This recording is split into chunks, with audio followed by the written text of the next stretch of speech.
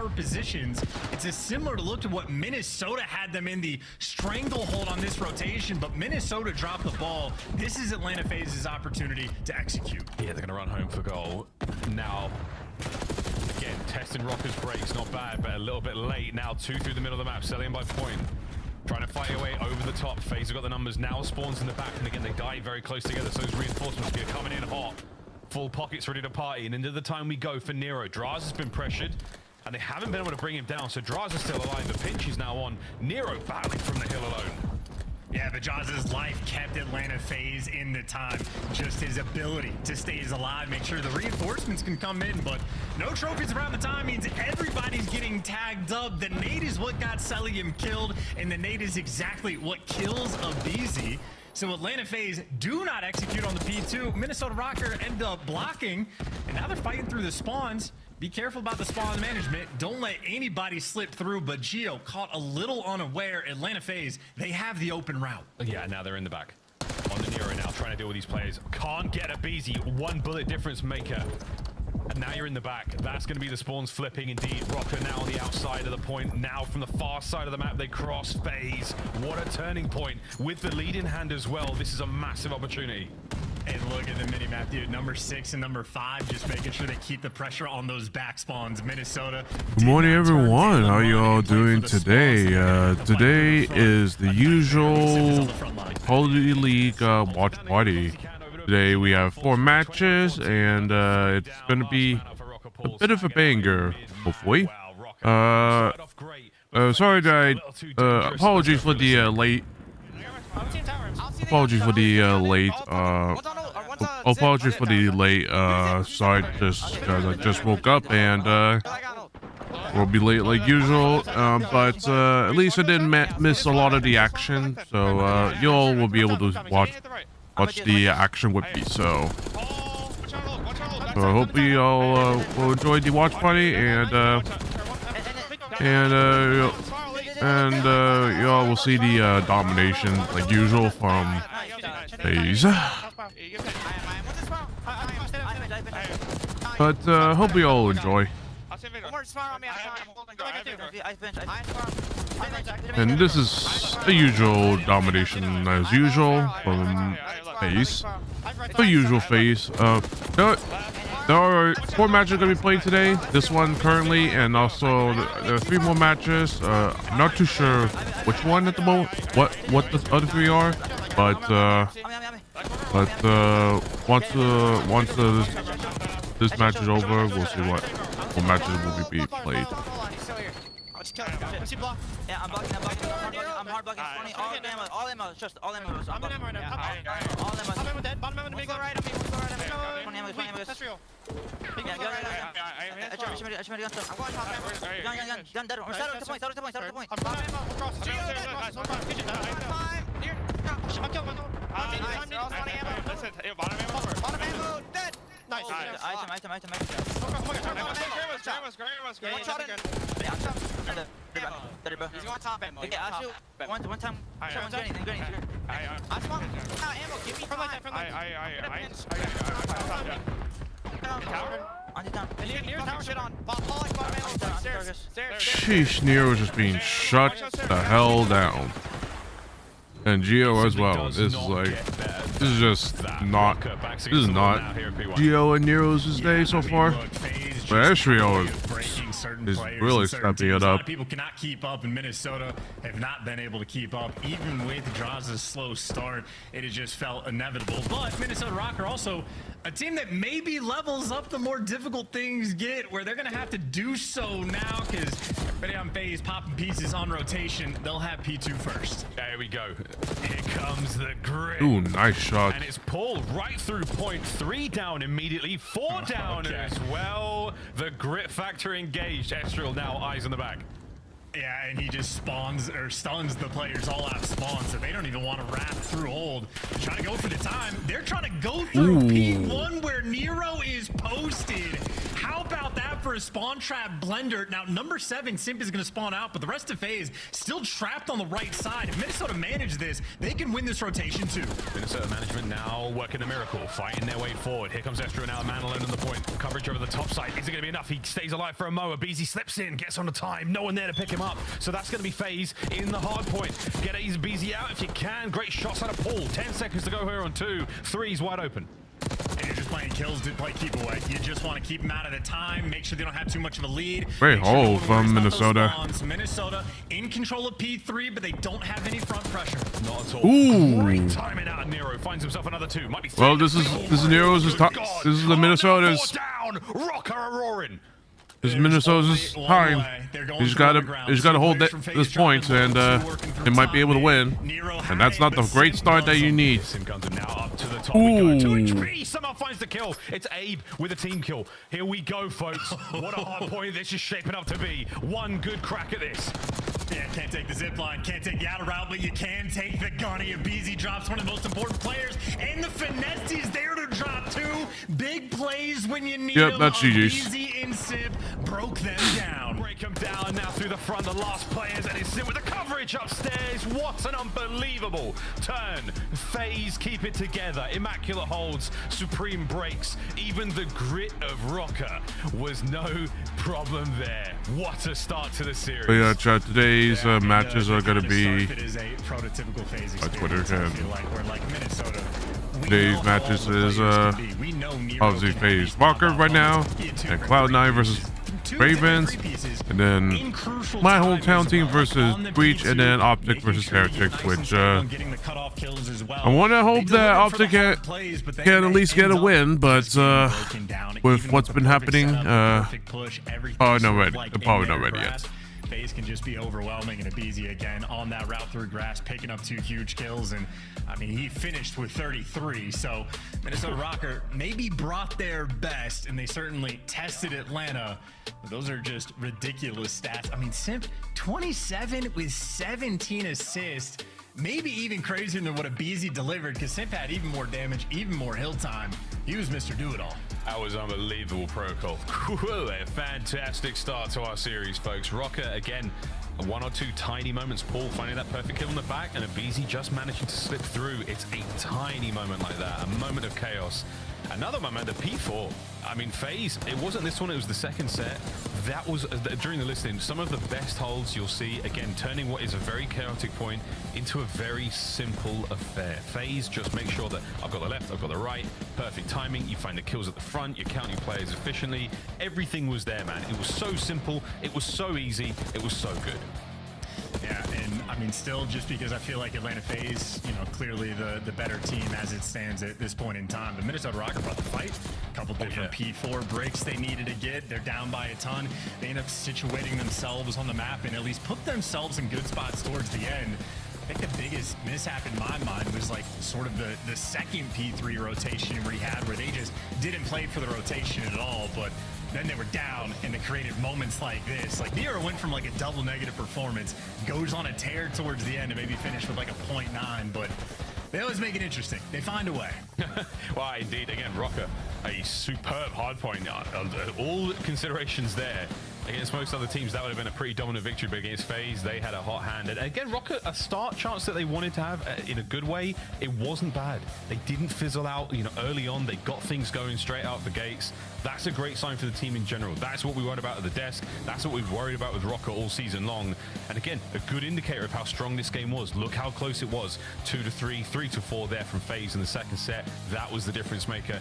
That was the separation. But again, Rocker pulled it right back. Superb hard point there. Yeah, look at that big gap right there. They got. If this didn't have, they didn't manage.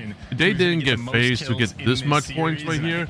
They would have at least had a good chance of being able to take it to steal the map. But unfortunately, they just got absolutely smoked at that point. So it is what it is. Got 33 in map number 1. So on the foot race to most kills, I think Puck and Nally might have the lead. Oh, find out. Red card. You're not going to see as many kills here in Search and Destroy. Or will we? You never know, folks. Red card, though, between these two teams' shots, bound to be an absolute treat as well. How are we leaning for this one?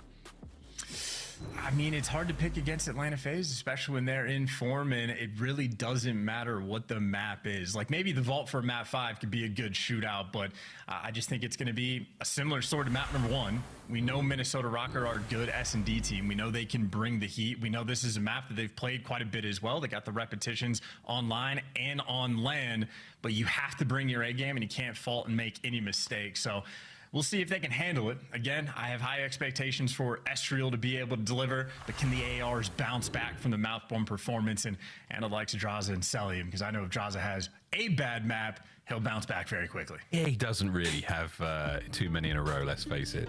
Draza, low left-hand side of your screen, but the man we're going to be talking about, the Phenom, the man who started things off very, very well for FaZe, of course, Simp. I mean, Chance, what more can we say about Simp that hasn't already been said? This is how stage 1 and stage 2 have gone so far, and as far as, I mean, everything's up except for his opening window. That is the major change there, and I suppose, is that enough of a difference there in the stats?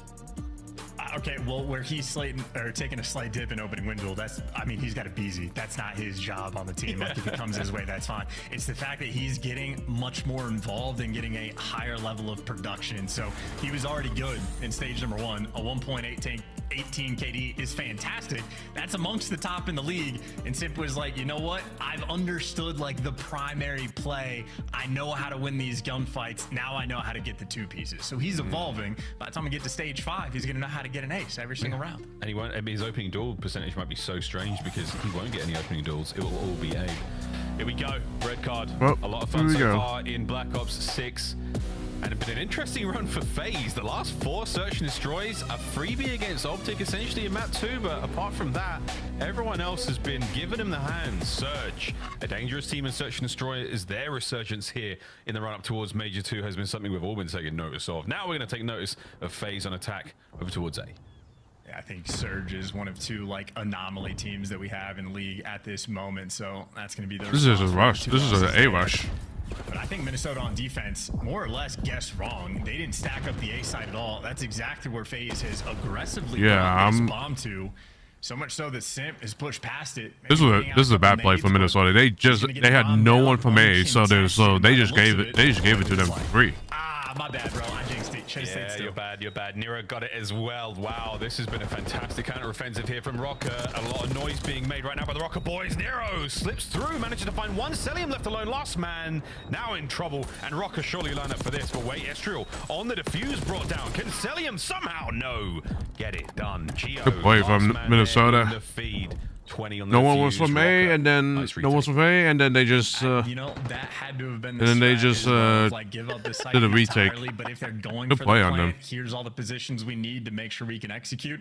If Simp stays still, I think Atlanta FaZe have like a few better chances or throws a couple shoulders, but the second he gets caught, well, you're a man down, and now like Paul X is in the window. He's a massive concern. Estriel can get active over towards Ticket. He's going to be a massive concern. So really just a very well calibrated retake strat from Minnesota. I think Atlanta FaZe is going to have to figure out how to respond. Estriel's body there slumped over the bomb site, even though he was prone. I think when he died, crazy. Who knows? Stood up at the last second. These are the things that keep me up at night. Abe, first blood. Who'd have thought it? Who'd have thought it? A novel way as well. It's not just the gun, you know? Does that count as a duel? I think it might. Anyway, well, he's on B bomb site. He's got himself into position. Nero will be doing this as quietly as possible. Estriel, not about that quiet life. Bang. Oh, shit. Pulls a BZ out of position and puts him on his back. Yeah, I think if BZ was like, the stun didn't hit me, they don't know I'm here, let me get aggressive, but Estriel is built different. And he also has Gio with an interesting position. If you can get the pick on Celium, you get a 2v2. Ooh. And if they get this pick and wrap out ooh, that's unfortunate. He didn't pick right. Celium is well, good trade, but he's unbelievable. Wait. Estriel's making a big old fight here. Draws and Sim. What a position to be in. Estriel so tagged. Might as well just go A. Yeah, go A. Go He's A. Gonna be able to get away with his life for now. So 20 seconds time. No. He's got to find 2 kills or somehow plant a B. Oh, Phaser just doesn't have time. They can roll the dice a little harder here. There we go. Wow. They just keep it. You could have just rotated A. What towards B. was he doing? Read it perfectly. Nice try, Austria. Hell of a lot of damage. That's what it looks like to play. Yeah, sure, but that's what it looks like to play against FaZe. Of like, you think you're making the perfect play. Gio is working the perfect pinch. You think he catches Selim off guard, and then Selim his It's definitely unfortunate. It's definitely unfortunate. If Gio got that kill, well, this would have been different. But unfortunately, and then they look at the right direction, so it is what it is. A little bit of time to go plant over towards A. He gives it 10 seconds of space. Thinks Atlanta FaZe are going to wrap. Nope, they just read you like a book. It's not ideal when guys that shoot and think like Atlanta FaZe are also some of the smartest players in the league. It is a nightmare. It's a nightmare. For them, a dream. At times, opening salvo of nades have hit. Abizi is mostly stunned, so now That's he's another. his way over towards Are they trying to do another A again. retake? I guess Not so. necessarily in position for this. They did retake successfully in the first round.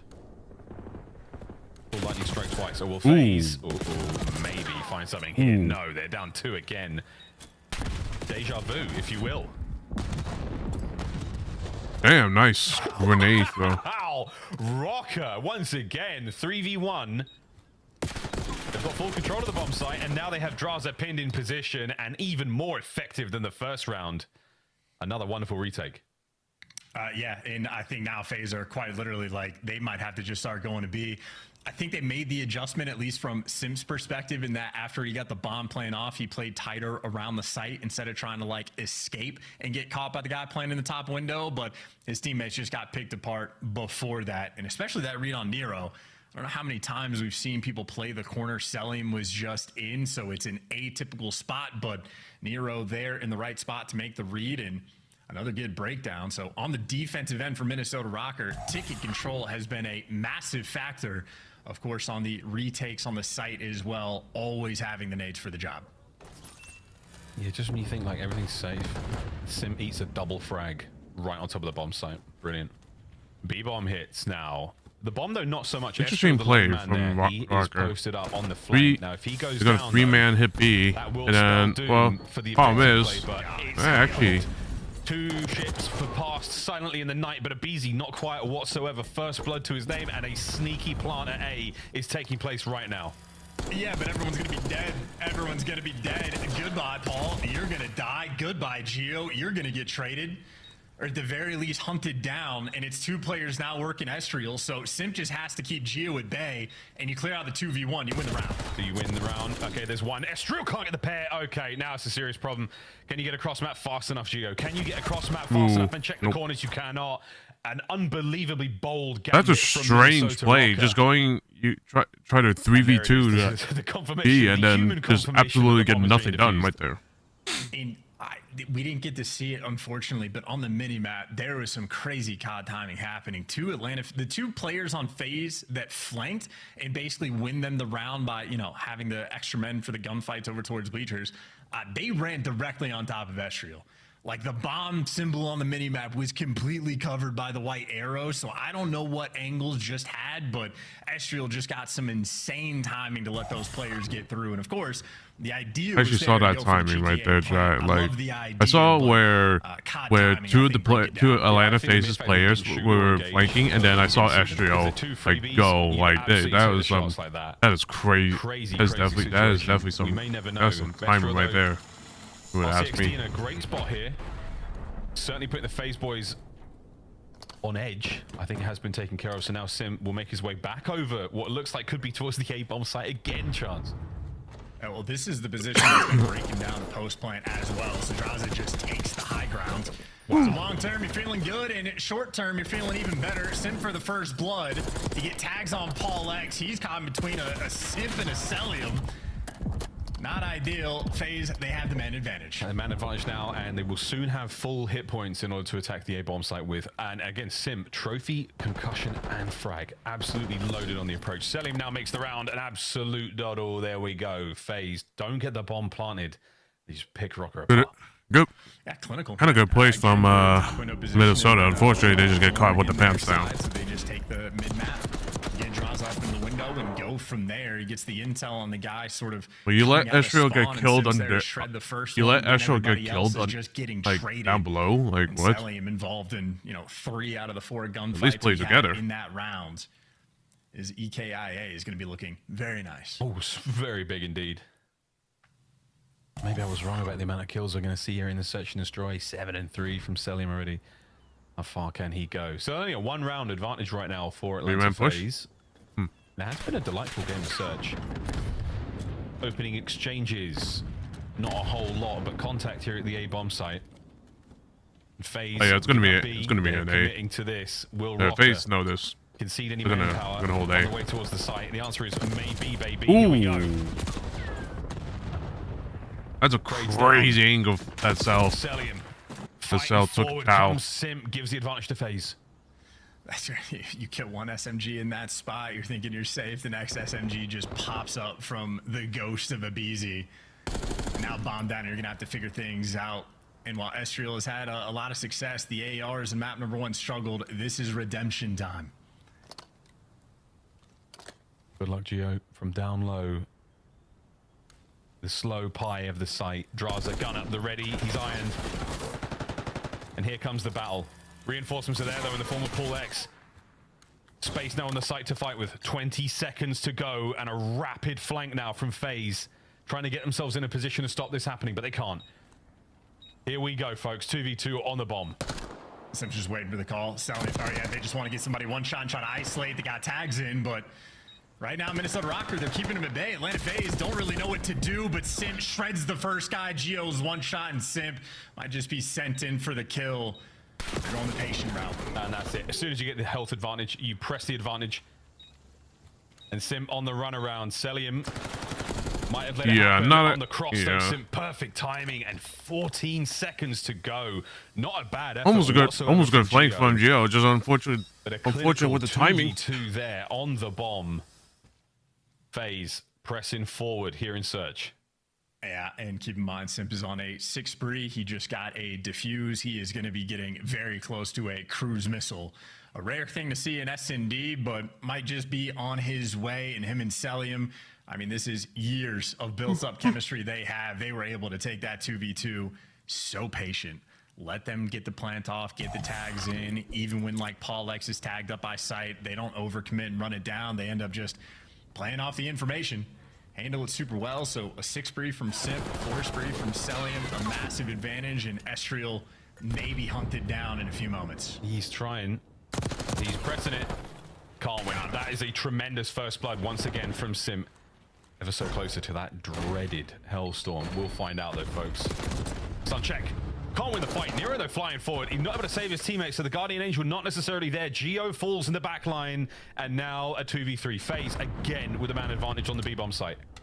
Yeah, unfortunately, the Sim falls, so no cruise, but you'll take the round win if you get it. And Draza is just going to deliver it to you, and Paul X gets Cobb one shot. Here's the whole team challenging you. I think Atlanta FaZe have done their red card homework as well, just going for the no-show strat, baiting Estriel into death.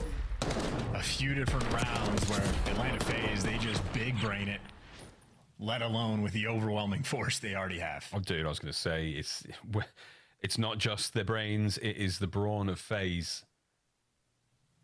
And now we might be equipped with a Hellstorm. Oh, I didn't see it in the end, but Simp is incredibly close to it. And this would be, I believe, the first in a league match of Search and Destroy. Rocker, it's time to pull out all the stops. Time to show us some magic. Here we go. I don't think Selim actually has his driver's license. That's fine. His RCXDs are great. Simp is in, again, one of the dirtiest positions. A very common spot, though, and it will be naded out. So, yeah, he's going to eat that. Rocker, the second aid, not necessarily there to pick it up. And we are so close to this one. Did you get one kill? And that is yours. Here we go. Number 3 is, yeah. Abizi's hunting down. Abizi's going to have a meat shield. Yep, here it is. Thank you. Welcome to death, Geo. And we're so sorry. Oh, wait, Selim, you said no, it doesn't have a driver's license. Yo, Selim can't drive. Abizi can do whatever he wants. Easy S&D. Atlanta FaZe about to get a hot 3-0. That's a stinking hot map. Wow, FaZe. There was so much happening there, folks. Oh, man, for such a tough run there for Rocker. Everything was looking fine. And Abe, hey, guys, you dropped this. I found it for you, and I thought I'd just return to sender. Wow, Rocker. A disgusting round from Atlanta FaZe to go 2-0 up in the series. That's definitely one way to Round finish. Rocker one was so good, Chance. Those But retakes getting were an assassin, so good. get a body shield kill. Disgusting as well. I mean, that was. Never thought I would see that in a CDL, but here we are. Great 2 rounds of S&D. I mean, you're not wrong. They were 2 great rounds of S&D, but yeah, absolutely picked apart after that. Maybe Simp heard you making fun of his first blood. You're like 55%. That's terrible. It's not. That's one of the better ones we have in the league, but now he goes 3-1 in the first blood category. So Simp, just like map number 1, did everything but get a meat shield. Yeah. Abizi now. How many he got on the year? I think it's his second, possibly. It could be his first in an actual game, but yeah. After the hard point, search and destroy, not terribly close, folks. Control shenanigans there on Protocol will continue, but until then, hey, we got to see it literally all here. This was it. Oh no, Nero. Yeah, lean back in your chair. You're in trouble. Your boys are going down, and Gio is fighting for his life.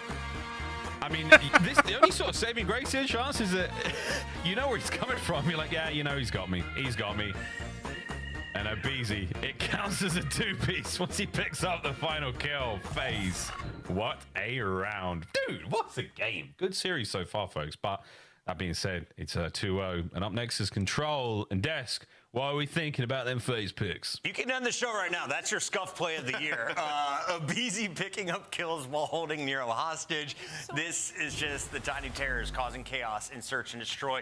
And you picked Minnesota, and they were within 16 points on hard point. Where do you want to start in this series? What's been going on? Yeah, I mean, really, the Tiny Terrors are taking over. I mean, you think about that first hard point, like Mini crawled back into it. What happens? Well, Abizi makes a play. But let's talk about the search and destroy here for a moment. Started off great. I mean, awesome retake on the side of Minnesota Rocker. They had good defense over near A. FaZe tried to go up that way. They were getting first bloods early. And then after that, FaZe just kicked it into gear, man. They started to shut down Estriel. We saw a really interesting offensive round out of Atlanta FaZe where Simp just kind of goes through hedges, cuts through mid, and he plays for the player that's wrapping back for me. In this case, it's Estriel, right? Once you find that kill, you just have so much leeway. And, you know, for Rocker, they've taken a lot of stabs at this map, man. Between this and Protocol, they've tried to add it to their pool. 1 and 9 on those 2 maps. Ban it out. Yeah. And for Atlanta FaZe, like, it just literally felt like a pack of wolves, like, hunting. Like, it felt like during the search and destroy, it was kind of playing like hide and seek, but the entire time Minnesota Rocker was trying to hide while Atlanta FaZe was seeking. And this is just a testament to how much better their search and destroy has gotten over the past couple of weeks. And also, like, the situationals from the side of Atlanta FaZe were a lot better. There's a lot of awkward rounds in the search and destroy where it felt like Minnesota Rocker left in a couple 2v2s or 2v3 situations, and they just didn't know what to do. Where Atlanta FaZe, you could tell the communication was on point. They were always moving in with a plan, where like there were moments where Minnesota was like, I don't know where to go, I don't know what to do. Like, there's nowhere to go because Atlanta FaZe has you surrounded. That final round was chaos. I think we saw Celian blow up Drawza with an RC card. There was a lot going on, but at the end of it, it is a search and destroy in favor of Atlanta. And we will see them with an opportunity to close things out 3-0 on Control. Let's talk about the respawn, though, Allie, because game 1, surprisingly close. It was the Tiny Terrors having to clutch up at the end. Yeah, I didn't hate the map 1 from the side of Minnesota Rocker. It was definitely a slow start. You know, maybe it is that 3 p.m. curse that Ant was talking about, but it was a very slow start to that hard point, but they battled back in the end. Well, it was close, right? It's like 130 to 140 game. And then in that moment, like, there's just a massive P3 hold on the side of Atlanta FaZe, chained into underground.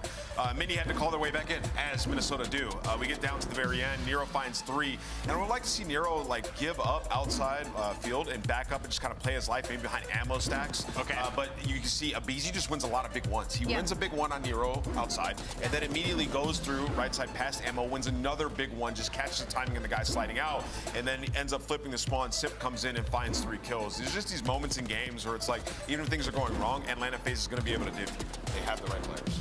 And it's also a huge moment of communication from the side of Atlanta. Look at that one. Just that chemistry and what I will say, chat, like, if Nero didn't slide out and chow, I think they would have been able to hold it. But unfortunately, it just didn't work at the end of the day. Set Atlanta FaZe apart from the rest of this. Yeah, Drawza was 1 in 10, and they were tie game. Yeah. These guys are having themselves a series, man.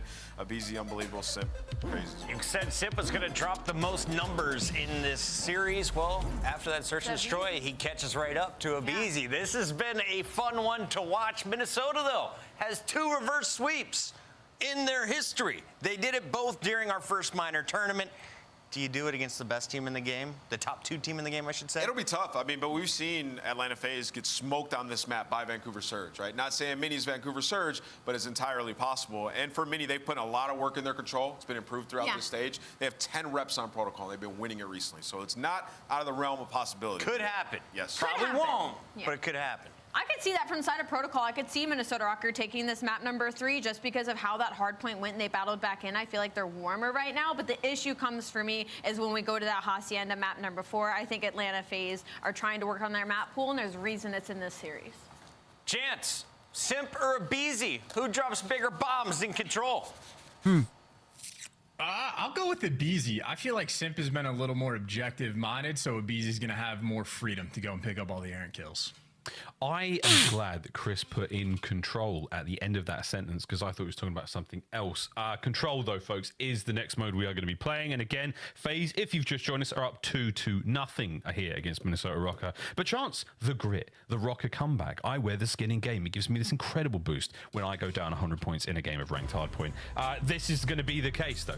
Rocker, they've got the reverse sweeps in the year. They've got a couple of good ones. And again, they seem to just turn up when things get tough. And things could not be tougher right now being down 2-0. It does help, though, if you wear your headsets, Paul and Joe. It does help. Yeah, I mean, I don't know. Maybe they're trying to figure something out. Who knows? But Minnesota Rockers certainly love nothing more than CDL airtime. So if there's an opportunity to go to Game 5, they're going to try to make it happen. Protocol Control, a very interesting one. Nameless did a lot of good sort of setup for it in that a lot of repetitions for Minnesota Rocker as of recent, and they've been looking good on the map. And for Atlanta FaZe, they've been dominant on Protocol Control, but they do have recent losses. That being said, with the new zone being changed, that B zone back over towards Lighthouse, Atlanta FaZe are like the best team on offense by a decent margin. So you got to bring the heat on your own offensive rounds, and that means you got to avoid the spawn trap at all costs, which if Paul X and Gio can't hear, will be a problem. I think they can hear. They know what's going on.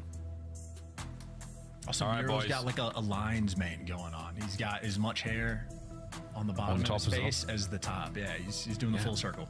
I wonder if he takes his headset off, he's got the same amount of hair on the side as well. That would be something very special indeed. But Nero, a force to be reckoned with. And the gameplay improves the more hair he has. So take it from me, brother. As soon as you shave it, you lose your powers. In we go, though. Fist bumps have met. It is now time to get into Control.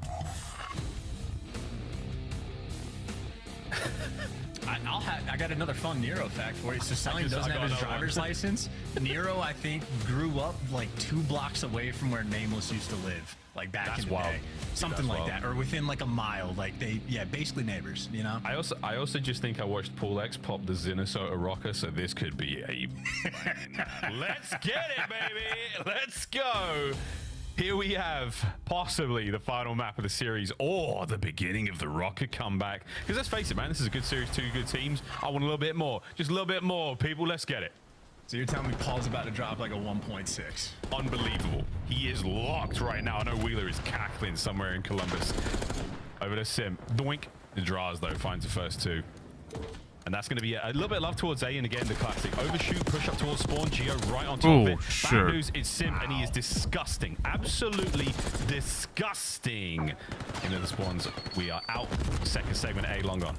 Also, I don't know if I've anyone like play that situation like Sim just did, like flying to get that like outer control as well, but I think that's actually, well, I say actually, it's Sim doing it. It's obviously a great idea, but one I think I might try to steal in ranked a little bit later. So lovely idea early on to get 2 ticks on A, and Atlanta FaZe turning the tables over towards the B zone. Pollux is here waiting in the wings, but Minnesota didn't help him in that moment. He gets picked apart, and now the progress on B continues. It was not good for his health, was it? Cell. Again, Abe's situation right now. He's got the perfect read. No, dude! No, he knows. He knows. He's got a player trapped, and Paul can't even make the push. That's right. You're helping this player cap the point. This is a disgusting attack on the B zone. One of the more foul we have seen. 2 minutes now to capture the A zone. These are just embarrassing Minnesota at this point. Like it's like, yeah, fuck you guys. We're just gonna do our business. First round phase. I hate this guy, dude, and he has such like a childlike nice, laugh. He's so nice. He's having so much fun. He's so gleeful, and he's enjoying himself playing video games. No, I it's the hate best this play guy as well. It's the No, that's so tough. But honest to God, a great round from FaZe, man. The B attack was one thing. The meat shield certainly. Yeah, helped. this is definitely a GG's. There's no way in hell they're gonna be able to get a kill with it. You know. And then Abe gets a lot of extra points for that too. So that is a tough moment. Rocker go down around. We called it. The attacking rounds from FaZe. They're sweet. Yeah, the body shield. Yeah, that's right. There we go. Minnesota making the comeback plays. This is how you do it. This is how you shut down FaZe. Minnesota built different, or maybe this is just on my end. Honestly, I have no idea. Was your map lagging right there, Miles? Yeah, it's a little bit of server lag. I think everything's good. We are still continuing. Yeah, it looks good now. So I think that's just our end. Yeah, BC though on the 6th spree. Look how close he is to the Hellstorm as well. And Draz picking up kills all over the place here, defensively on spawn. So the attacking round was so good for FaZe. Defense looking solid so far. That's going to be a big one there. And again, we are getting closer and closer to that Hellstorm for BZ. And here's a look at Damien. Is that you, Damien? On an 8 spree, 9-1. Nah, here it comes. The spawn is safe. Here it comes. There it is in the back pocket. Oh, a BZ. Tyler Farris, folks. Honestly. Oh, don't do the trophy first. This is unbelievable. Some of the finest gameplay you may ever see. A BZ, 14-2 with a historic first round straight into the second. This one's nearly done. Oh, I don't even. I feel. They can't even shut down the BZ. You just let a BZ just roam around like that? Like, holy shit. What are they doing? There's a lot you can do when you are trapped this bad. Again, Rocker, we came into this series touting them as a very, a strong contender against FaZe, and they are good. But they are being worked right now by an otherworldly, interdimensional demons that are Atlanta FaZe. This is something else, folks. Do not adjust your sets. Do not refresh your windows. Okay, good stuff, Estral. We're getting out of spawn at least. Oh, yeah, but here's 15-3. Oh, God. You let him? I like how they just let a BZ do that. Like, god damn. Perfect. A mastery of movement. What the hell? Thank you, Stuff Estral. again. Estral, thank you again. And then his teammates got 3-piece. As you battle for it, 2-1 on the dot. Are we able to get the zone? It doesn't matter. Yeah, that's a... No, it doesn't. There we go. Nope. That's a definite nope. The attention of BZ just drags in spawn. He gets the 1 kill on like the 4th player in line from Minnesota, and now number 2 and number 3 in line from Minnesota turn around in trips. BZ's 1 shot, but he gets into tools, and then Minnesota's like, well, do we play for him? Do we try to go forward? They make different decisions, and despite the fact that eventually you do kill him, Estriel makes a nice play. While Estriel is doing that, his teammates got pieced by the other tear in Simp, and then it's 3-piece. So you're having to work so hard just to deal with 1 player in a BZ, and then you get to the next man in line, and it's freaking Simp. And meanwhile, Draza and Celium literally do not have to do anything. They're hanging out. Hanging out. Heavy presence here from Rocker in the middle of the map. Geo can't get much more out of that one, and A put down finally. That's what you want to be seeing here from Minnesota Rocker. Beautiful stuff here. That is a nice 3 down. Last man up, a BZ, and he is in trouble. Get the pressure on. Do not give FaZe a chance to wind up. Do not give him a chance to land any more Falcon punches on you boys. It has been mean so far. Rocker now contending for the next wave. And he got the crossfire set up as well. Geo and Estriel there for the trades. Estriel the cleanup crew. He's on a 4 spree. Has a little bit of help that he might not need. Atlanta FaZe trying to regroup just to get out of spawn. And Estriel gets dropped, and his teammate might have just left him. Paulex is going for the flank, so Estriel's died. Paulex is officially chasing a ghost, and by the time he kills Sim, the floodgates, at least over towards that A zone, may have just been opened. Atlanta FaZe have now gotten the trips control and can start working out of spawn. Yeah, they got him. Still get out of spawn. 25 seconds to get onto a zone. As much love as we gave, there we go, onto A. We're giving FaZe all the love in the world, as absolutely well-deserved, ridiculous 2 rounds. But this is a great one from Rocker. Try and get Simp off the point. A single segment done, but that's all they're going to walk away with so far. 20 seconds to go. Estriel now steps up to the plate. Can he deliver? Gets himself at least 1. Geo finds the stairwell. 15 to go. Nice work, Rocker. And I still think this is a good example of like the pressure that Atlanta FaZe really provides of players that we're used to seeing having really good KDs, being really good spots, having a lot of little moments like missed stuns, small things here and there that just accumulate Estriel is one of the few players that is just super consistent against him. 2 different sprees. Estriel goes on in that round and handles business on the defensive end. Had a 4 spree at the start of the round and goes on a 5 or 6 spree there towards the end. So I think Estriel earns his gas. And once again, a strong performance against a top team. It's not an easy thing to do. Very few players in the league can manage it, but he is in the ranks. Well, a sigh of relief. And an opportunity now to recalibrate, Rocco. How y'all doing? Fought tooth and nail How y'all to doing, chat? survive. Hope you all having a good day so Tooth and nail far. in the series, let alone. Can you pull another round and get us to 5?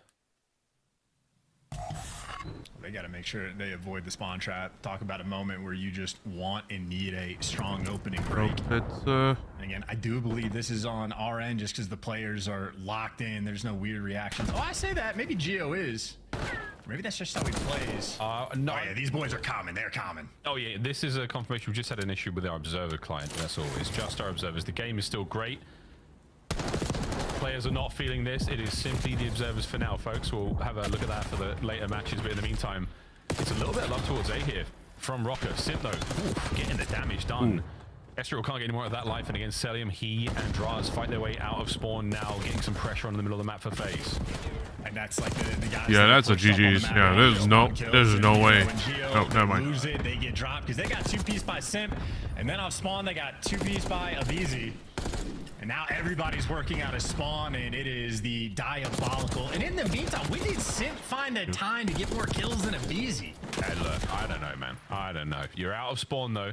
You're going to contend with the BZ in a few seconds because, again, the rapid advancement right now from Atlanta FaZe is proving to be a little bit too much to handle. Draz, nice shots on the first. No more in that tank for that one. But first segment, A gone. Abe's going to call in one of his well-earned streaks so far in this map. But this Hellstorm will be very effective indeed, at least getting them off the point, allowing his teammates to pick up at least 3 in the feed, and that is Celium feasting from down low. Yeah, and listen, obviously the spawn trap blender on the offensive end has been a massive factor, but Nero is one of those players that when he is able to get aggressive, get inside your spawn, he can pick teams apart, but against Atlanta FaZe, just double negative. His entire game plan gets shut down, and it is against the top teams that you have to fine-tune your gameplay, and it's not an easy thing to do, but a lot of players suffer. Minnesota down the line, eviscerated in a very hot 3-0. One of the most disgusting 3-0s and one of the most disgusting rounds of control. Abizi did it, folks. We were talking about that one at least was for the just next 24 hours. Atlanta FaZe came to play today and that was just an easy. It was an easy AF for FaZe, so two body shields from Abizi. for FaZe, so wasn't surprising. In both instances, completely viable and absolutely accounted to that 3-0. Wow. Rocker, a little bit of soul searching, not too much. They're still a tough team. Yeah, body shield is completely overpowered. Like once you get it, you're just in a golden situation, basically, no matter what. But Simp and Abizi just racing each other to see who can get the more kills. Simp somehow passed him. Abizi went on like a 10 or 11 spree in that game. He was 17-4 at one point. And it's not like he slowed down, he stayed consistent, but Simp just leapfrogged him. Ended up getting 19 kills on the defensive end. Protocol is dark and full of terrors. I got selling. I like how Cell. I mean, the AIs did not need to do a lot. They just stood back and let the terrors take over. A distant memory and a good one at that for the Rocker squad. But after the search and after the control, we say adieu, boys. We say see you later. This has been quite the series. Minnesota Rocker came to play. FaZe, just disgusting. And I mean disgusting. I don't know if there's any other way to describe it, Desk, other than disgusting. Gross. I think that's a good way to put it. Grotesque.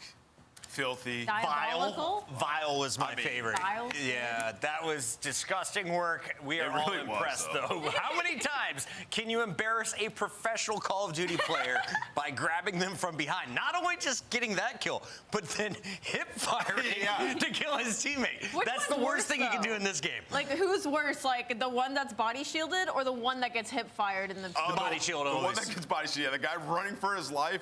I honestly just feel bad for him. Yeah. As Chad said, That thing is OP. It's a nice head glitch. All right, let's take a look at some of the best moments from, oh yeah, let's just start with it.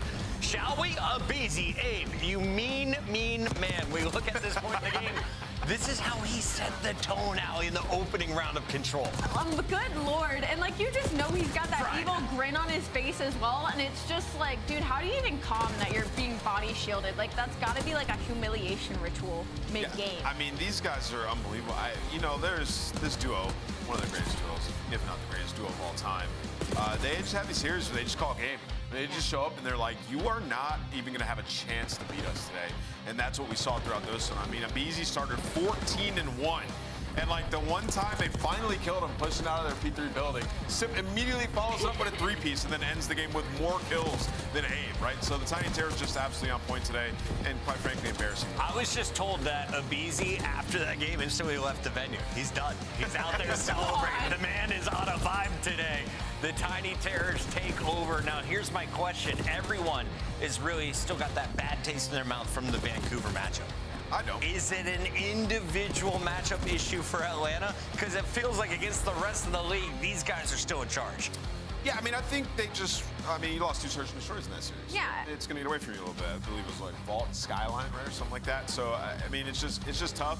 I feel like this Atlanta face, you know, always a threat to win, and, you know, them losing the minor is good for them. It's crazy. Sim, welcome to the show. That was abusive. That was disgusting, vile. Many words. How did you feel about your team's performance tonight? Oh, I mean, it felt good. I mean, that first map got a little close, but I feel like outside of that, we adjusted well in the S&D. I think we won like 4 or 5 rounds straight, and I mean, you guys saw the control. Protocol control, I don't know why people are playing us on it.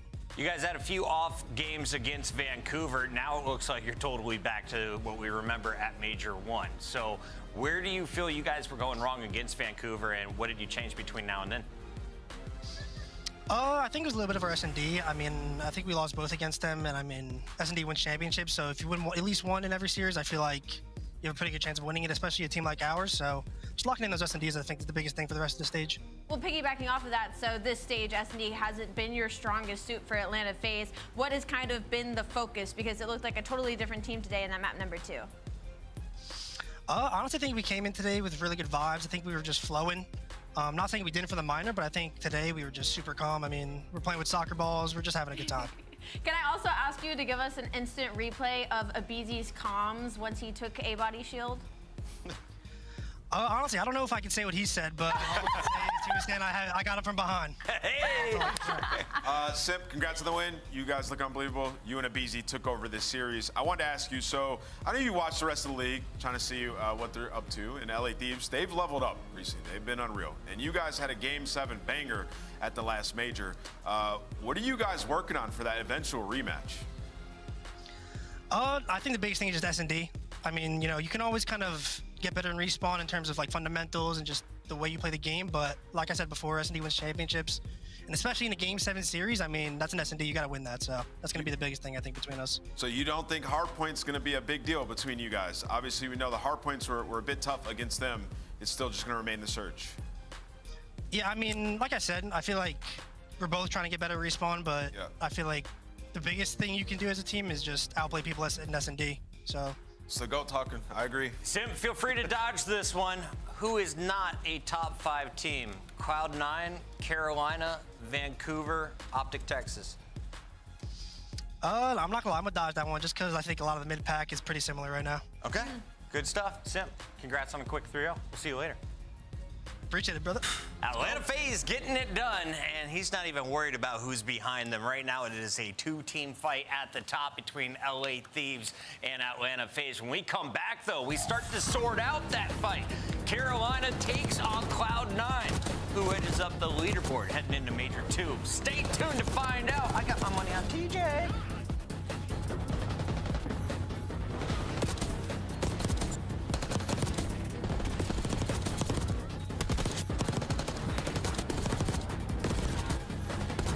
Welcome to the league, you're a dog. Upgrade your game with the Scuff, the official controller of the Call of Duty League. The Esports World Cup is an official partner of the Call of Duty League.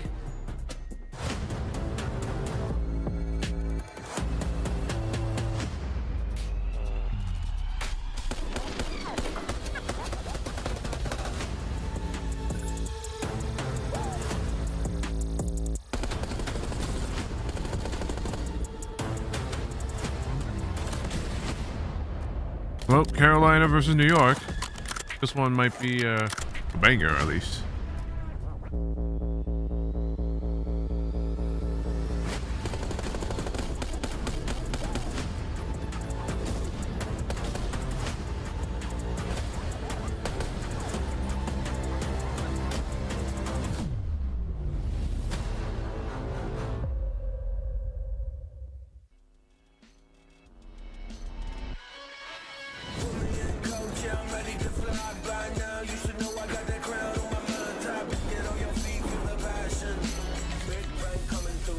Like a cannon.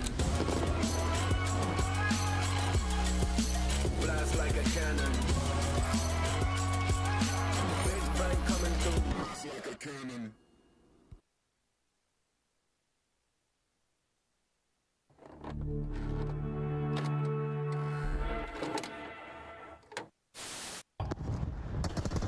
Second tick is done. Abizi is cheesing. Abizi is cheesing. That is filth. Series isn't over yet. FaZe now a chance to smile. Welcome back to the CDL. Wow, what is going on? He's the master fight. This guy is just, that's unbelievable. Okay. I knew we were coming back to him. This is not what I was expecting. Yeah.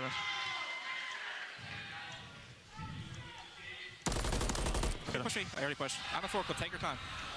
Probably won't happen in this situation.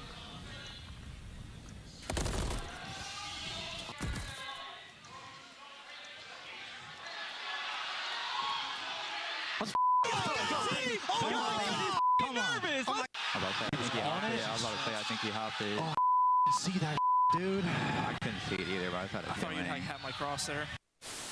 Well, hello there. We are back and ready to kick it into the map 3. A hot contest so far. Yeah, it's hot in the building.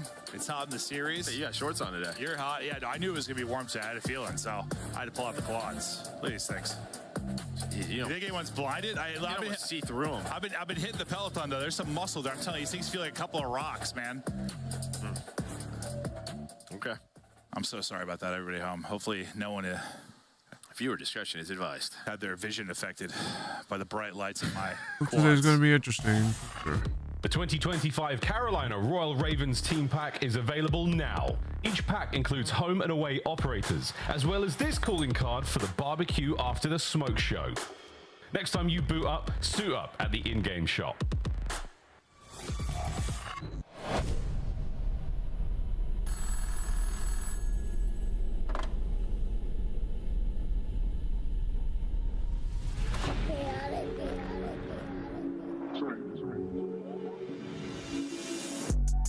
Not for real. They be talking tough, but they won't get up in that field. ARPs and 223s get hit up in your grill. Iron on me like I'm Tony, like an orange eye pill. Come and get your shorty, cause she tryna cop a feel. She know look chaotic, he been hot before the deal. And you steady talking out your neck, it's never real. So I say not for real. So I say not for real. Not for real. Yeah.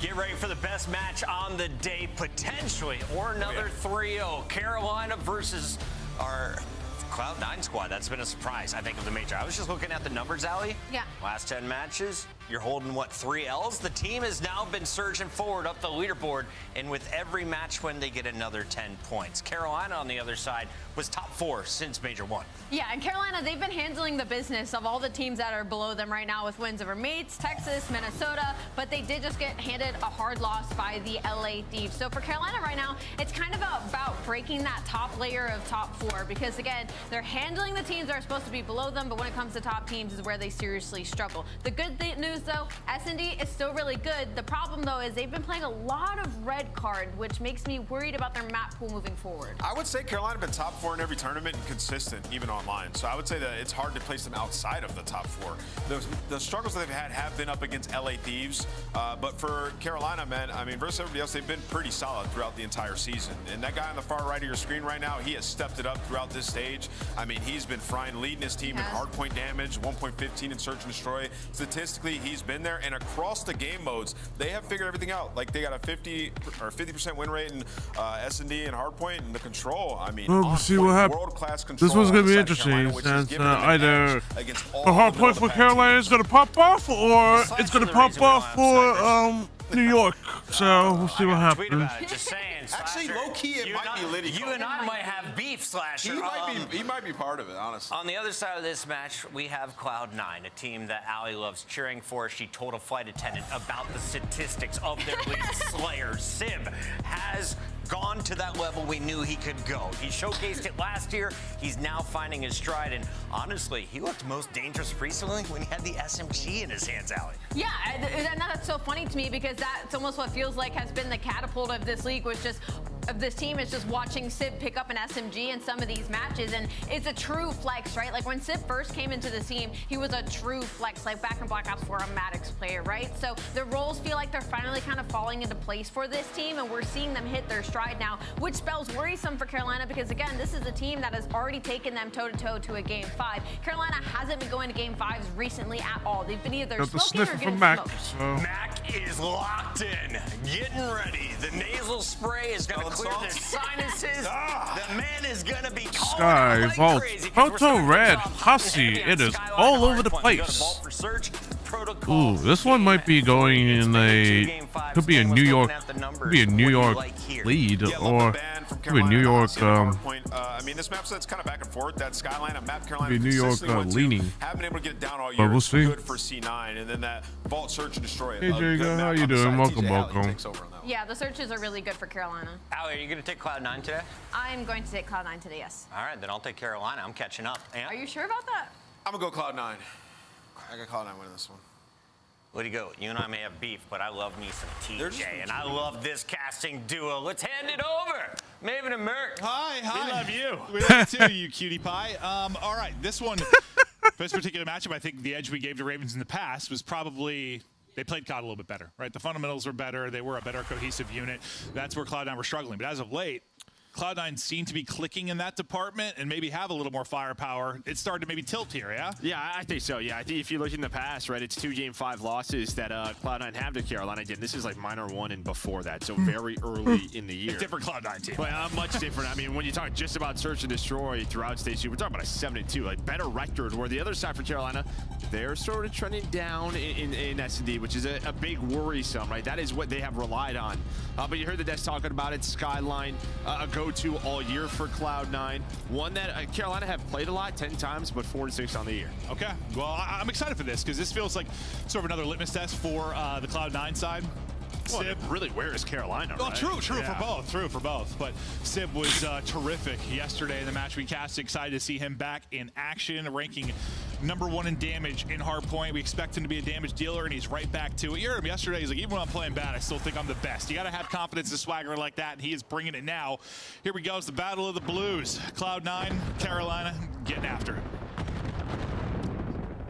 Yeah, Carolina right now just trying to lock down that side of the map for P2, but early pressure in the hill for Cloud9. And well, Sib, he's just going to do his thing. Couple of kills right off the start. We just saw how good he's been in hardpoint, and That's what we'll love to see from him.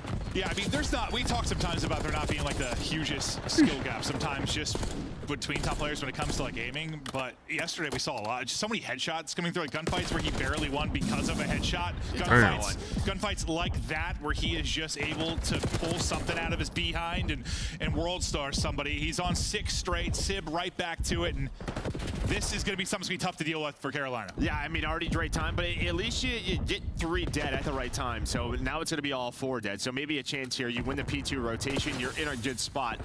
But yeah, Sib, man, you know, you talk about like the AMS and different attachments. He's locking down. He's got like that vertical grip. We don't always see that. It feels like AR players moving away from it, but he's still loving it. Still loving it and making it work. We'll see if Ravens, though, can turn this into a significant amount of time at P2. Sib going to try to be the difference maker, though, on 8-1. I say if he snaps and clips him there, that would be impressive. That would have been disgusting, but no real opportunity to do so. Dominoes mostly going the way of Carolina over that stretch. I'm trying to get my brain aligned with the light blues right now, Joe. So you got this. Yeah, no, I'm just getting there. It takes me a little time to assimilate into the map, whatever the hell you want to say. No, I mean, I'm listen, just as soon as it started as it was, right? It's just you got that 3 dead. We were talk about the blues. I mean, why are 2 of the blues? Then you have this great rotation towards like obviously P2, Cloud9 has the light blue, you know, theme and such. So, but Carolina, I don't know why they have the Boston players. Maybe Nameless is favorite guy. TJ Halley right now up to 75. Yeah, no, he is disgusting. I mean, you got the sky blue, and then you got the dark. You got the dark, not darker blue, but like just blue. Early setups, lock it down, teamwork on point. They've been fundamentally sound, and they absolutely need to do it. Trying to get a little bit of time here. Actually, third as well. Right back over to TJ as we hop into Slasher and see what this little 2-man game can do. Well, Slasher catches stun nearly to his forehead. He'll end up getting dropped. TJ, though, trying to push it out and trade it. Still have those right side spawns, at least for now, with your Royal Ravens, so you're still in a good position. Even if this doesn't turn into a ton of time, like, keep them out of the point, keep this 40-point lead, but taking a route kind of through mid-map in P1, number 4. It's going to be attacked, just trying to get an angle, maybe an opportunity, I thought, to flip things, but not able to do it. And again, that was just that transition from P to P3, P2 to P3, where we're on board with TJ. Is Quinn now going on a pinch, able to find a double. As soon as then we swapped to Slasher's POV, he was set up kitchen. They knew exactly where they had Cloud9 spawning, and Cloud9, they have just not been able to find anything. They had 28 points after the first hill. It is 3-96 since then. This reminds me a little bit of, like, when we casted Royal Ravens versus Rocker. Like, it was after a Rocker when Rocker were looking really solid. Like, we were feeling really good. I think it was like after they beat Optic. Like, they smashed them. We didn't realize what Optic were at the time, so like, we thought that Rocker win was really good. And then Ravens just like dismantled them 3-0 and looked so strong. Like, we're not there yet, but it feels like deja vu. Like, we're high on Cloud9, then like Royal Ravens remind you they can do make the difficult things look easy and play so well around their setups. As this has been some shutdown hard point and just reminded us they know how to play the game. Well, Carolina just woke up and just chose violence, obviously. To grow. You have not had a break if you are Cloud9. You know, a bit of a slow start from Kremp, but yeah, it's just sort of the SMG, TJ and Gwyn. TJ picking up the not able to find that kill on a That's why I'm worried. That's why I'm worried about Kremp when when he was playing on LA, he's just gonna wait, wins another gunfight. He was just absolutely getting smoked. Like whatever he has, like his bad days and such, he gets absolutely smoked. Want to play hard point? No, they absolutely are. Gwyn, well, getting it done in the slaying department as well as he is positive 10, and on the route they're able to flip the spawns and you get exactly what you want early. Can you hold on to this throughout the remainder of this P1? And the team kill is not what you want. Interesting from TJ's position, but you're spawning them all the way out bottom right. That's exactly what you want if you're Carolina. Trying to take a route. This is a completely this is Cloud9 are just not playing like Cloud9 right now. They are getting smoked. Kremp is getting smoked. Attach is getting smoked. Everyone else is getting smoked. Even though Mac and Sib are playing good, they're just not playing. This has been dominance from the Ravens. They're not playing well. Give up the final 10 to 15 here at P1. Look at but all Win, 20-9. Moving, cruising up 20-9. That is crazy. It looks like the comms are magnificent. Let's hear them. Listen in. Royal Ravens. Just, I think they're right. You're right. Two. One shot. They're right. Both of them. No, heading through low right. One's low couch. Two low couch. One low couch. Then no one in the back. In the back. If you want. Go on piano. Brown piano. Brown piano hop. I'm back. Everyone in. I killed one. White plant back. Low couch. White plant, low couch in time. Low couch. Low couch. One shot. I spawned here. Backside table. I spawn all the way out. Once you be like, if you want to. Ooh, I don't think Cloud9 weren't able to beat that. Ooh. Zip, that only time. Still, not weak. This is good. We can play 15. There's 2 at old or 1? I think Down your front. I have time to use and go. I can get time. Spinning across top. Spinning P1. Okay. Nothing P1, bro. Yeah, Cloud9, whenever they go in this map, they're just not that great. Like, it feels like they're out of sync. One shot back to town. I'm playing the again. Just jam my pistol. Let's low back to the wood. There's a hill. Back in town. I'm gonna saw somebody else in.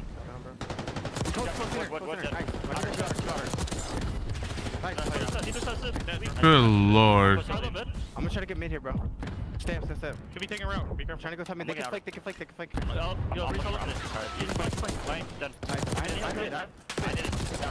Deep right.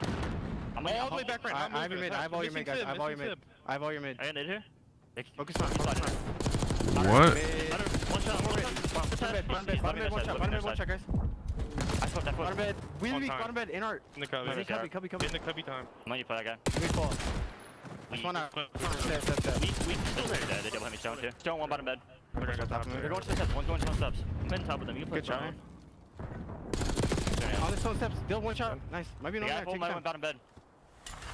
You know, we go in, they're up 100. We come out, they're up 100. But like, during that listening, you saw some moments, or listened to some moments where they were getting smashed. Some moments where they had a nice break and nice moments. And what was the one constant though? It was just calm, kind of, right? It was so chill. It was like almost you look at me like it's almost too chill. Slasher gun 2. And then you had Gwyn followed up with a 3-piece. It was good nice. Job. Good job. I think maybe the key there, the coolest part about it was from Slasher. Like there was a pinch opportunity at that P3. And I mean, he just called it out. They could flank right here. Someone turned. I think it was Vivid. Found the kill. They found more time. But yeah, I mean, this Carolina team, they are clicking. And while Slasher's just going to find all 4 to break this P4. Yeah, hell of a break there. Hell of a map from Slasher and company. We're not quite done yet. About 40 more points needed to shut it down. But yeah, cool as a cucumber throughout the course of this for the comms for Royal Ravens. Still soak it up inside. They'll get the final bit of junk. But even, you kind of heard too with like that lead. You know, it was really frustrating at P2, but when you're up 100, and no, they whittled it down to like, the 15. They're like, let's just take the 15. That's a good time. Listen, we talk about that a lot. Like when you have a big lead at the beginning, those 10 to 15 seconds are all the difference sometimes. Like that is just what That's an unfortunate missed opportunity for Mac. He could have gotten if they got that 2-piece, they would have been in trouble. It's a little sketchy because you can get rolled, but you imagine you're gonna have so many break attempts on this map, and it's like a jetpack hard point. Hit it, right? 100%. Yeah. I mean, that was one of the things I know we first switched to jetpacks. So teams like a while to get used to. You're so used to just hitting a hard point maybe God damn. 2-3 times. That's it. Boys, we're gonna hit it like 6 times. Let's just keep hitting it. Take whatever time we can get. Cloud9 though trying to, I guess, just make this not an embarrassing map loss, and they've done that. At first, I thought this was going to be like a 250 to 80 type of game, but they rally a bit at that last P2. They get some time going. After that, just basically put on clamps for 4 straight hard points. They've improved a bit, but looking to close it out is still Royal Ravens. Again, getting the final couple of seconds. They should have the rotation across. Well, we'll see, actually. You got the numbers there in a spawn coming in. 4 Cloud9 with an opportunity maybe to bust on through. Slasher gets big damage into 2, but no one there to finish them off. Nice little stretch there from Attach and Mac. And, okay, I mean, maybe you make something interesting happen. This is going to be so hard to do for Cloud9, but we'll see. It's kind of what we always talk about, right? When you try to get blown out in game 1, you're just hoping maybe to get the gun time, extend the game. I think Cloud9 have done this. You're starting to piece up, get some of the multi-kills. That's what they weren't doing. Outside of Gwyn, you've kind of slowed down the rest of Ravens, but my man Gwyn's got 37, almost double positive. See if he can get to the 40, but this is a good hold, and yeah, you can see it's 10 in a row from Max, Zib, and Attach. Yeah, I think since Envoy called him out, we were talking about how he's putting up a ton of numbers and losses. Now he's been doing it all. Yeah, 2 minutes in the hard point, you're up a ton, you're dropping nearly 40. It's been an impressive stretch here from Gwyn.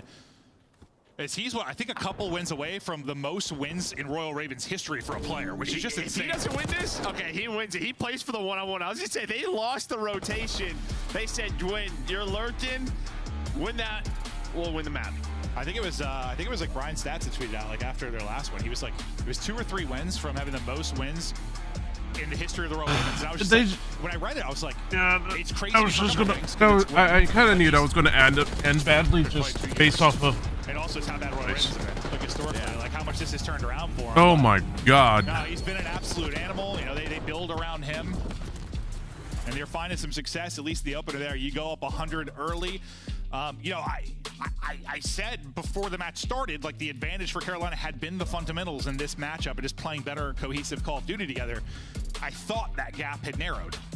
It didn't look that way, at least in the map 1. No, it didn't look that way, but honestly, yeah, I just don't know if this Cloud9 team just had a very flat, right? You can obviously see they all started to turn around. I mean, this got close, 250 to almost 200. Like, there was a chance there towards the end. Certainly.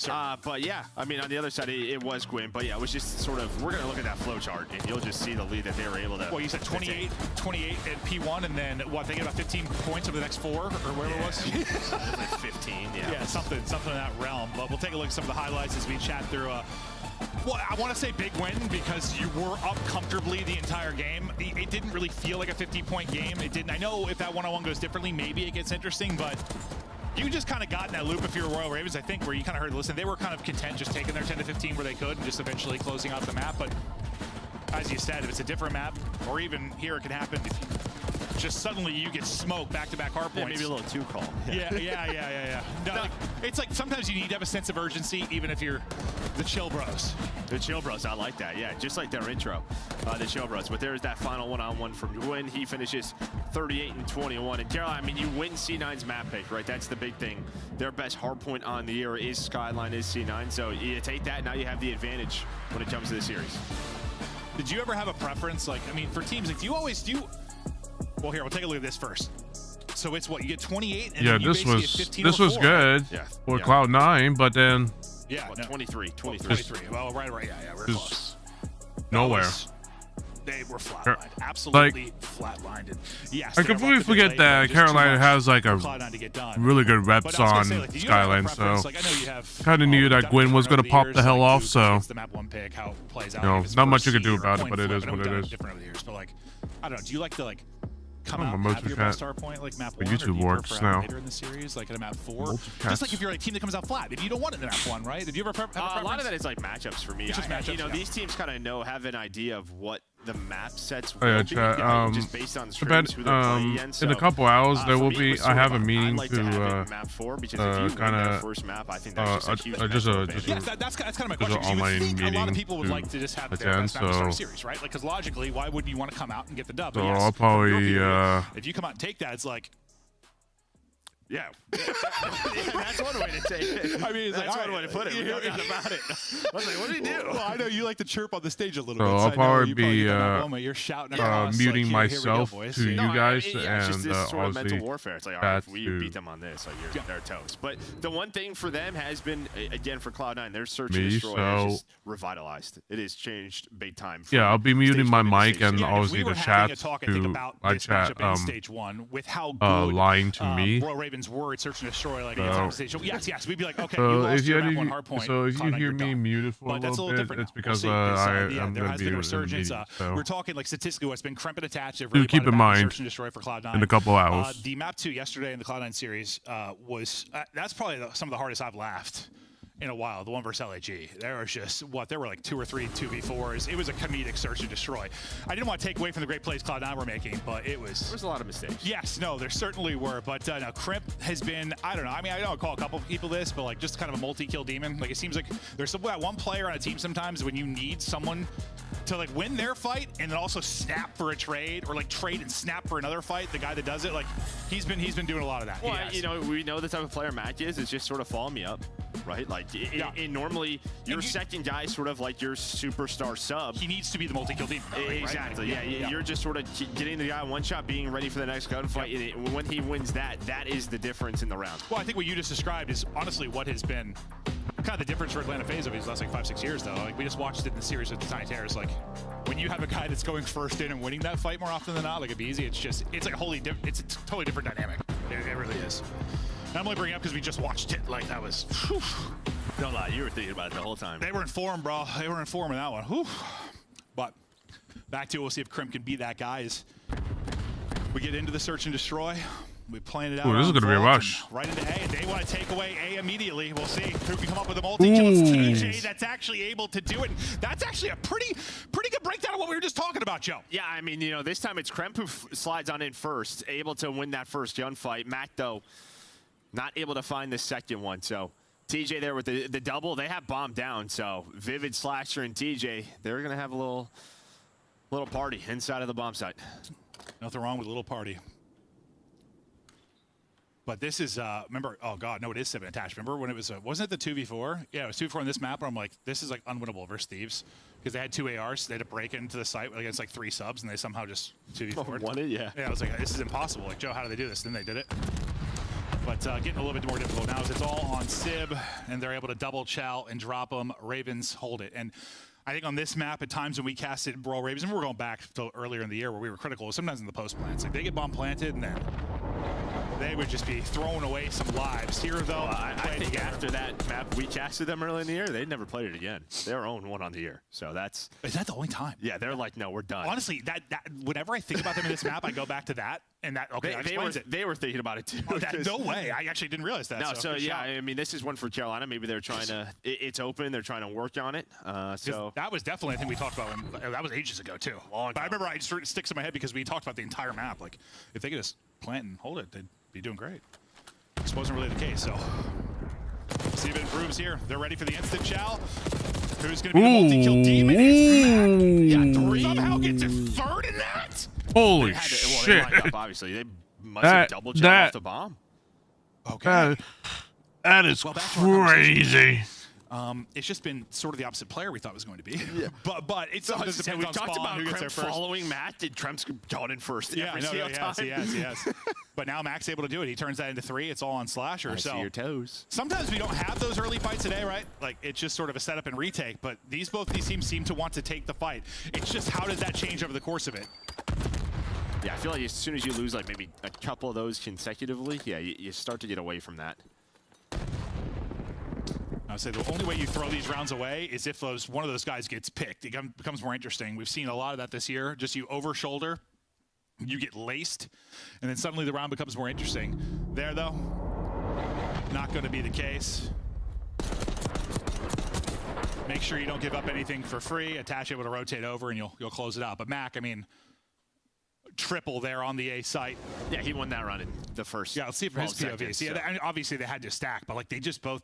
Oh, what? What the hell? You can wallbang that? Okay. Okay. Oh, that's not how I thought that went down at all. Like when I saw the feed, I was like, no, not at all. No. What a wall bang. Holy shit. Maybe. But now through the wall. Now I know that's a that's. He's got the first blood. The fight doesn't go down at now I know that's a wall bangable spot. Somehow, this is Modern Warfare 3 again. Still a winnable round. Modern Warfare 3 and 2 again. So. And yesterday, I mean, Cloud9 with the team doing it. They had several 2v4s on Hacienda, so we're trying to make sure that doesn't happen to them. Hold your horses. It might be 2 versus 2 now. The problem going to be time. 25 seconds now remaining. Oh god, it's falling apart. Attach going to be the only one left. He's able to win it. Now down to a 1 versus 1. He's trying to be the hero. Able to get out and reposition. Attach trying to make sure they don't throw the round. Has the internal clock. Able to get the check. Shots into TJ. That's it. And that should be enough. Yeah, he just knows he's not going to get on it, and he can check in about 7 seconds. That's exactly what happens. Vet play out of Attach. And yeah, it was a 3 versus 2 bomb down, and yeah, 2 of his teammates. I did not expect that to happen. But yeah, just heads up play here from Attach. I know it's probably good you have like a vet in that position because I don't know. I mean, listen, it's an all-in qualifier match and all, but like I feel like whenever you have like a 4v2 and all of your teammates die, it's like boys. Like, what's happening? It's just down to me, but Attach not phased. Clutches it up, doesn't want that slip away, because that's those rounds that can tilt you. But nice stuff there. It's been Crimp, it's been Mac, early and often, well, at least in these last 2 rounds. We'll get Cloud9. Sorry, we'll get Ravens back over to offense. Let's see if they want to chow this again. It's not going to be the quick chow bottom, or it is just from the other side. They hop out the pool and do it. This side of the fight, you're able to win easily, though, if you're Royal Ravens. Last guy is Attached. He's able to slide through and at least get 1.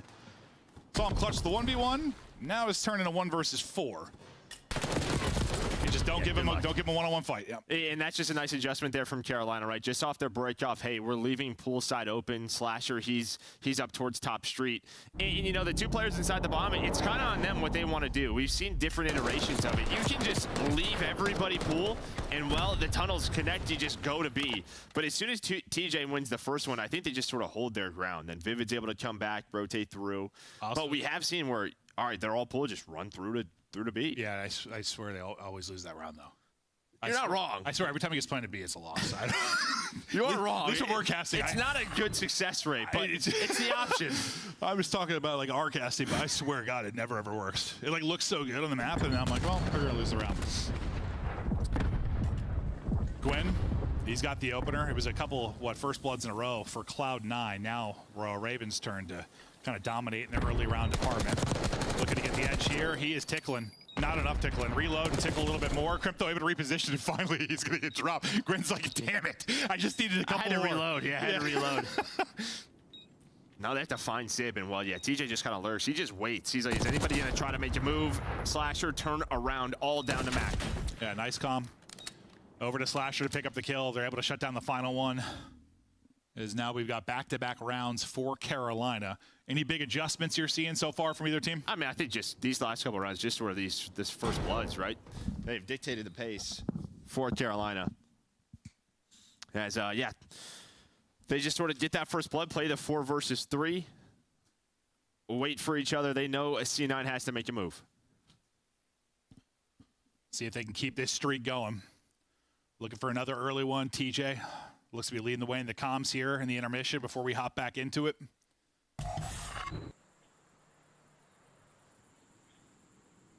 Everybody putting in right now for Carolina Royal Ravens. Crimp and Sib kind of struggling to get going early.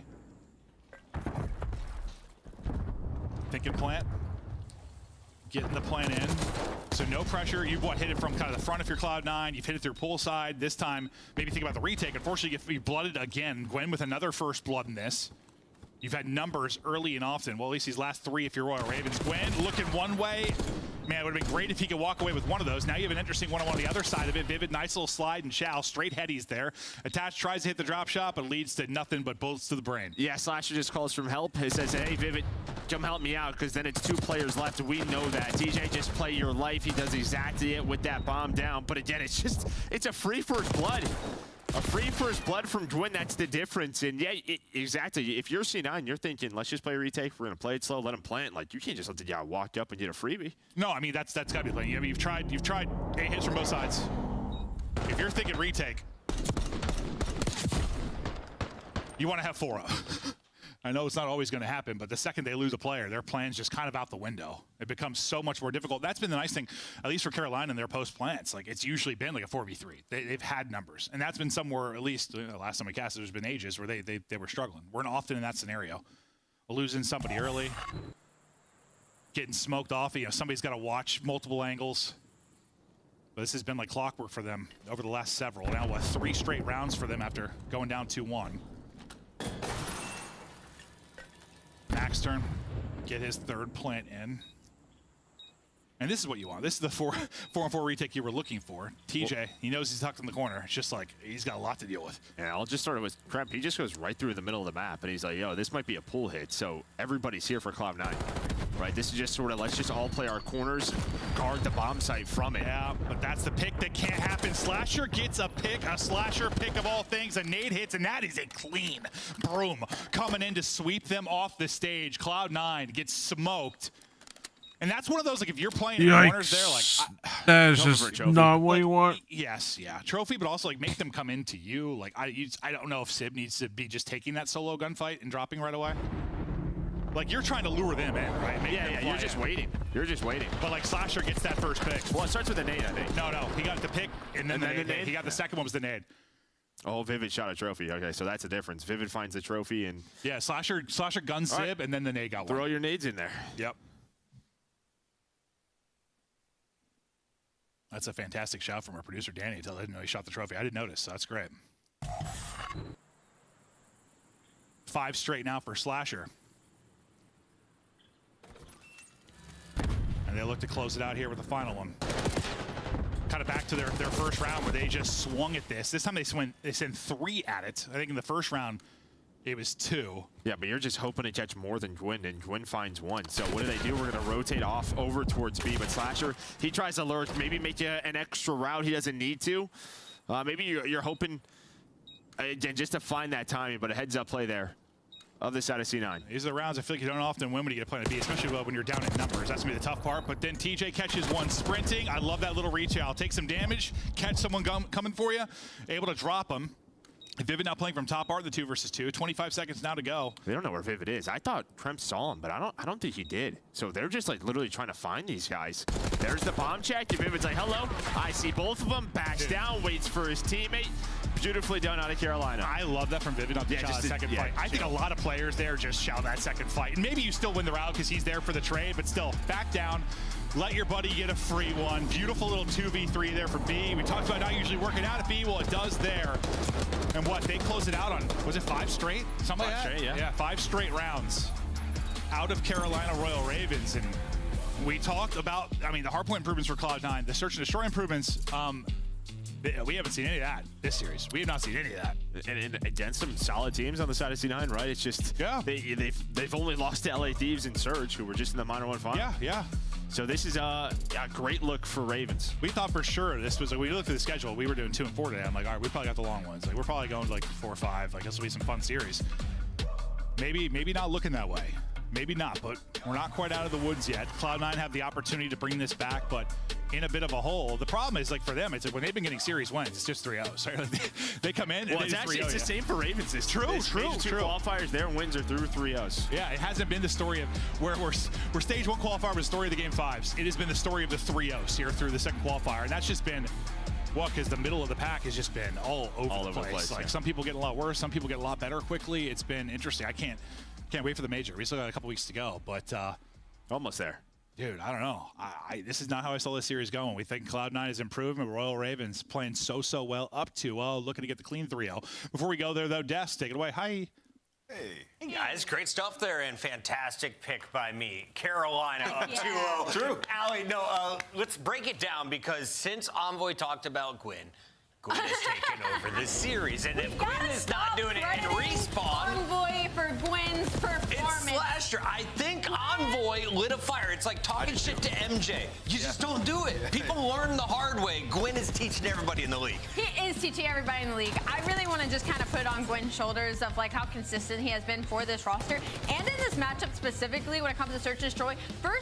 4 first bloods is absurd, by the way. Absurd. Usually we see a good spread of 1, 2, 3 is pushing it, 4 is insane. For the side of Gwyn and Carolina Royal Ravens, like, this isn't a team that you see as like super fast paced, and they absolutely took over on this side of the vault. I thought this was going to be an even traded match, but the aggression from the side of Carolina Royal Ravens, even on attack when they put that bomb plant down today, the push out of attach on the back side of the map, it's just things that we don't see from these other teams to try and get creative when it comes to this map and mode.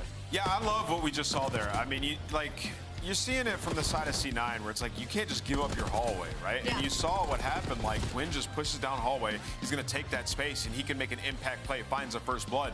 And versus that, on the other side, on the defense, this is the reason they're the #1 retaking team in the league, because Carolina is aware of that. Like, okay, well, it doesn't seem like they love to play hallway. We're just going to bang out hallway, pinch them out, and we're going to be able to retake that bottom vault. No sweat at all. Carolina just adapting to the situation, seeing what C9's giving them, and taking over for a 2-0 lead. Carolina can do it all, including plant successfully on the B bomb site on Vault. Well done, Slasher and crew. TJ locking things up. But going back to game 1, this is where they established their dominance, and you were drawing conclusions early. Yeah, let's draw some conclusions. Let's talk about this hard point. They got a hell of a lead, and we're going to talk about like applying pressure. We talk about that a lot, but there's times it's good and there's times it's bad. You can't just always W key or hold your joystick forward. So you're going to see right here why Gwyn is actually a world-class player. All right, so let's talk about it. It's 30-67.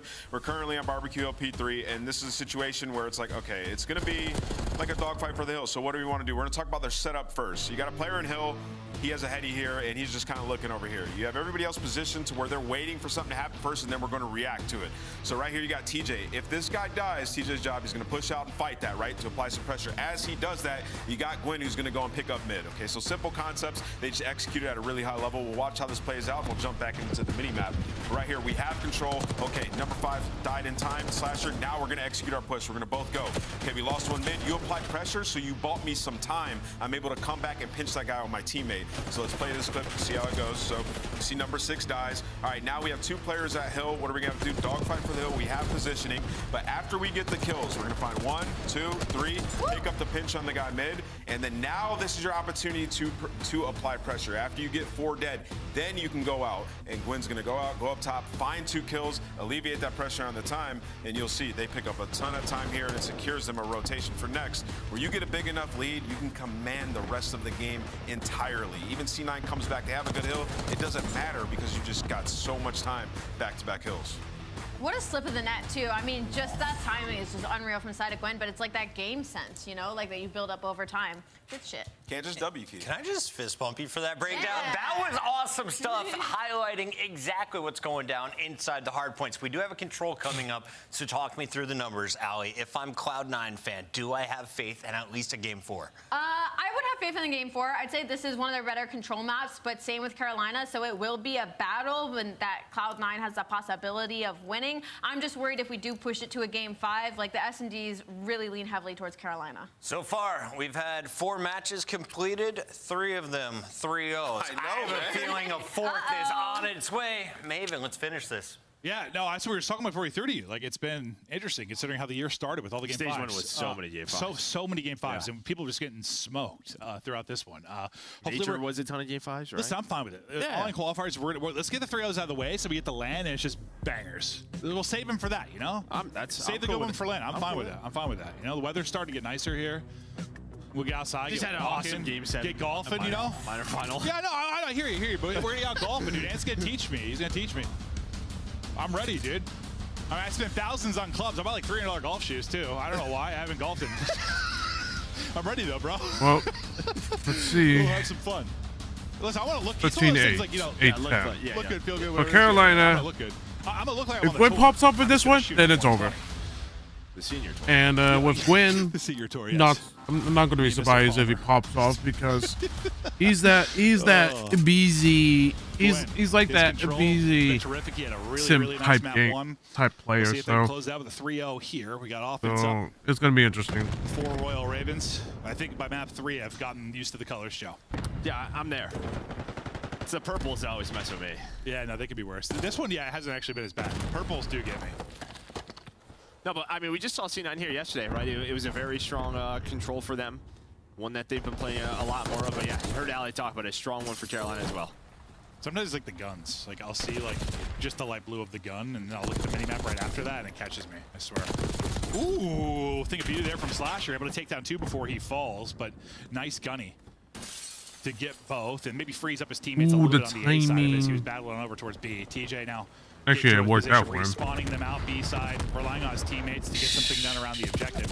You'd love to have him not have to More track friendly, back so far to help. more friendly nades. There's the timing there. I right? love those. Attach is able to actually slip by him. So I think it was Vivid who was on the point. He's hoping Attach is able to block sidewalk there, but pretty much Attach just walks up and wins the gunfight. The good thing for them though is Krem naded him.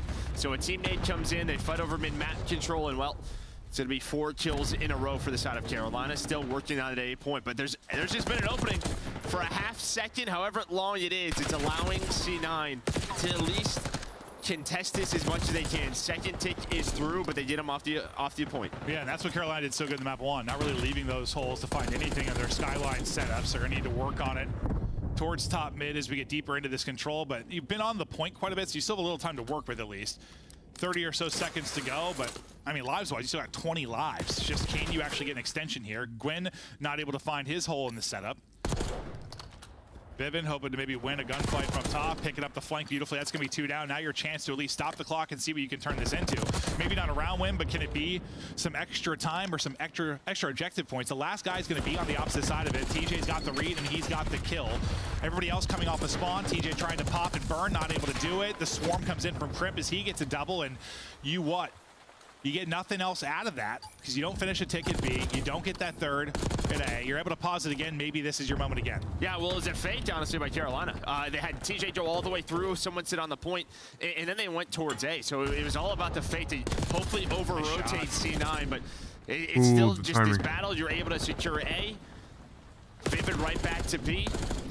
9 versus 11, but the big thing is you got the 3 ticks, the minute extension. Now match, maybe with a chance to slow this round down for Carolina, just he is in the base of Carolina. Oh, that was nearly a nutty win there from TJ, but Sib will win it. Yeah, you were hoping to just get this to time. Well, get this to lives if you were Carolina, because said you had 20 lives remaining with like 20 or so seconds. You just need the extension to make lives the conversation because you've been up. Oh, granted, it's been like 2 to 3 throughout a lot of this. Now we get to a 6 versus 6. Lives dwindling, time dwindling. 2 coming off spawn for Carolina. They're going to have to battle through Kremp to try and get there. Gwen hoping maybe he can help a bit. Vivid's able to win it from range with the AR, and TJ takes down another. So numbers right back over to Royal Ravens. Taking a route, number 4. Does he find an opening? That's going to be attached. Well, there's no opening. Is Vivid still holding from deep? Well, he just spawned there. That's all it is. Yeah, Attach is hoping to get through, maybe block that spawn, but Vivid spawns up about a half second before then. So he's like, oh, hello. Free kill here, but still 2 versus 3. Oh, that's a good call. I thought Vivid, that's where he got the kill right before that. I thought he's still in position, but that's just unlucky then for Attach. 2 versus 1 now. Sip, last guy up.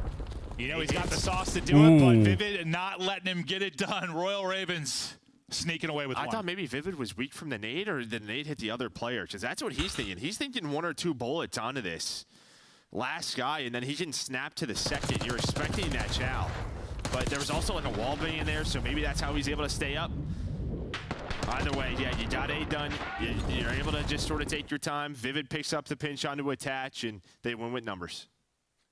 Yeah, because he was the guy that killed Kremp, right? When they were like trying to get out. It's like, honestly, I looked to the other side of it. I didn't realize he dropped. I was watching the minimap just to see the timing, because I thought Attach was like, all right, he could. Yeah. Because he goes on a flank, and he has a choice to either pinch or go up top, and he decided to pinch, and Vivid's like, hey. Yeah, that's tough then. I'm glad you called it, because I thought he was just still posted. Well, nice opening offense for Royal Ravens.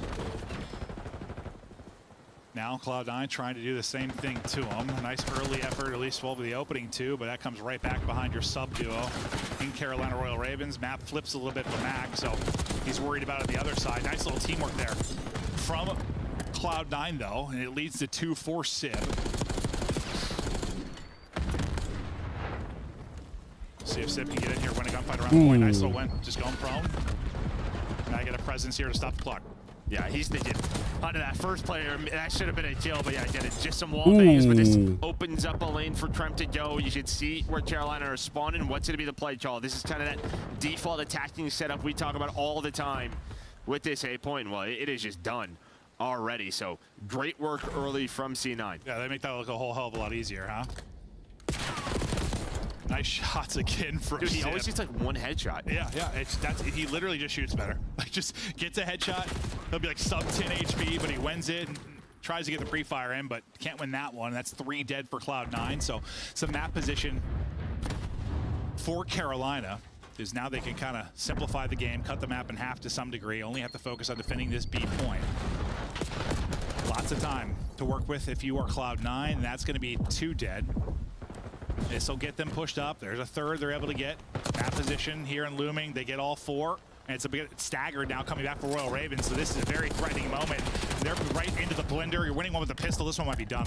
Well, and that's the thing, right? With the point change, if you're Vivid controlling up top 3rd, it's great, but if they're on the objective, you're just not going to have an angle for it. So C9, no, leave Vivid. Just let him be up there. They are able to take him down earlier, then off spawn. Max able to find him. And yeah, what a play from their base right up to B. C9 knew exactly how they wanted to play that after the first 2 picks. Yeah, very different tale of offensive wins there. I mean, you had to grind that one out if you were Royal Ravens. Cloud9 just thump you. Like, they make that look so easy. They get A, what feels like effortlessly, and then it's just like 2 clean waves of kills, and B's done as well. That looked really good. Now it's just that's a good play from Grand Price there. A little bit better on the defensive side. You would have turned away. You'd be up 2-0, looking good to bring this comeback. Now, when comeback. you thump someone, is that like a bump? Is it like a hump? Like, what is a thump? It's a give me a sec, like chat. I have to bump use and the a bathroom tickle. right Like a now, pump, actually. I'll be right back. Yeah, Got it. Yeah. Hopefully not too I know what long. a thump is now that you said that, Joe. Yeah, that's what I was curious. I don't know. Maybe Chris. Puck can sit over here. Puck, come show me what a thump is. Like a bump? Yeah. No, I didn't say I want you to spank me, Chris. Jeez. Round 3 now. We'll see if the defense gets a little better and Cloud9 can squeak this one away, or if Carolina can maybe improve and not make it so difficult on themselves. I mean, they got into pretty good positions a couple times. Like you said over and over, there was just like one hole. One player got through. One player broke up their setups. Certainly what they're trying to get a little bit better at. Slasher, he has been shooting so far this series, trying to win some tough ones here. He's getting pressured from top mid and top window, and eyes on over towards B. As his teammates drop and the pressure comes forward, now he's got so many things to worry about. The focus comes on the flank, and now it's Gwyn trying to clean up people around their base. TJ just That's wins beautiful. it from the point. I mean, he gets 2 gunfights. You've never really had anyone pushed up. Attach was holding the house, right? Early part of the round when you got the first takedown. So they never had anyone forward. Then off spawn, TJ and Gwyn just find both kills, and you get no pressure towards A. So 2 minutes, 8 seconds to go for Ravens. So funny, we're focused so much on like the fights at their house. Oh, yeah. The TJ was just like, I'm going to just go on the point. Yes, exactly. He's just progressing that entire time to the point A is done. So grinding it out for A the first time through, this time done easily. And well, it's just like, I look at a lot like the Cloud9 round victory now, because you're transitioning this well. You've got great map control from top middle. That's step 1. Now you try to win it on over towards B. I mean, you know where they're going to be. And well, we see TJ taking that one easily. Not able to take down a second, but Mac will get one. Well, I think they had like no info, right? They're all top side of the mini-map was Cloud9. Mac probably could have just held, but he's like, we just have no info on where they are. So tries to climb the ladder, instead gets caught. Sib, though, bails them out. He was able to find a double, dude, that's a triple. Another headshot, and then off spawn the subs. Able to help him out. That's just a gunfight where you're Slasher. You're like, I feel like I should have won that. Yeah. I feel like I should have won that. But you just get zipped via the headshot. Lives, pretty square. Ticks, all similar conversation, but it kind of depends on how this goes towards B before we have another tick conversation. You get another wave of kills. Going in, at least stopping the clock. He's up a ton of time. We have 1:10 to go. He's playing dodgeball right now. Catches on the pinch. Being So, yeah. exhausted, but this time it works. Yeah, this time the pinch does work from attach, and well, it's probably going to turn into a retake.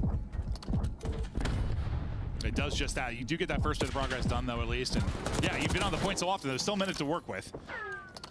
We'll see if it comes down to lives again. And now it's just finding those players pushed on up, but they're not able to.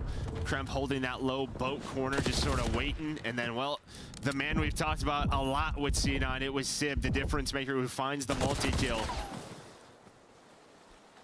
Yeah, he's on 26, leading the lobby by a pretty significant margin. His gun just does a little bit more damage, I swear. Yeah, I'm happy he honestly lost that gunfight, because let me tell you, the commission Zuma is definitely, that's a stare glitch and a half for him. There's definitely a yellow card on that one. Well, you got no respawns remaining. 3v7 for Royal Ravens. About 10 seconds to go. Sib still shooting, not trying to give any opportunity to get anything done. And Jesus.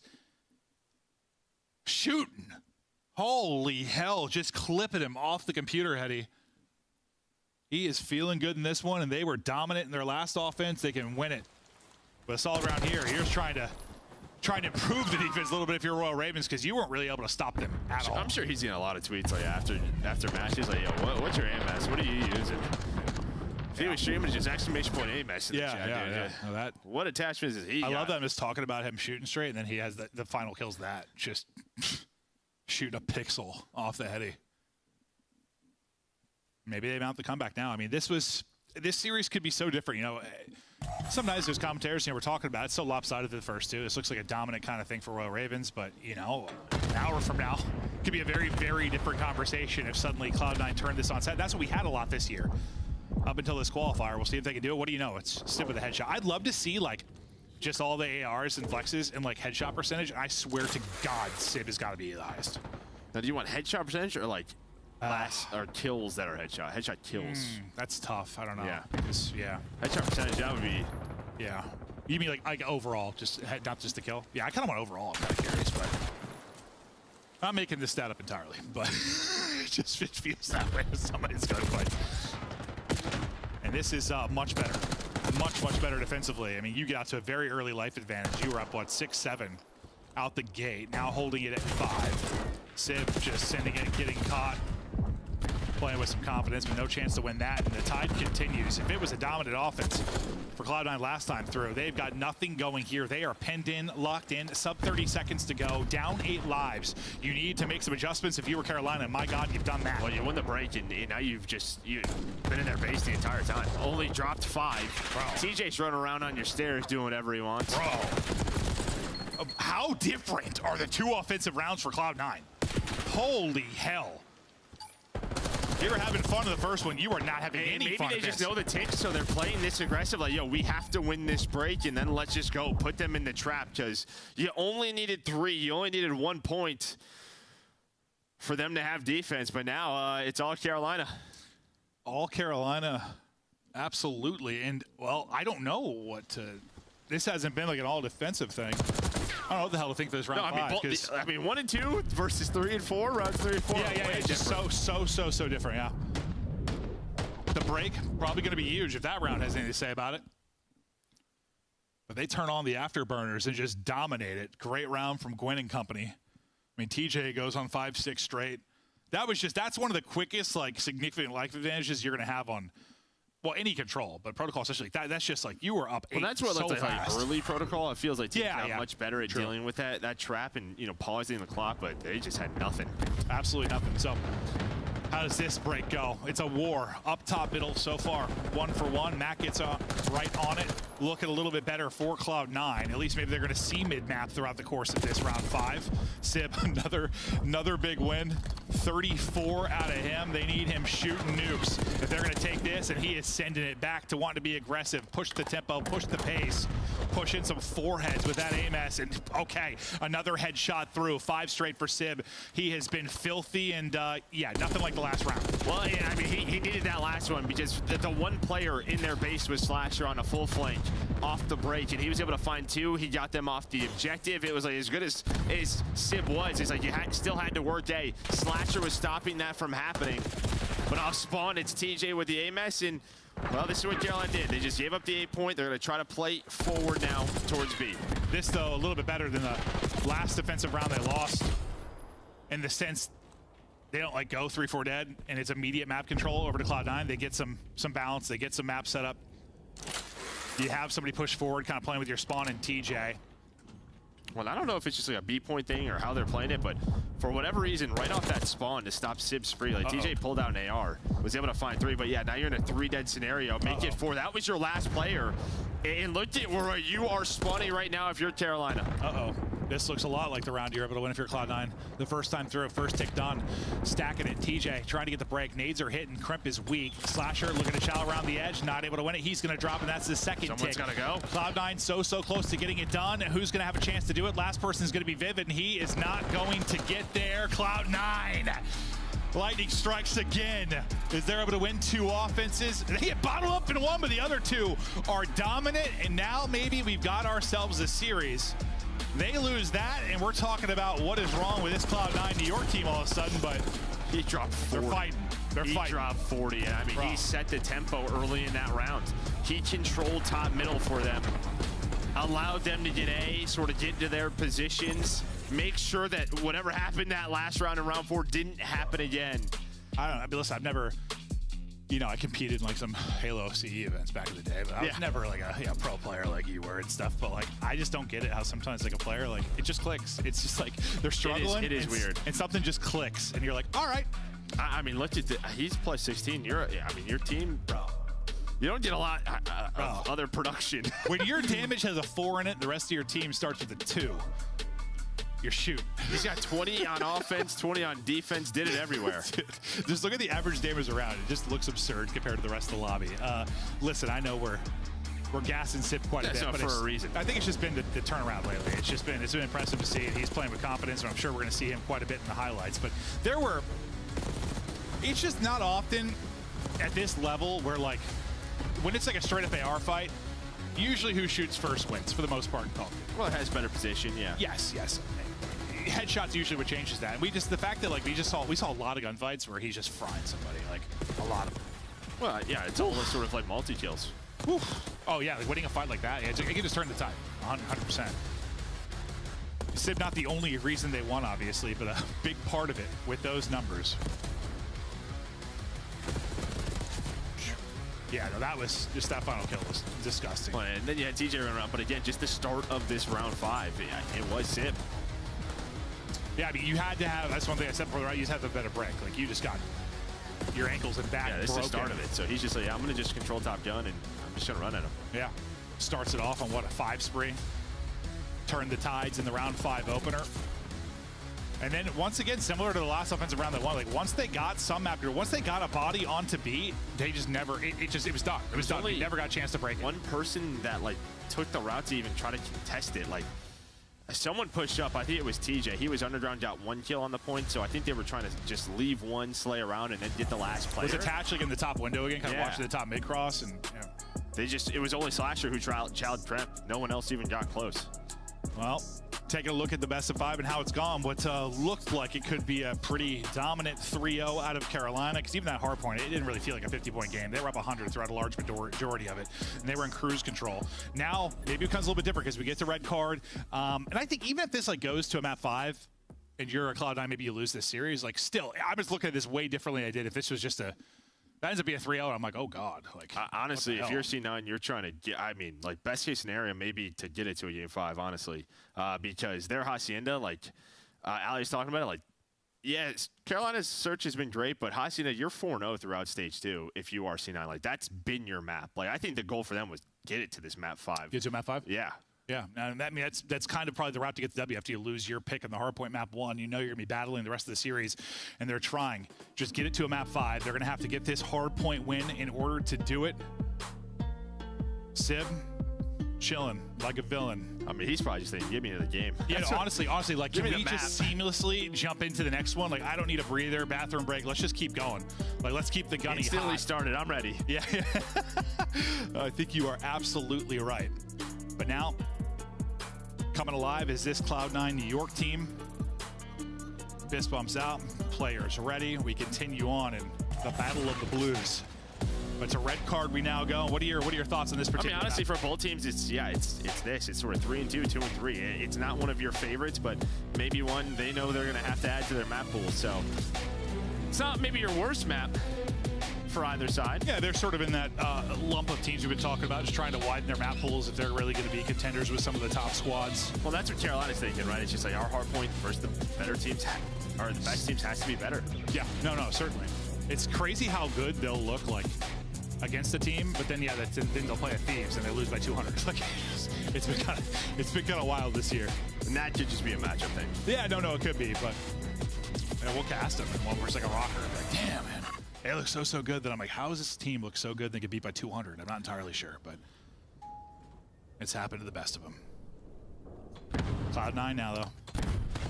This map to extend it to a map 5. At least we got one map 4 today. That's true. Wasn't sure how it was going to be with these last couple of weeks, but see if we'll go all the way to a 5. But it's early time right now for Cloud9. You're just trying to avoid that early stretch in the map 1. This obviously plays very differently than a Skyline, but just can't have 4 straight hard points where you're basically blanked. Yeah, I was gonna say it's a much better P1, but it's not. I mean, they had 28 on the first on Skyline. The P1 was there. True. Some of their best effort, but yeah, you get some of that early time fighting over map control. They have spawns for P2. We're going to try to get out towards the middle of the map, though. That's where you're going to see Trent going on a route, going on that pitch. Almost timed it perfectly with attach, but Gwyn and Slasher are able to pick it up. Slasher yet to drop. He'll get them a few seconds here at the tail end of this. 28 as we head into second. And yeah, map control for Cloud9 and a pick for Mac. Rise and pop. So TJ now in. Now you look to develop this push. Nice opener from Vivid. You try to take numbers and collapse. We'll see where the spawn's going to come in. It's deep on the backside for Slasher. As he tries to work back. Oh no, it's for attach. I was so confused. Yeah, the numbers. Oh my God, I saw the 5. I was like, 4 5s right now. I looked at the map and I looked at 5 and I looked at the side. I was like, that's not the right color. Dude, my brain just broke. There are 4 5s. Yeah, okay, my brain utterly broke there for a second. Okay, so I'm no longer looking at numbers. Yeah, no, that was a bit confusing. Oh my God. But yeah, I was looking at the maps. I was like, they're still good. But you got a majority of the time if you are C9. But now maybe the big play. You have to get out of this trap because P3 is all the way across the other side of the map. That's why you see number 6's position There's only one safe, so that is Vivid. He's just chilling. Wow, okay, I'm just gonna not even call numbers the rest of the way. Gwen. One in front, and that turns into two. I thought he's about to get tucked. He's got one on his right, but he goes to move right as Gwen pushes in. That turns into a double. That's not how I thought that situation was going to break down. Vivid's got some help here from Slasher. He's going to get double swung from the bottom ramp, though, as they look to push into steps. Gwen still his spree going as he gets out to 4 in a row. Right back over to Slasher now, and his opportunity. It's all kills from the front side for Royal Ravens. This is what you want. Get kills from the front. One going to spawn out now with a little bit of a pinch opportunity. It's going to be 2 spawning out, actually. Yeah, I mean, they're hoping to time that a little bit better as Carolina, but nobody played safe out towards the front, right? They all collapsed on the hill, maybe to help Slasher. I thought they had the perfect win from the front, then I was like, oh, yeah, but it doesn't matter. Just Quinn's on it in a row, just Back frying check. right now. Jumping from windows, going through the stairs. He'll flip the spawns He's like, in New York, I won that but he's the best match, so 8 straight, 9 straight, give him it's double gonna be digit interesting. streak. Not gonna happen because, well, but unfortunately for him, it's Sib. And Sib has been shooting, not really getting high yet in this particular map, but we'll see if he'll start to get going. But look at a tie game, about a minute off the play clock.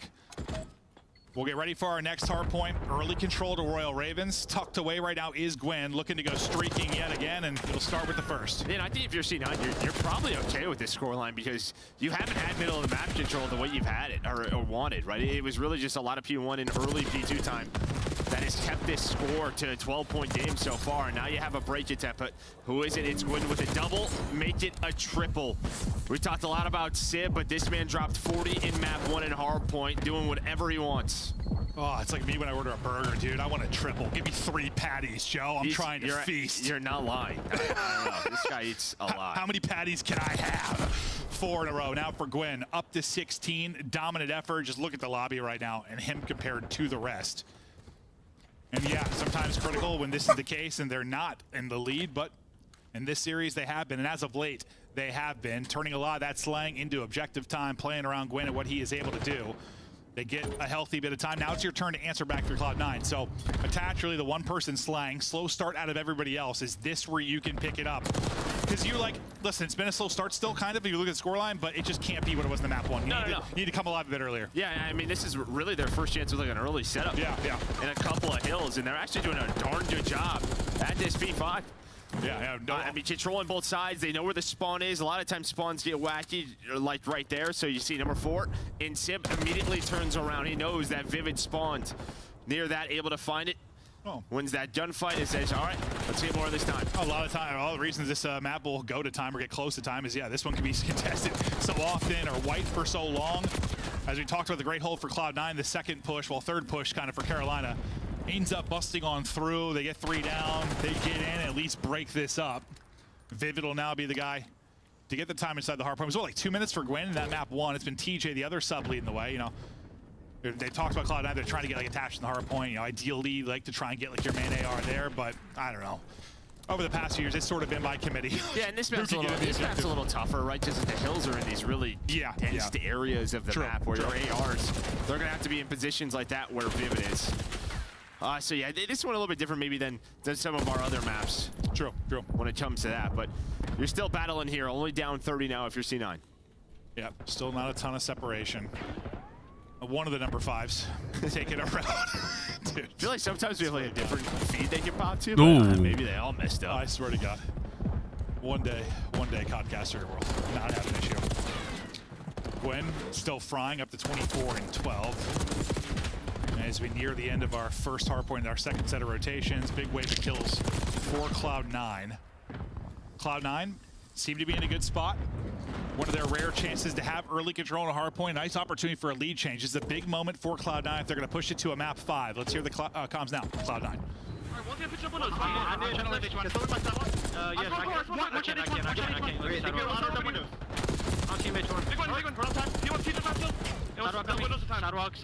I'm just being down here. Go up and low ambi, cross the stage. Break this hill and we fucking win the game. Windows right now, okay? I'm going bar here. I'm gonna go take it. You guys go top and middle. Yo, middle's me. I'm sending him. Not peeking. He'll be here close to windows. I'm sending it. I'm telling you. I'll see the windows. I'm ready. Top glove. I don't see him glove. Heard you. I killed the guy. Push out. I don't see him glove. He's core going back 4 steps. 4 steps. Only one got time. Ooh, nice shot. I'm running through mid here. I'm seeing front side. Midders me. Have your front side, Mac. Go. One deep stage, Mac. Deep stage. One's taking behind me. Deep stage. Reach. One to H2. I reach you. You're good. I got you. I don't see him. I don't see the guy. Stay H2 back. Middle. Start pushing. H2.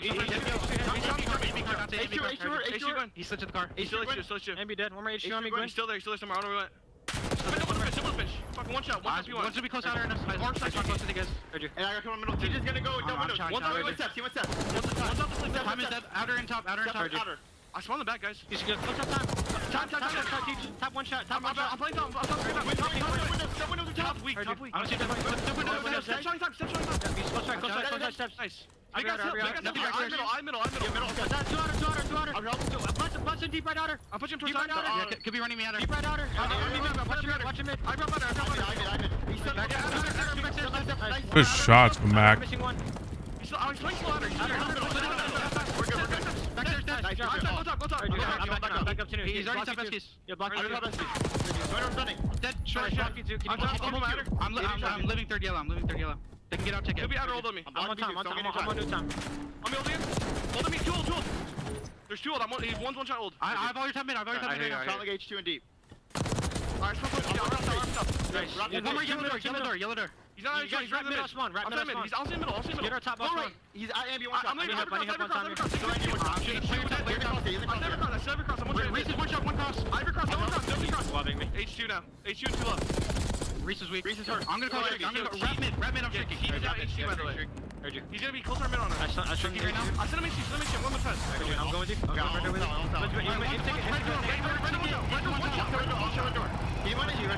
Yeah, he's like red ladder or something. There's one time, one stop stage, I'm trying to kill stage. Reggie, one's mid on me. My bad. You're good. He's top stage. I'm wrapping new here. You guys familiar?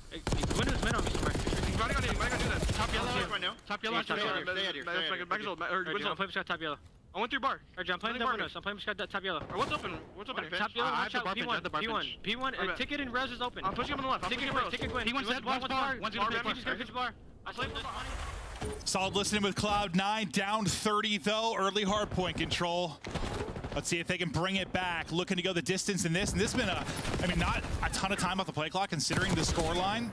There have been some real solid holds from either team as we get deep into this, but sometimes play clock conversation not really gonna be the case here. Yeah, I mean, Mac just had some massive plays, really just during that listening where they found a ton of time and kept them in this. The only problem is you would probably like a better Hellstorm, maybe to break that P4, but it doesn't matter. His plays, well, have put them in this position, maybe to get us to a game 5, but 3 gonna go down. Kreb, last player alive, just hoping for some help. At least buy some time for his teammates to get there and get Carolina off the hill.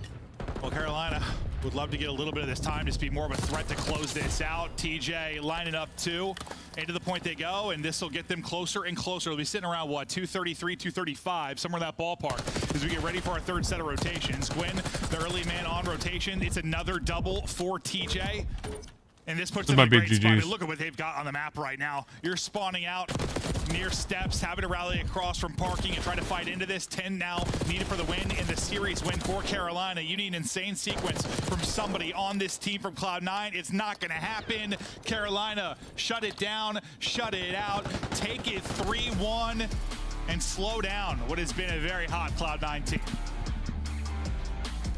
I mean, a great job there towards the P5 into the P1, but I'll tell you what, like, we're gonna look at this scoreboard, and even throughout that game, like, C9 just did enough to make that competitive. Like, I think if that Hellstorm goes, like, smoother, or at least they get them off the time, they would have a chance to win this map.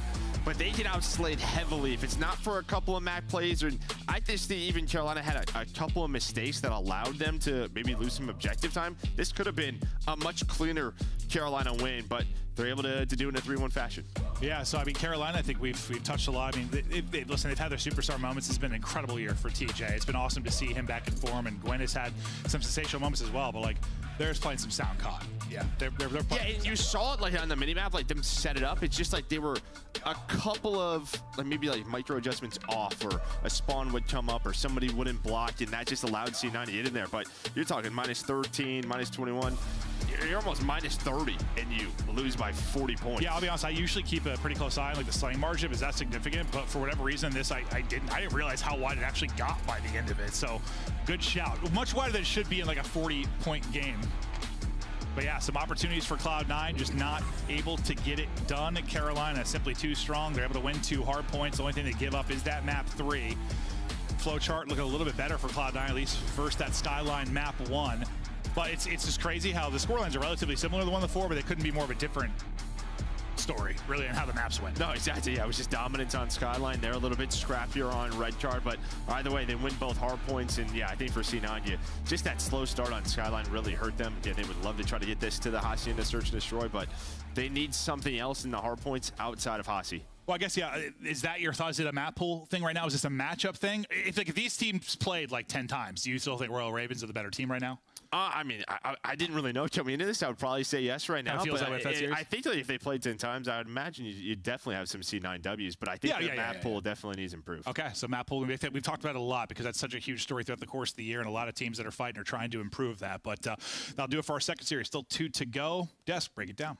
Another swift series. Thank you, Carolina, for finishing this one. We're slowly catching up to Allie, who still has a 3-match lead. Let's go ahead and break down what we saw out of Carolina, because great game 3 out of Civ, but now Gwyn comes back and answers with some damage of his own, Nameless. Yeah, Gwyn was popping off to start this game, and it was crazy because the game was basically tied, man. C9 just kept breaking in, making a big play. Kremp got going a little bit too late, but Mac had some impact plays as well.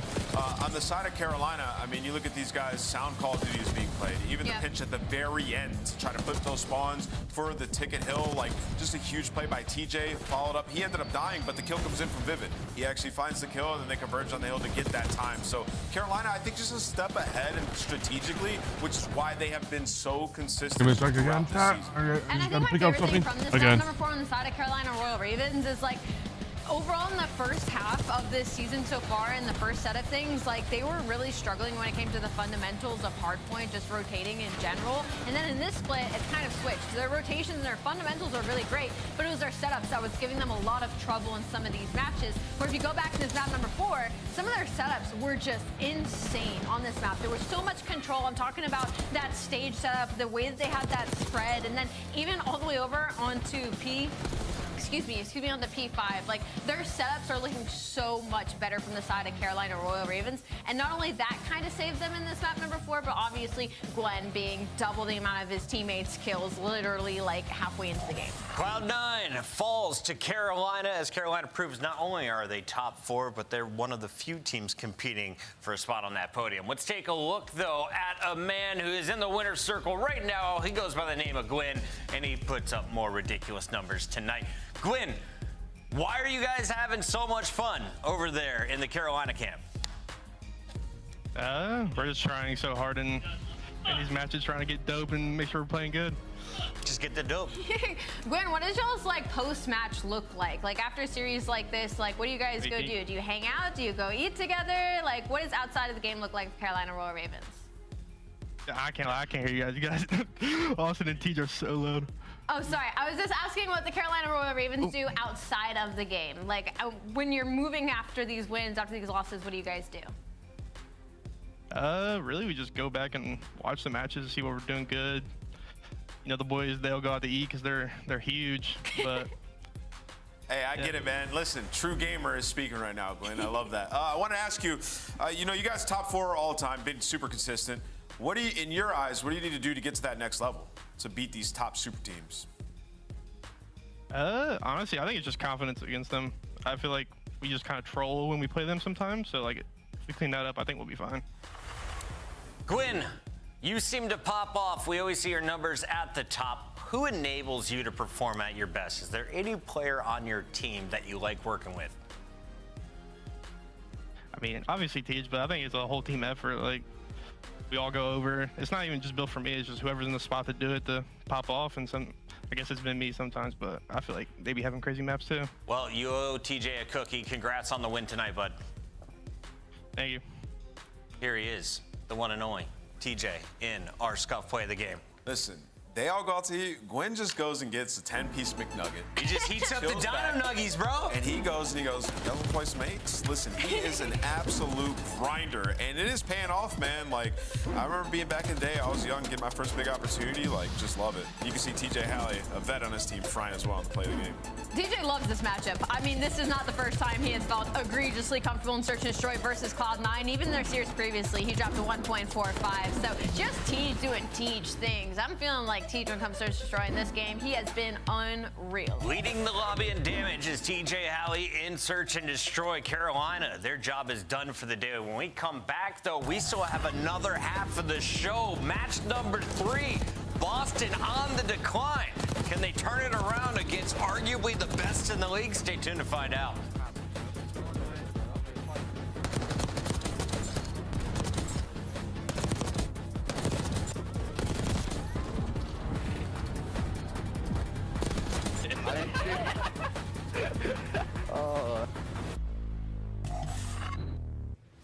The Esports World Cup is an official partner of the Call of Duty League. Upgrade your game with the SCUF, the official controller of the Call of Duty League.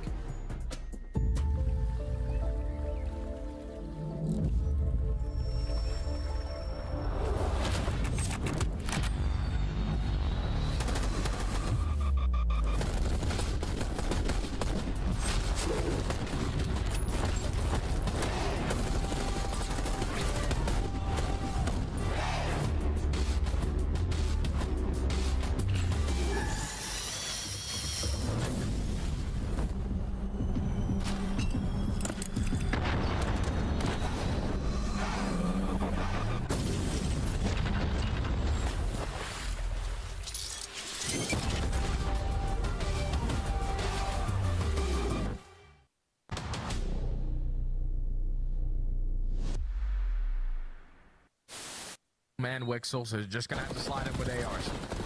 Nice little deep shoulder coming through. Oh! Whoa! No way! He gets the one through the drop, and then all. But the Miami Heretics are hungry for a win. Can they end this streak? Then, Toronto squares off against Minnesota. The Rocker will need a masterclass from the rookie Lens. What is Ben doing here?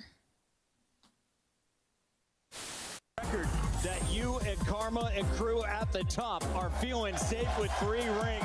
Karma, Crim, 6, and Clay all with 3.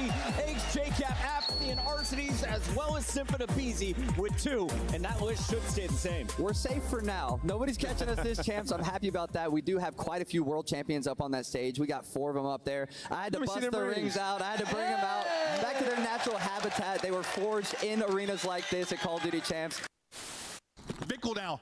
Last one up. He's got a trophy though, right? He threw a trophy out. Might do it. He threw a trophy out. Might do it. I think this might be Still too there. slow. He's Either still way. there. He got it.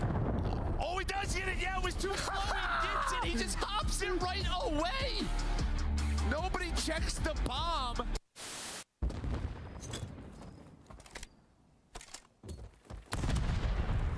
Iron Doe just does it all now. Go big.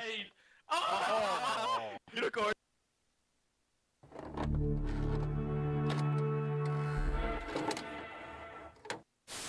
Wait, hold on. Was he the greatest sniper of the Oh my god. He was hella good.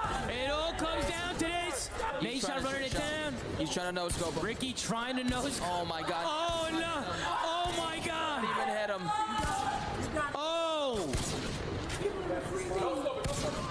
GG. God, he got f***ing slayed. And it's face bakes. Oh my god.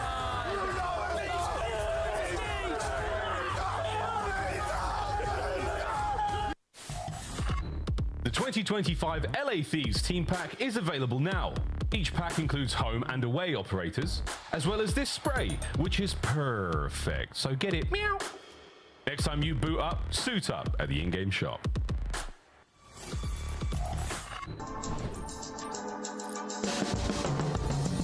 Back again, but this time I got some lunch.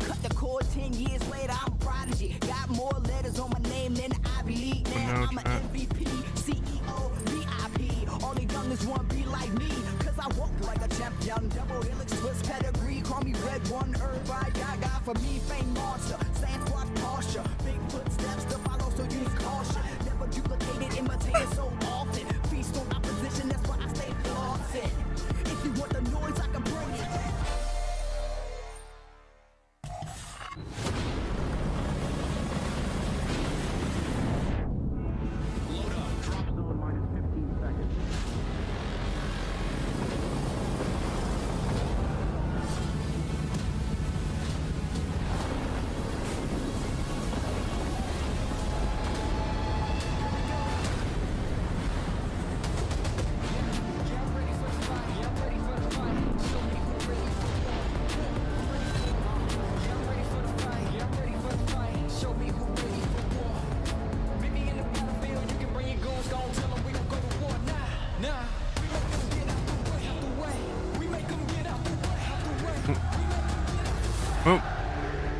Time to see my hometown Make sure we're counting names. Let's team see, let's to see.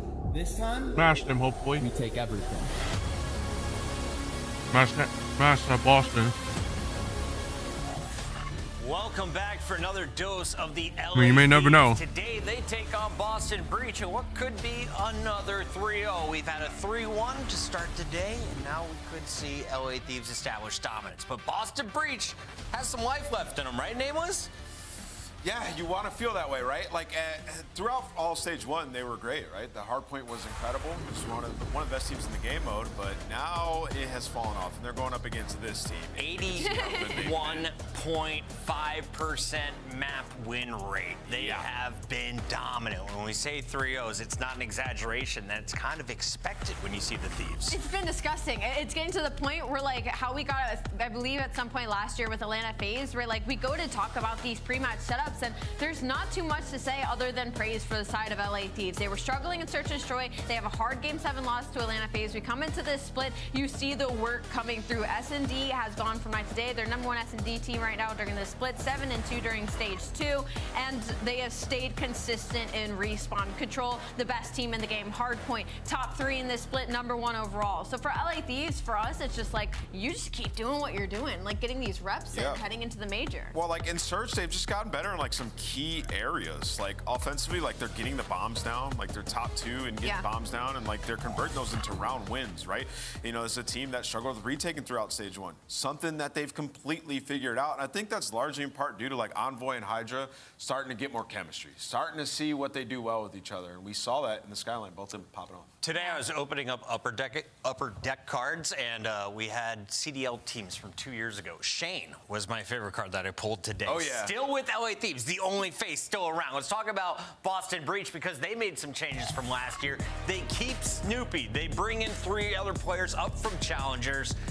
It worked at EWC. You got a top 6 finish there. It started to look good at the start of the season. Where are they at right now, Nameless? Yeah, they're sliding downhill. I mean, you look at this team, though, and like online, they've been relatively solid. The big moments in tournaments, they've completely folded.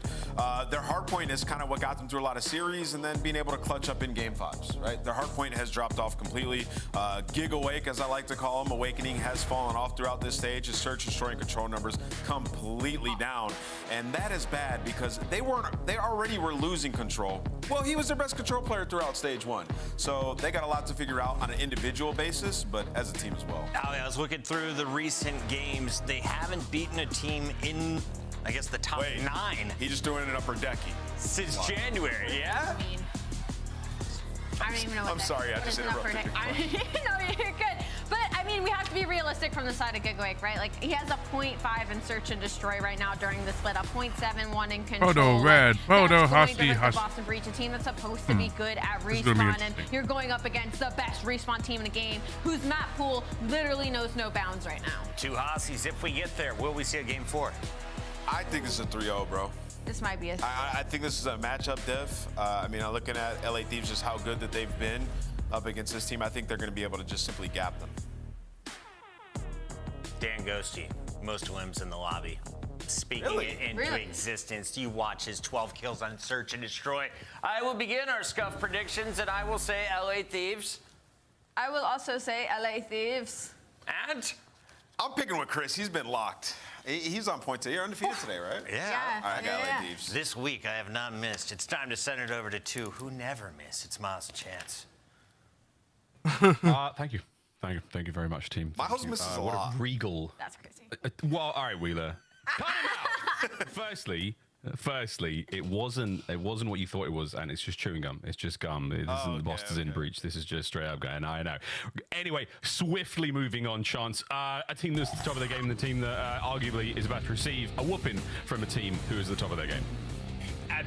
Listen, we casted phase 2. I'm gonna run with the same type of idea of like there are clearly 2 top teams in the league, Atlanta and LA Thieves. You get to find out who the good players are when you play against teams like this. So if I'm paying attention to Boston, I'm trying to see who can actually thrive and have success in this type of environment, because especially for the hard points, the environment is going to be hell. LA Thieves have found their form. Scrap and Hydra are living up to the expectations of what we thought they were going to be doing this year. His hard point, I mean, 3rd highest KD. This is as an SMG that is taking as many gunfights as possible. So if his KD is the third highest, he has been taking over. Another opportunity to take over right here and now. Look at that lovely peppermint back and forth, the old white and green there in the feed. A nice start from the Thieves. We're going to keep an eye on Dan Ghosty, see if he can pick up the most kills in the lobby as Sir Puckett of House Puckett asked for at the start of this series. See how things go, Chance, but already off to a lovely start, LA Thieves. Yeah, finally the nades, though, coming through for Boston to maybe open up the time just a little bit until Envoy's there for a big 2 to protect his boy on time. And LA Thieves already have a 20-second advantage. Granted, long-term, there's a lot more happening. Purge right now just distracting Scrap and doing a good enough job to draw the attention away that Scrap is just ignoring the objective completely because he's worried about too many things. So Boston able to effectively tie the game up going into new, and Purge, the men who put in all of that work, had a 4-0 start. A man, a guy who we've given plenty of love to and lots of attention to into the league. And Purge continues to be a fun one to watch.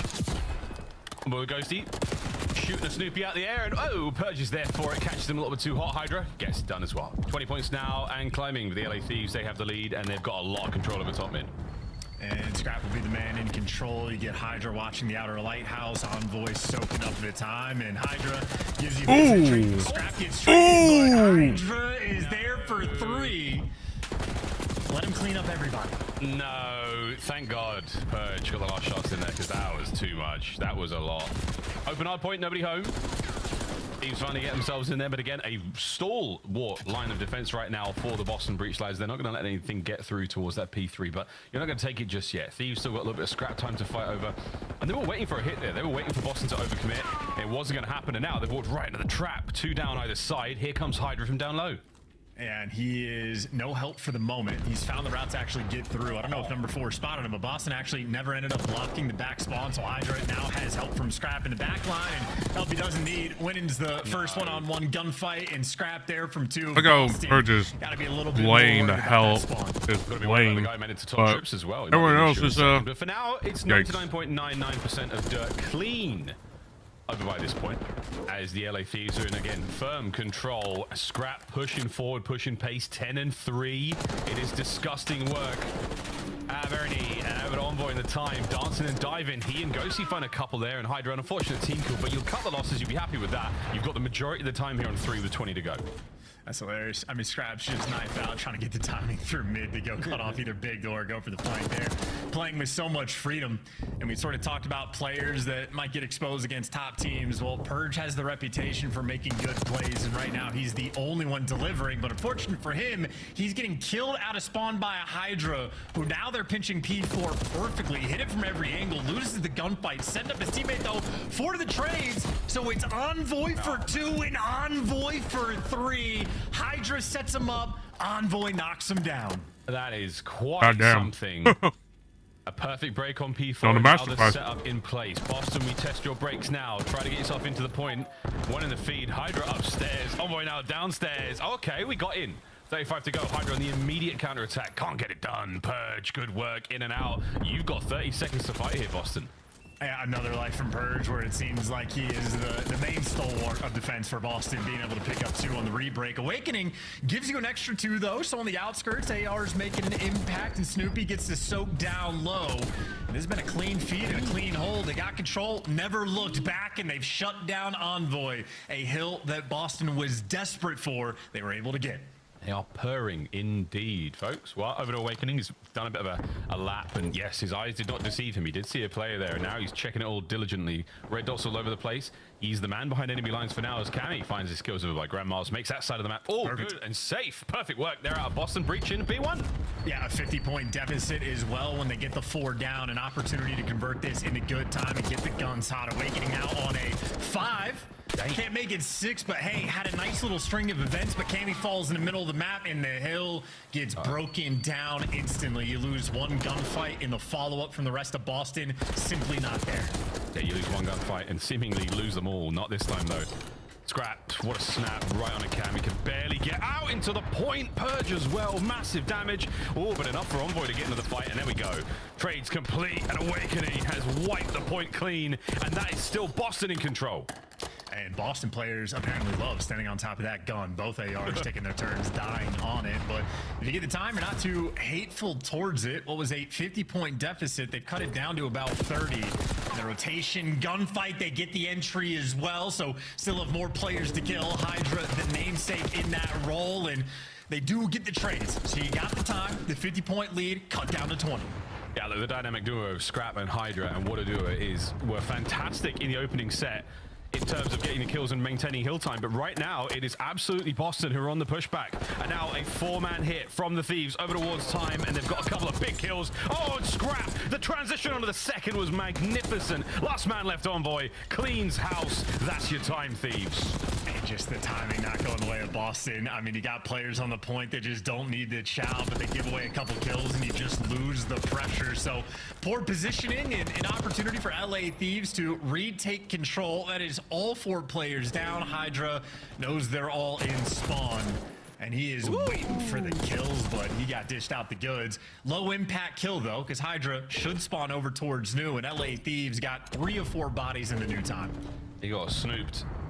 Another player finding corners. Hey, nice work, Snoopy, keeping this player alive. Hydra backdoor owned. Snoopy's on one. 12 and 19, not looking fantastic, but the last 3 have been good, and we are starting to catch fire. Boston, let's go bring us in.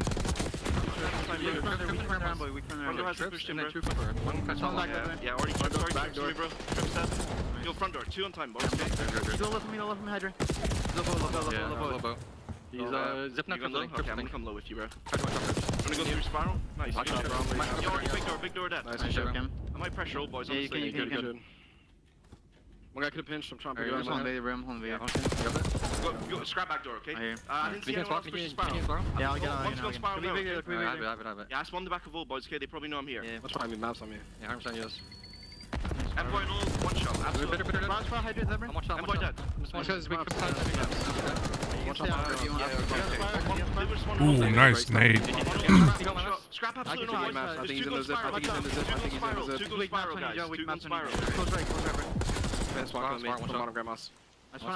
I'll give Boston credit. They are trying to absolutely fight back, but they are being cooked. Like, they're absolutely getting cooked to hell.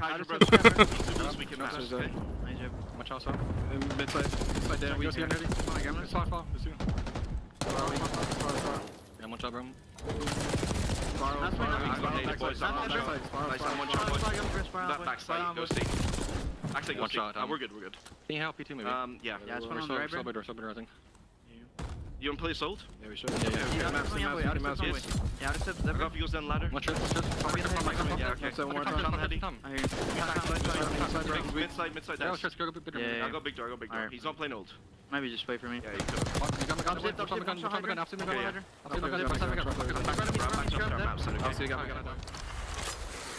A slight bit deflating chance there that comes from Boston Breach. A couple of big breaks certainly hurt. Yeah, I mean, Ghosty makes a hell of a play, too, over towards P4. Boston had the full setup. Boston also got the first 3 kills. Purge had Ghosty 1 shot in, like, the top elevator. He chased the kill, and Ghosty left him a present of a Semtex nade at the top of the zip line. So that was the moment where then LA Thieves come off spawn. They have a 4v3 for the rebreak, and the pinch is already set up. So Ghosty out there making a heroic play. He's 15 and 20, but, I mean, quite literally did make the play to make sure you solidify the game, and even as a Hellstorm to open up this time. Yeah, good old work there from Ghosty. Envoy now trying to hold point alone. A lot of pressure. Hydra literally covering him as best he can.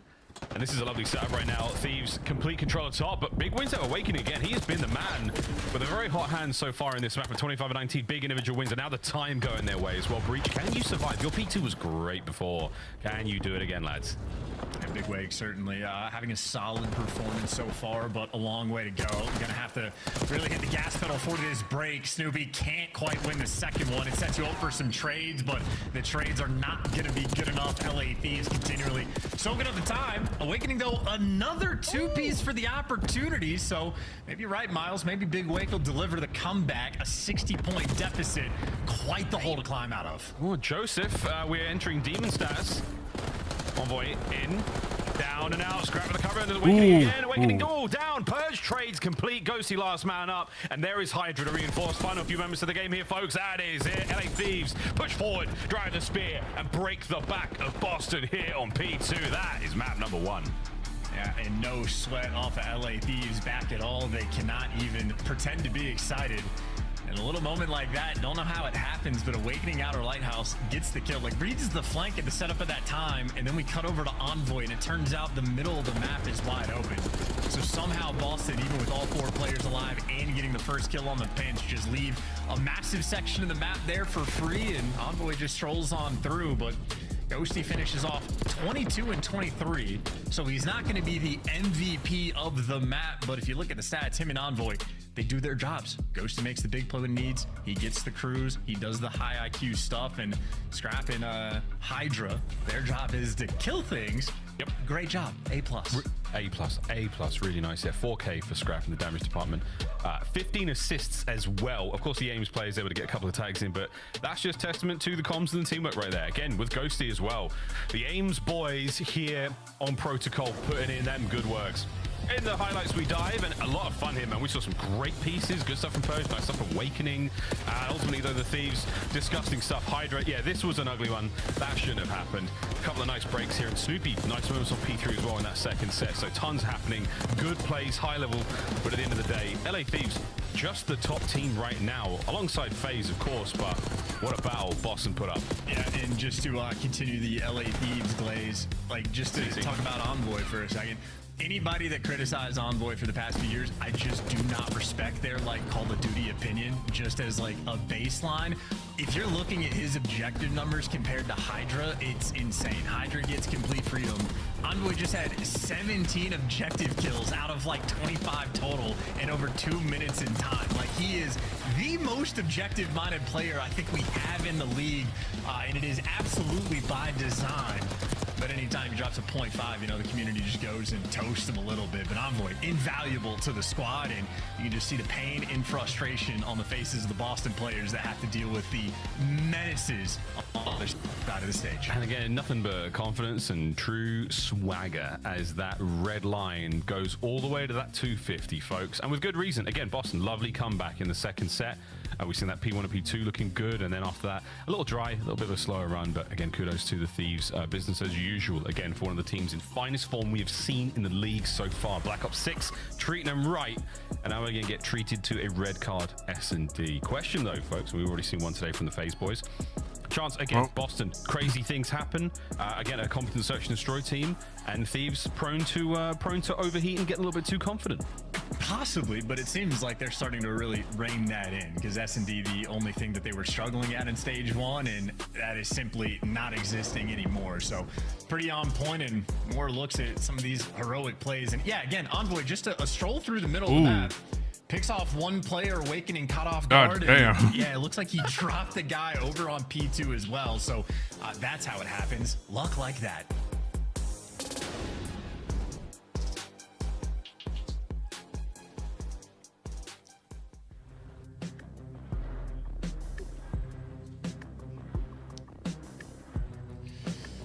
Well, we're going to find out in a little bit for the red card S&D that we're going to have a fun one, because I know Hydra is certainly my main focal point, but LA Thieves have stepped up as a whole.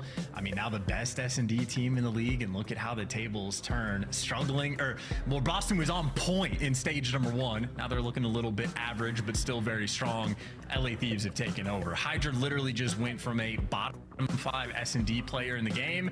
In a matter of the stage, he's now like top 3, at least statistically, and the team has been backing it up. And where Hydra has thrived, well, the whole team has been picking it up as well.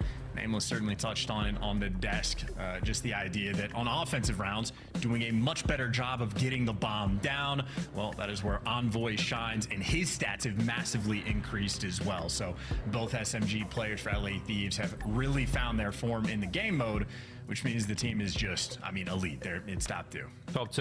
Top 2, and at times it ain't 2, especially at -2, in which case it was 1. Well done to those guys again. Congratulations going into Major 2. Not too far away. We're going back to Allen, Texas. Can't wait to go there, folks. Hopefully see some of you there. And if we do, you're in for a real treat. We're going to see some fantastic Call of Duty. Chance red card again. Obviously, Boston, there is a fighting chance without a doubt, but at this point in time, Thieves are in that flow. They're in that, you know, we've just managed to win the minor. We've managed to take care of all of our big rivals. We're feeling very, very strong indeed. Is this just another day in the office for them? Is this going to be an easy run? For LA Thieves, yes, I think it is going to be, unless Boston find ways to sort of evolve the meta of the map. Like Minnesota, I think we watched them earlier against Atlanta, had 2 really good strats for like an A-site retake and like good flavor, and like that's a good idea, but you can't just like sort of adapt or fix maybe one thing in your setup. You have to have constant improvements on everything, because if Boston don't improve, LA Thieves already, it looks like they've passed them in the game mode. You gotta find ways to pick things up and really show your strength, but certainly the face is on the Boston boys. I'm not currently a believer. The comms, it was a tough one. Again, the P3 break in the P4 break, they just started to have that like, oh, I got gunned. Yeah, okay, yeah, okay. There was an element of defeat there. Again, not to sort of put words into the Boston Breach mouths, sort of the feeling I got there, and I think again a moment of quiet here. Obviously, they'll be chatting away, Coach Shawnee in the back there, giving the boys last minute, words of advice and encouragement, whether it may be that or strats going into this matchup. Red card again. You feel like you know what you're doing against the LA Thieves. You have their game plan. You've seen the tape. You've got lots of it. Bad news though. Just hope you still have to get in the ring. they don't. That's where things I'm get just spicy. hoping that Again, LA a Thieves squad like this, don't with their choke pedigree, on, their caliber or of players, just, the coaching staff, or kind of they're gonna read be on involved in their gameplay as well. They're on gonna be pushing the Boston's meta. They're gonna BS, try and because do things. sometimes It's not just gonna be Boston constant, usually like, yeah, plays a little weird in 1v2, in 1v3 situations with this pistol. That's not going to happen every single time. usually they sometimes push one, like you get Snoopy to push mid, and then that's over. But or let me tell you, man, Chance, I would be pretty happy with this if I were Boston, especially for the first 2 wins. Losing to Cloud9 0-3 was a shocker. Of course, the game 5 against Ultra tough, but tomorrow you play FaZe, not ideal. Heretics as well, another top 4 team. It's a brutal road to the major here in the late end.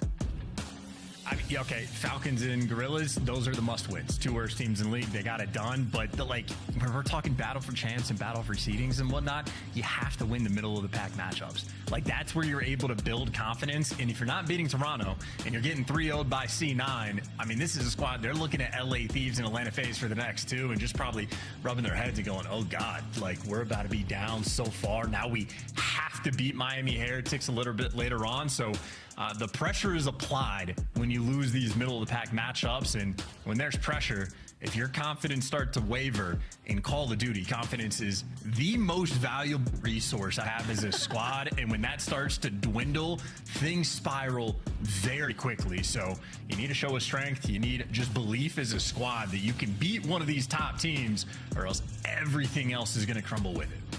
I mean, it'd be interesting for, of course, the last matchup of the day, Optic taking on Miami. We'll see how that one goes. And again, for Boston, a very interesting look at the quality of gameplay Miami are going to be bringing. Of course, Optic not looking themselves, looking a little rough around the edges is one way of putting it. We'll see how that goes. Again, as looking at the standings, Boston, a struggle so far here, chance at Major 2, 2-2. Happy with the 20-point gain regardless. But you absolutely want to be climbing out of this position you're in right now. Again, Heretics so close to it. They'll immediately leapfrog over you with a victory. And again, you're just sort of feeling great that you've managed to get the 2 easy wins, but FaZe and Miami, they're going to be tough ones. For sure. And just a note for, like, as the lead into Major 2, for Boston, I think this might be the most important stage these guys have all year in terms of setting themselves up for success. Because, again, LA Thieves and Atlanta being the next 2 matchups is not ideal, but they got handed for this stage the bottom 2 teams in the league, and then even a Heretics that has been struggling. So if you're able to get the winner's bracket, get the extra CDL points, set yourself up for the major, you're in a good spot. If you falter here, the rest of the year is going to be so much more difficult. And of course, LA Thieves, I mean, the one problem they really needed to solve for Search and Destroy, they have done so. They're back on top. They staved off the Vancouver Surge, like, resurgence and pressure that those guys were able to bring. And I mean, you love a good best of 7. You get extra reps in, play even more S&Ds, and have the re-experience of a long series. Because if Major 1 was any indication, grand finals this year are going to be a ton of fun, but also an endurance race. So I think LA Thieves incredibly happy with how their stage 2 has gone so far. Absolutely.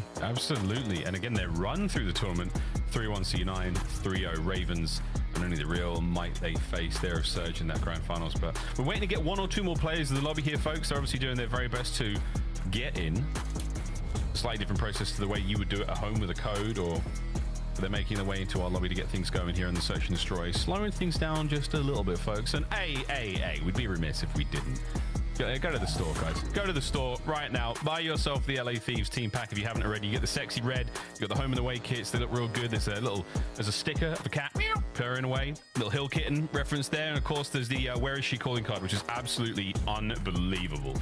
COD content and like true community memes are living in the game, folks. Whether it was Skirt Dragons back in the day in Cold War, it just keeps evolving. So grab it, Tiz. Just go get it. Just go buy it.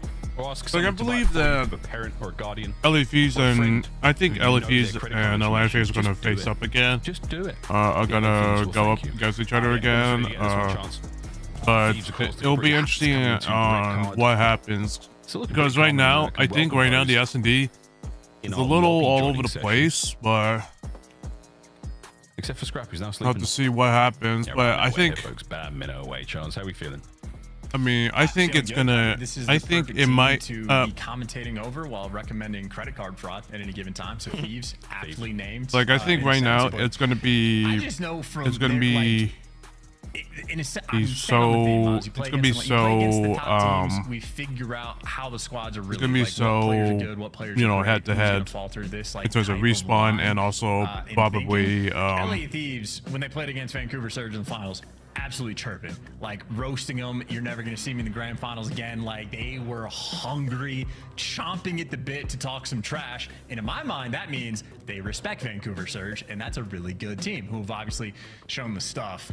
What I'm seeing in this series is LA Thieves don't care.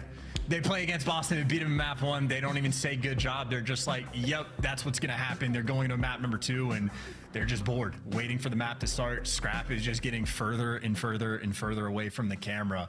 And in my mind, that tells me more about Boston than it does about LA Thieves. So I'm hungry. I want the bounce back in a battle for the S&D, but uncertain if we'll get it. Well, we're not going to get it. We're going to get it in a short break's time. As you saw Scrap's reaction and our reaction, that means something's happened, folks. So we're going to go to a very quick commercial break. On the other side of this red card, S&D, get them players in the lobby. We're doing it. We're trying. We'll see you on the other side.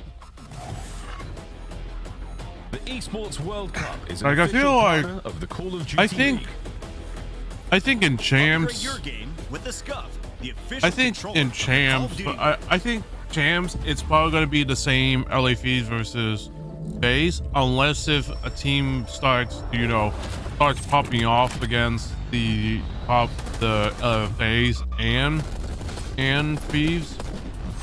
I think it's going to be different because I think it's going to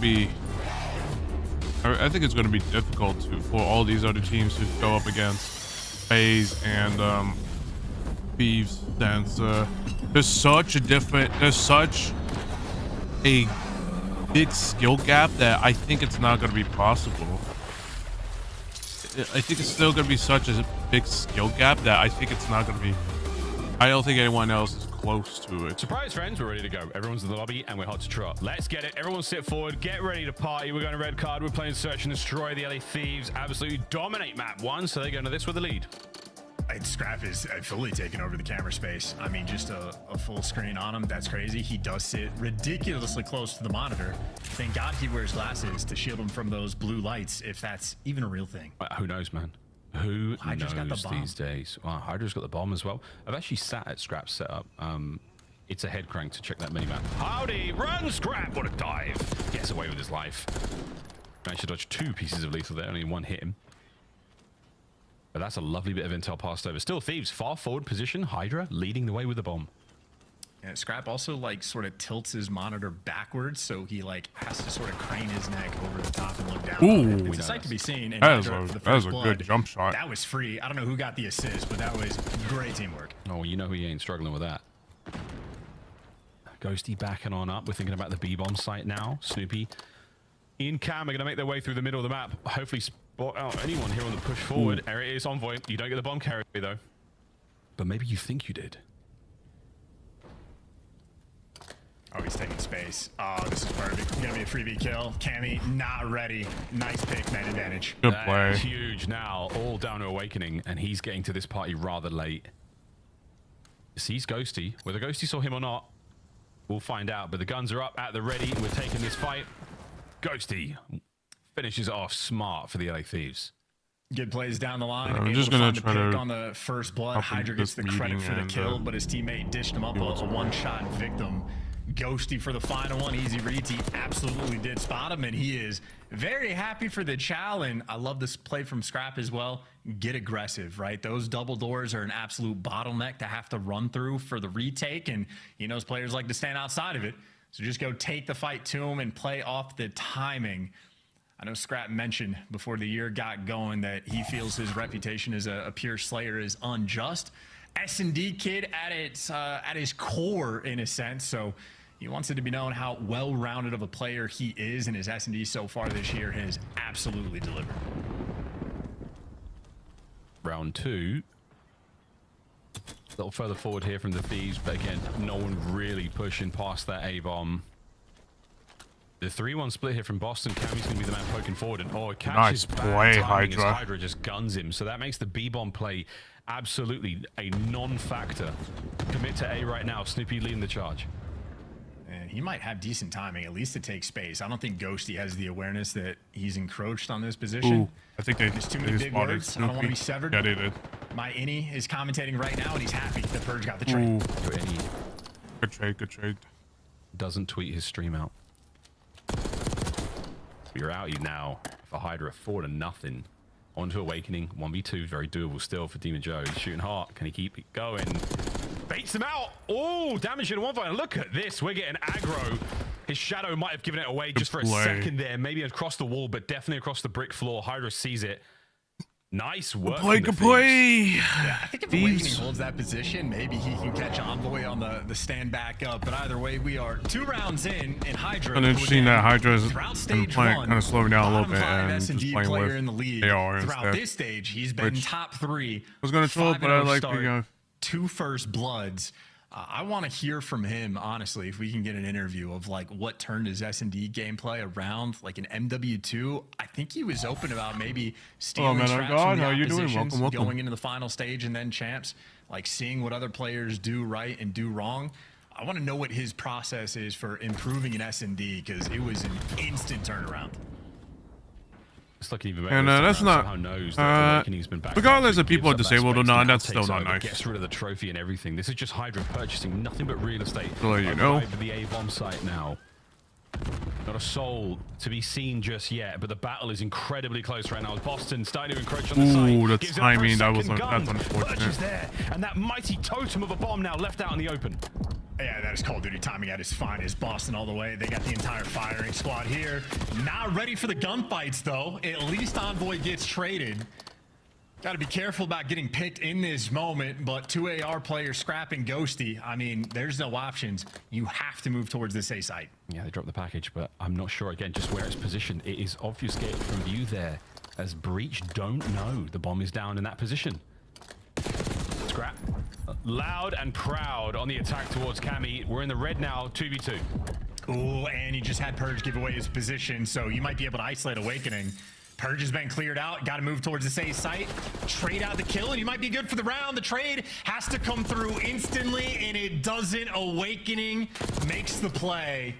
Great waste of time. That's a great unfortunate. stun grenade, and the comms had to have been there as well, because Purge knows he just has to hide.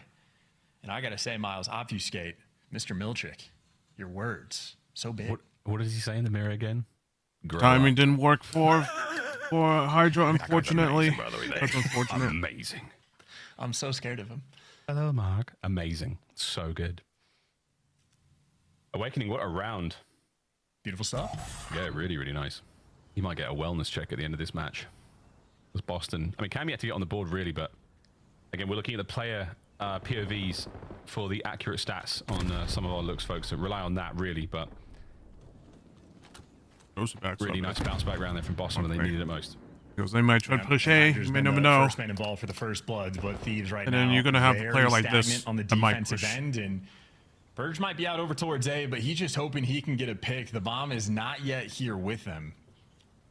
Boston, they don't know it, but I can see the minimap. The A site not completely open. Ghosty's around, but they got to know they have the timing. Purge making the move, first blood. There's a technical trade rolling through. Scrap gets a pick, but the A site has been open. And Bomb is still mobile. The problem is, though, Ooh, Snoopy that's doesn't quite know unfortunate. how safe he is to run right across that field, and we might just be going all the way towards B here. It's a bully, and his name is Awakening.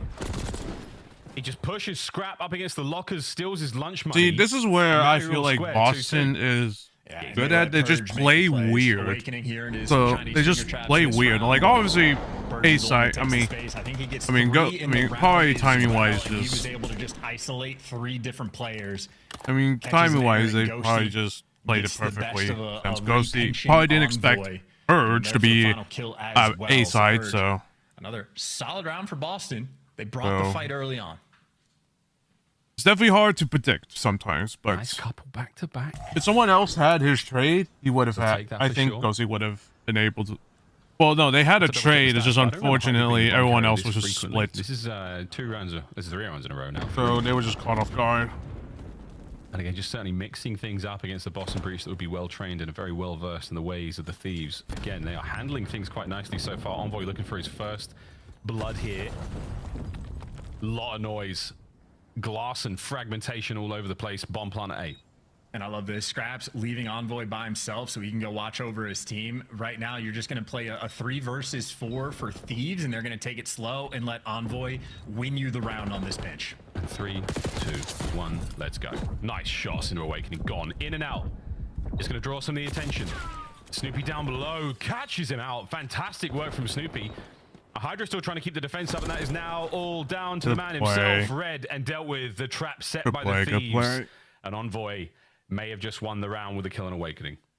And it's a perfect sort of note as well to mention that Hydra is now for 3 rounds in a row taking the bomb on the attacks. But if you're looking at the strengths of players, if you have Hydra in respawn, it's full freedom. You get the go button, do whatever you want, go crazy, get in their face, take as many gunfights as humanly possible kind of situation. For Envoy, you want him to calibrate. You want him to slow things down, think, work the pinches, and every sort of like high IQ play that you want to have, he's the guy you want in these spots because he can do it better than anybody else in the league, just about. Very few that can contend.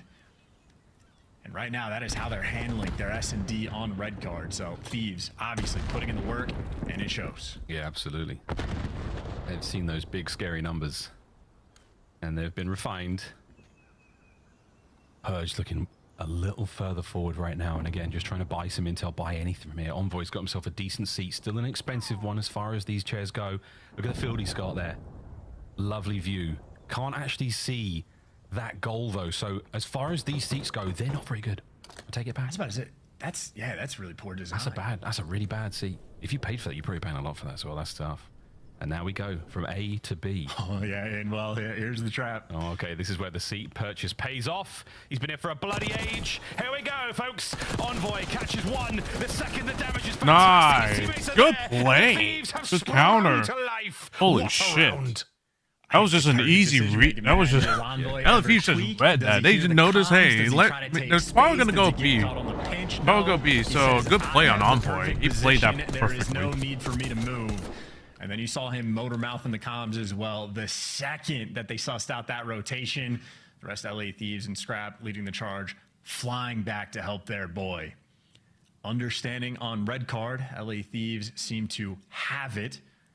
A nice little lead as well, and Boston looking at the 4-2 lead, and they're seeing those numbers. They don't quite understand it, but they are filled with dread. Filled with dread. 5.1 seconds from the first bullet to the last to see the LA Thieves dispatch Boston in that previous round. Hydra Omni schmoving right through the map under the cover of an RCXD as well, making things happen here. So quick stun check, Envoy straight in there, bang and clear. There it is, dealt with that as well. So huge works as Hydra, finish your food, son. Hydra's got players all around him. Can't pick up any more on the pinch. 2v2 now by the B-bomb site. Envoy, I'm not gonna make it through this one without taking another breath. Ghosty now with a 1v1 as he chases down Awakening, another one for the Thieves. Damn, Ghosty. And again, Similar to map number 1, Ghosty is not the MVP. He is not doing the most for the team, but there's gonna be like a moment every map where it feels like you need him to make the play, and then he's there and he makes the perfect play. And honestly, he makes it look easy. He just jumps all over the final guy, gets the call out. Awakening is either weak or is gonna be running away, so he gets the timing. So it's not like Ghosty always has to do insane things on the map, but he has to keep his head in the game and stay on top of everything. And again, in terms of a team that is built around different strengths, they have all the tools they need. 5-2. As expected, Thieves are top tier team when it comes to search and destroy statistically. Purge trying to take the round into his own hands. And this is a lovely hit and run over towards the B-bomb side. Trade's now complete. Snoopy's going to try to get a few more out of his life. And again, a little frantic. RC, that's unfortunate. Okay, Hydra. Somehow kills Envoy. Yeah, revoke his driver's license. Well, I think they shot it and it must have blown up in close proximity, but that is a slight blunder. And now in the 2v2, we're going to get the plant.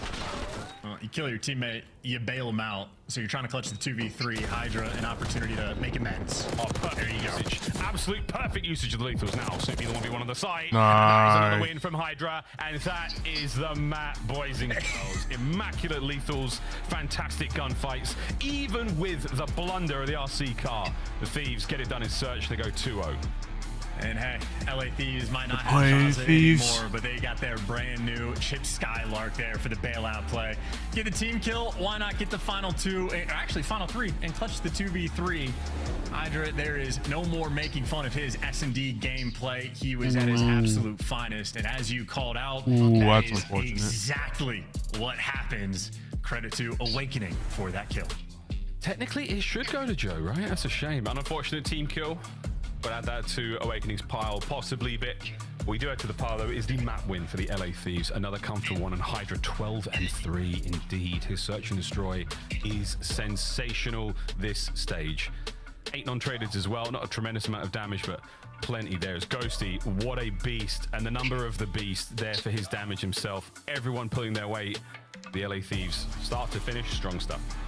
Soul to soul to get on this team, and they are trying to achieve that super status, but very clean series so far. And then the run these guys have had in control is quite literally going to the record books. They are right there. Ridiculous run that they have had.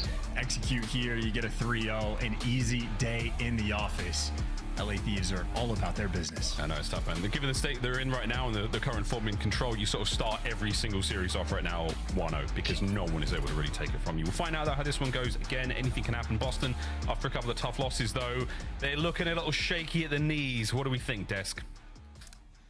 Search and destroy went the way we thought it would. Well done, LA Thieves. Scrap and crew looking like they're having fun. Walk me through some of the highlights here as we take a look at Search Alley. I mean, it's just Hydra, right? Yeah, like, we've kind of been waiting for Hydra's Search and Destroy to get where it was last year, and it kind of feels like he's getting there. Not a bad start. I still can't get over when he literally was like, yeah, I think I'm at like 85% right now, when he's literally dropping 1.3s and numbers like this. I mean, it's like we talked about in the pre-show, man. It is so hard to nitpick at all to this LA Thieves. I mean, their S&D is night and day. They're having fun doing it. Yeah, they're having fun doing it. That's a good point. I mean, you see red card once again. Team's trying to play them on this map. I just don't agree with it. Don't do it. But I mean, they're growing their map pool now. I mean, 7-2 in stage 2, now 8-2 stage 2 in Search and Destroy.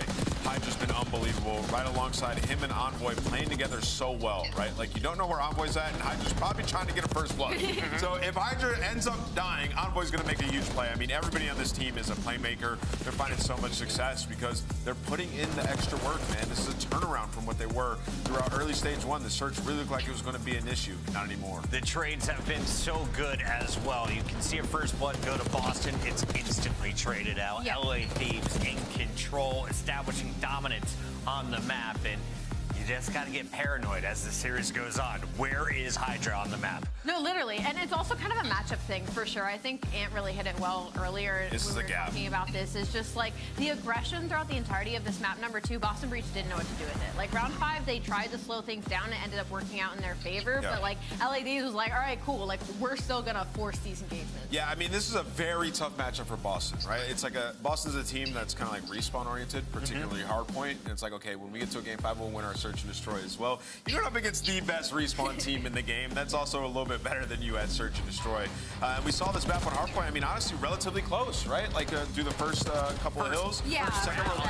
Second rotation, like 130 to 120, right? And we're like, okay, Boston have a good opportunity here. And then Thieves just get a huge break down low on computers. Ghosty goes in, hits a massive pinch. They break on in. And from there, they just ran it up on them, man. Scrap had himself a hell of a game. But yeah, for a bit, Boston looked pretty decent, but, you know, just not able to keep up with the skill gap here.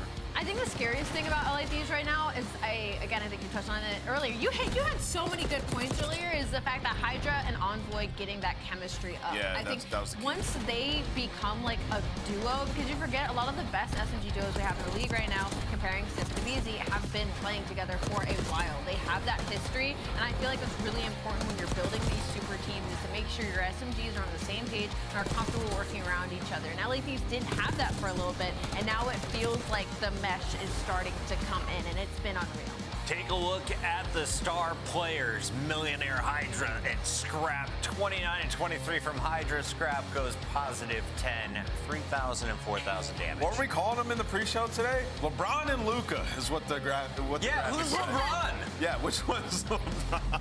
It's like neither of them really played for LA before. I'm gonna go Kobe and Shaq though. Listen, it's like Luka and Luka.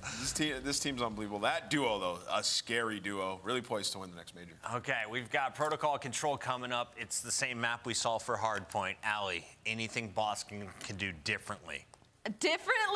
Get your engagements and your kills up. To be honest, they're getting outslayed like crazy right now, and that's just because Hydra's having a game. And I mean, they love this matchup typically, and we're not getting a whole lot out of Cammy right now, unfortunately. So for Boston Breach, I mean, put your best foot forward, but it's not looking good because Control hasn't been strong. Boston are not good at Control. No. Like, it's been pretty abysmal. I mean, for them, it's just like, they're going to be running at you if you're LA Thieves. They're going to be trying to put you in a spawn trap, right? Like, you got to regroup, take your time, get that first kill, then get out of your base. Things get out of hand when you get picked off and you lose your numbers there. You're going to get slammed versus this team. So time to jump into the game. Find Envoy and kill him. 3-0. Let us know, Miles. Yeah, LTs are not very good at finding Envoy and killing him. Yeah, definitely it's going to be another 3-0. Their eyes are really good at stacking the point, though, if you're the Thieves. All right, here we go, folks. Control and a hot hand, indeed, for the LA Thieves. The chances of this being a 3-0 are incredibly high. I'd throw that at like 92, 93%. Incredibly high for the odds on that mix. Yeah, I mean, if the game plan, as Nameless put it, is to find Envoy and kill him, I'm good. I'm all right. I don't feel like doing that. I'd rather chow Scrap in a head glitch and then just die, I suppose. I don't know what I would want to do, but it is an absolute nightmare because Hydra has ascended. Well, two people on. Two people. Found the improvements. He is two LA Thieves, and then you got three. Well. And if you notice the kills per 10 minutes, 25.4, he's higher than every person on that list players except on for there, two, so one of them being his teammate. So the SMG duo right now for LA Thieves, they've been out of control, and obviously if they get going on Protocol, that is the spawn trap blender. Yeah. We've redefined what it means to be spawn trapped here in Black Ops 6. Control has been vicious from start to finish. Gone are the days of those nail-biting round 5 vault games. They're gone, as something absolutely horribly funny has just happened. I mean, even Sender has had to come in and be like, all right, here we go. Scrap's wheezing in the corner. The Ghosty's sort of feeling like, okay, it's not that funny, guys. Lock in, Control, here we go. Let's just get this done. We're going to Protocol. We know what we're doing. Everybody lock in. 18 and 4. 18 and 4, and then yikes. Boston is not looking good. Boston 4 and 11, 11th overall, on a losing streak of 3. Here we go, folks. Good luck, Boston. You'll need it. Sure. Yep. 9 in a row against a team that only has 4 total. That's going to tell you a story. Granted, they've played some extra controls because they've had 2 different best of 7s where they get like the extra one for a series in a sense. But yeah, this is, I mean, some wizardry stuff. Hey, we're going to get a look. If you're trying to improve your Control gameplay, what do? Maybe don't shoot Envoy in the back of the head off the rip. But if you do, bail him out and kill everybody else. Well, Ghosty's sleep raging program is activated there, and he managed to do a favor for the Boston lads. But a favor that might be short-lived. Nice work here from identifying the push, Boston. You played that absolutely perfectly on the counter-attack, but now you've still got a lot of work to do towards the middle of the map. 50% through A, you've still got numbers, you've got to root these players out, and you do so relatively well. Trades even zone safe. Back to square one. I mean, hey, he took the distant routes to make sure you get the break, but they deliver. Hydra, though, does a good job of pumping the brakes and keeping trips under control just so his teammates can work a little bit quicker out of spawn. He's pre-ing his teammates, maybe a little bamboozled, and there's 2 players behind you. So a moment for Hydra, caught a little unaware, but Envoy isn't able to get 2. And you're right back on this A zone, as Envoy has been ridiculous. Yeah, man, that last gunfight win was something. Unfortunate stun there. Geometry, a wild one here in Black Ops 6. Awakening winning a nice fight there towards mid. Hydra taken care of down low, but so is the A zone. The A zone long gone now over towards B. Ghost to be the first man in, and oh boy, we're causing problems now. The last 2 members of Boston Breach will be red and dead with in a moment. Hydra's got the pinch on him. Oh gosh, damage is there. Not enough for any more kills, but lovely work. And they're pushing out for the spawners as well. They get 2. Envoy loses the one in the back, so Ghosty is isolated, and Snoopy gives you 2 big ones just to keep Boston in it. Down, though, by 4 lives, so they got a big hole to climb out of. A lot of time left on this game clock. Yeah, not a tremendous difference in lives either, so Thieves with a slight advantage for now. Snoopy. Good dancing and diving, man, but plenty of rounds there. 9 mil rocking its way towards you. Awakening from spawn, right into the fight. Purge is about to cause some problems down low as well, or will he be caught potentially? Now onto B one more time. Thieves looking to get it done. This is a tough one. Wins the gunfight on time, gets traded out by Ghosty, trying to flood through the middle of the map. But again, you were just down 6, make it 7 lives. A moment where they needed their front line to start getting some kills and set you up, and they just simply could not deliver. Hydra there for the trades, and for Boston, no respawns remaining. It's better to die, probably, than to give up all the tick captures. It is, but also if you just don't lose a single gunfight, you lose 1. Ghosty picks up a freebie now. Pressure towards the middle of the map over by the zone. Nice damage in, but Awakening is still alive, and Awakening has been shooting for the last few moments. He's 8-8 overall. Last man left alive now for Boston. Hydra is going for the ramp to kill him. Easier said than done, but that's the round for the Thieves. Yeah, and Ghosty, again, he opens things up, shooting Envoy in the back of the head, so he makes up for it by getting double-digit kills in the round. So phenomenal work there out of the AR players for LA Thieves, and I mean, that is just basically as fast as you could play around, even for the time it took to get out of their spawn. It was about as quick as they could do it, given how Boston was playing in it, and just swinging from one zone to the other and knowing when to stack and when to push out. LA Thieves very much dialed in. And is Dave Chappelle in the background? Are they having too much fun? Why are they smiling so much? It's like it's boisterous laughter. I looked. I was like, Dave? Dave in Dallas? They caught me out there. Well, Ghosty's looking great. Word to Bucket. See if you can keep it going here in these next few rounds. Snoopy with his first blood here. Again, the instant trays. The top mid of Protocol, a death trap. Whichever way you look at it. And Cammy has managed to slip his way through, and nice shots on both of those players, but the capture comes to a close. Here comes Snoop. There it is, gets 2. Take that, good work. Now you stack the objective. They're gonna have, well, only one guy on, and Awakening gets picked. Snoopy might have to do everything in this moment. Finally, the reinforcements are there. Purge gets an extra kill and an opportunity for him to get his gun hot. Slow start round number 1, but a 3 spree in this moment, and he lives in their spawn. Ooh, unlucky. He had a lot of pressure there. He was starting to get moving, but Hydra and Ghosty just get a couple of insane kills.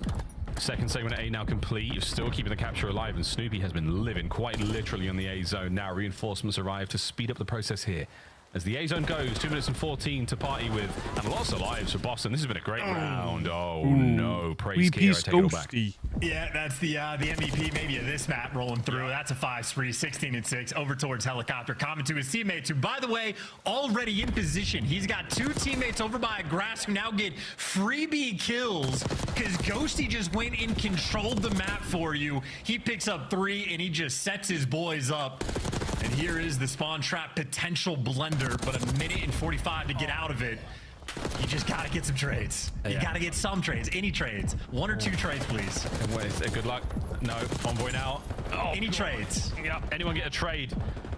The pressure is still on. The trap is set. And Boston are unable to escape.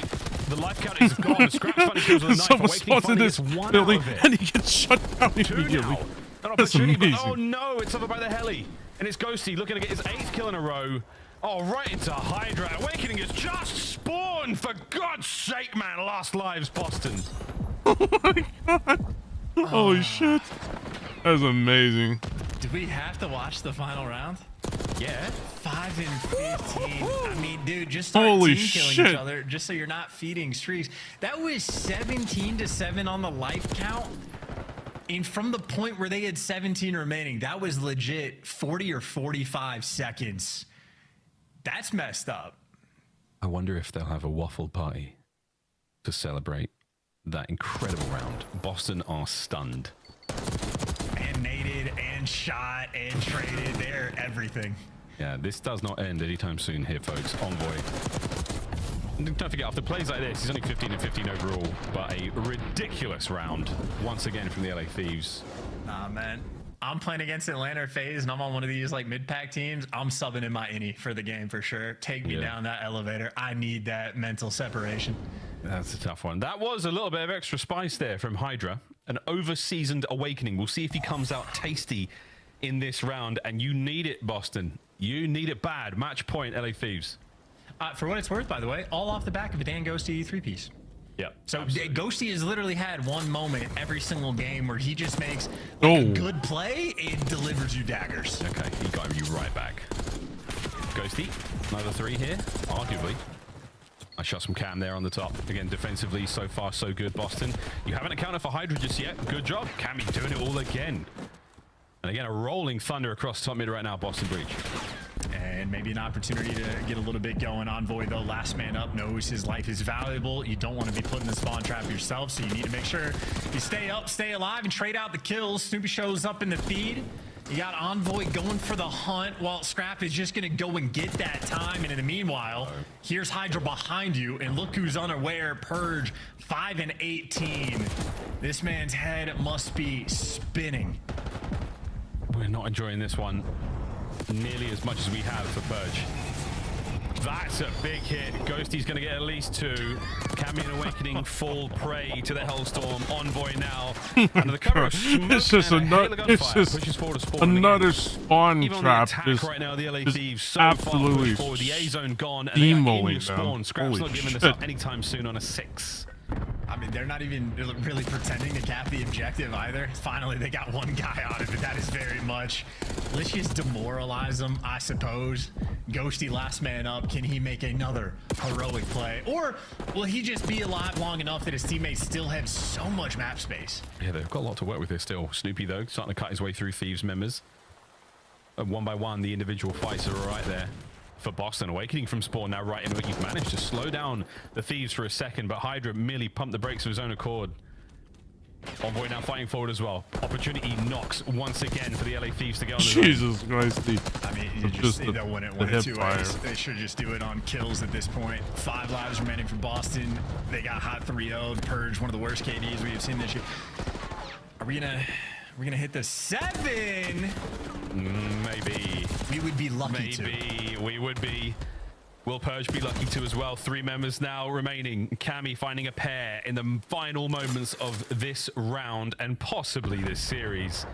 LA Thieves come to play. Scrap puts it all now down to the 7th of Purge. It's not over yet, but it is not looking good. Come on, man, let me sell the dream. They're still on the zone, capturing it. There we go. Now Purge, can he save it? What a heroic moment it would be, but it's done. The Thieves collapse upon Boston Breach and tear them to pieces. They're in the control and they're in the series. GG's. That was a rough one. Yeah, you sell the dream. I sell the nightmare of playing against the top 2 teams right now. I mean, these have just been destructive 3-0s we have seen today from both Atlanta and LA Thieves. And honestly, I don't know which one is more impressive. Certainly the run LA Thieves have had has been incredible. Their turnaround at S&D, you could not ask for anything more, and that is now 10 control map wins in a row. Looking untouchable in one game mode. The one weakness they've had, they're now 8-2 in S&D. Like, is Hardpoint their worst game mode, and they might be the best Hardpoint team in the game, Miles? Like, this is not ideal for the rest of the league. But finally, we can say Dan Ghosty for MVP. That was only the first round stats for the kills column, but the damage overall was concurrent throughout the entire time. Ghosty, a masterclass there on protocol control. Yeah, a wonderful day there for the LA Thieves. 170-6-2, 3-0 in the series as well. Congratulations to the Thieves. Plenty of CDL points going their way still as they continue their extremely healthy campaign towards champs. I just love the idea that, Thieves and FaZe were taking, watching each other battle their opponents comfortably. Again, still thinking about a Major 2 is on the way, folks. And two this was just very a strong slam teams going hit. into it. Indeed, it's going to be real exciting when we get to Allen, Texas. But that is that, folks. Thieves, damn, Des, take it away. Some of these results are going to be skewed throughout this stage as we have our teams separating themselves from each other. LA Thieves are clearly in a different league than the rest of them, and Atlanta FaZe, you got them in the S tier. Who else is up there? Can anyone hang with these two nameless? Yeah, I mean, I would say Vancouver, definitely. I'm still putting up there with them. Pushing it, yeah. I think A+ tier? I think because of the consistency, right? Like, it's just LA Thieves in Atlanta, and then there's a line that's drawn, and then kind of the other teams like Carolina, Vancouver, I'm putting in that area. But yeah, I mean, they're just unbelievable, man. Like, you watch these guys, they just pummeled Boston. Pummeled. Like, that was unreal. Like, the spawn traps that were happening on that map number 3, like, I literally thought I was watching a pup match, and it's not often you see a professional team do this to another professional team. And I don't even want to say, like, to some capacity, like, not just any professional team, right? Like, this is the Boston Breach. We've seen what they're capable of doing online. Middle of the pack team their that's ceiling good online. and, like, made them look like bottom 2. 100%. I mean, I agree with that. I mean, you look at them across the board here, like Purge, what, 7 and what are you in 7 and 24? Yeah, so he was 5 and 13 at this point in the game. Yep. And he gets 2 more kills before it's over. Yeah.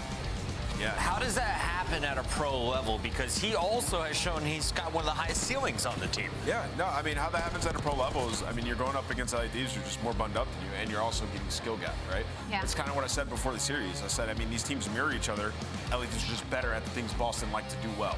And it's not going to bode well for you in a series like this versus world champs and, players who have been at the highest level winning for years on end. I could watch that slow-mo final kill over and over again. It's 3 different players diving out to get the final pick. We got Dan Ghosty to talk about the quick 3-0 with us live. Dan, you guys came into this match winning 81% of the maps you enter. That number goes up even higher after the dub. What has changed for LA Thieves? Why are you guys able to pull apart from the rest? I think it's just being consistent with our practice and just taking it serious all the time and making sure that we're being deliberate with the things that we're working on. Can I just say 1.92 in control is insane. I'm reading the L bar down there. Good God, Dan. When teams reach this level, it's so hard to ask questions, but I do want to know, like, are scrims going this way? Are y'all just like waking up, spawning into practice and just slamming people all day? Or is there some inconsistencies? No, I'd say scrims for the most part are pretty consistent. We're always, it's always a good day around here. Even if we do lose maps, we're coming out of the map, making sure that we learn something rather than being upset that we lost it. But genuinely, it's been pretty consistent. My biggest thing is just like, are they spawning in, knowing what they're spawning into when we get to these matches sometimes? Because that was egregious. Thank you. Dan, first of all, I doubted you early on, and you caught that first dub. I'm happy for you, man. You got that dub in the minor. How's it feel to be like a champion and then headed into maybe a major champion? The minor chip, it's like a half chip at most. It's got to feel good, though. It does feel nice. Yeah, it does feel nice to win against CDL teams, obviously, with my only event win being in Challengers. But yeah, we're real excited for the minor coming up. Got 2 more matches next weekend, but yeah, we're obviously only looking forward to that minor. Dan, I had Jamil, our friend from Lebanon, was texting me on WhatsApp throughout this series. Anything you want to say to your supporters around the world? LA Thieves are making a lot of people happy. Shout out Jamil, shout out everyone else supporting, shout out to friends, family, fans, literally everyone. We appreciate y'all. We hear y'all at the events, we see y'all's comments online, and just know it is appreciated, seriously. It's been fun to watch. Thanks again for a quick 3-0. We'll see you in your 6th match. 2 to go. Thank you. Have a good night. 5-0. Before we get to this next bit, I want to ask a question because I had EasyMac run the numbers. Of all the times we've had a team finish at the top of the qualifier, only 3 of the 16 have they won. Do you want a loss if you're LA Thieves in one of your next 2 matches? I wish we had their schedule in front of me left, because I mean, I don't know if you even have an opportunity for a loss if you're LA Thieves, unless it's versus Atlanta. Listen, you look at that and you go, all right, 3 teams did it. We're better than all those teams. We're catching this dub. We're not losing anytime soon. I mean, that's the mentality you have headed into it, and I think they do. You think Scrap wants to lose? Texas and Minnesota left. Maybe throw it to Minnesota right before the major? Yeah, sure. Give it to Minnie. I like that too. If it's for Minnie, is down for it. For now, though, you're going to have to deal with this guy. He earns another scuff play of the game. Hydra. How do you kill a whole team, man? I mean, hold the right trigger. He's absolutely insane. Yeah, hold the right trigger, will get it done. You can see right here, I mean, Paco doing what he does best, getting up close and personal, gets pushed up, finds the first kill, and then he plays like a creddy. There's a reason people hate playing against him, because he's always playing an off angle, sitting behind the barrels. Cammy comes running up, wins that gunfight. Then guess what? Giga thinks he has a free kill. Nope, Paco's some of the best anticipation in the game. These are some of the traits that made players like Scuff one of the greatest of all time. Paco has resemblance of that. Omni movement, W. Pearly Whites in full force. Congratulations, LA Thieves, now 5-0. When we come back, Texas looking for their first win of the Major 2 qualifiers. They have an opportunity. Miami struggling in the minor. They come up next. Correct.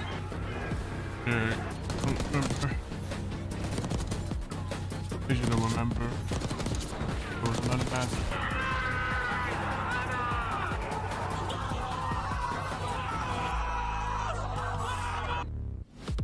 The Esports World Cup is an official partner of the Call of Duty League.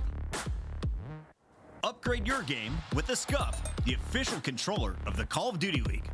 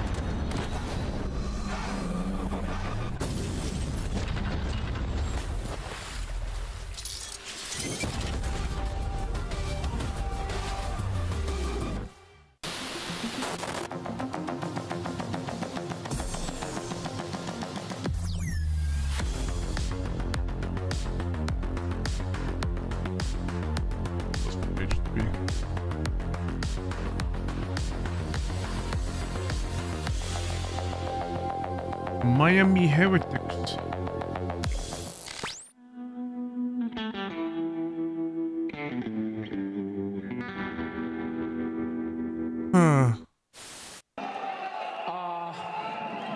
Don't sterilate Hydra, please. Holy. Where is it?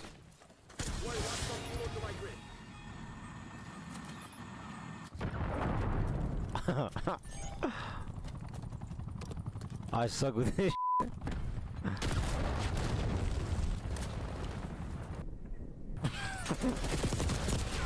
Bruh. I'm not using that shit ever again. This shit out. He's getting caught. 9 seconds to go. Just has to stay alive. Can he get back to it? I don't know. It is so close. He might have it. He might have this. Oh, with .1, Scrap gets it done. We're good.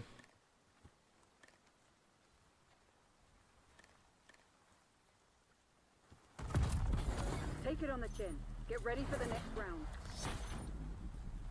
Wow. Okay. Well, something to note. Never f***ing dive off that ever again. Wow. Okay. Well, Hex is claiming this is going to be the best champs ever. Well, for these two, it absolutely was. Just a moment ago in the venue, the green wall and the rest of the venue, of course, giving the congratulations to that lucky couple. Heck of a way to set a proposal up, I'll say. What a fantastic weekend, man. Like, it's all about the love, man. Congratulations to both of them. You know. The 2025 Optic Texas Team Pack is available now. Well, Each let's pack see includes what home and Optic away operators, do. as well as this vinyl, proving your membership in the I mean, it's Alien the Task power Force. still, Next time you you know, boot up, in suit a up at the hellhole in-game mode, shop. but I still have hope that they can at least get one win. At least one win.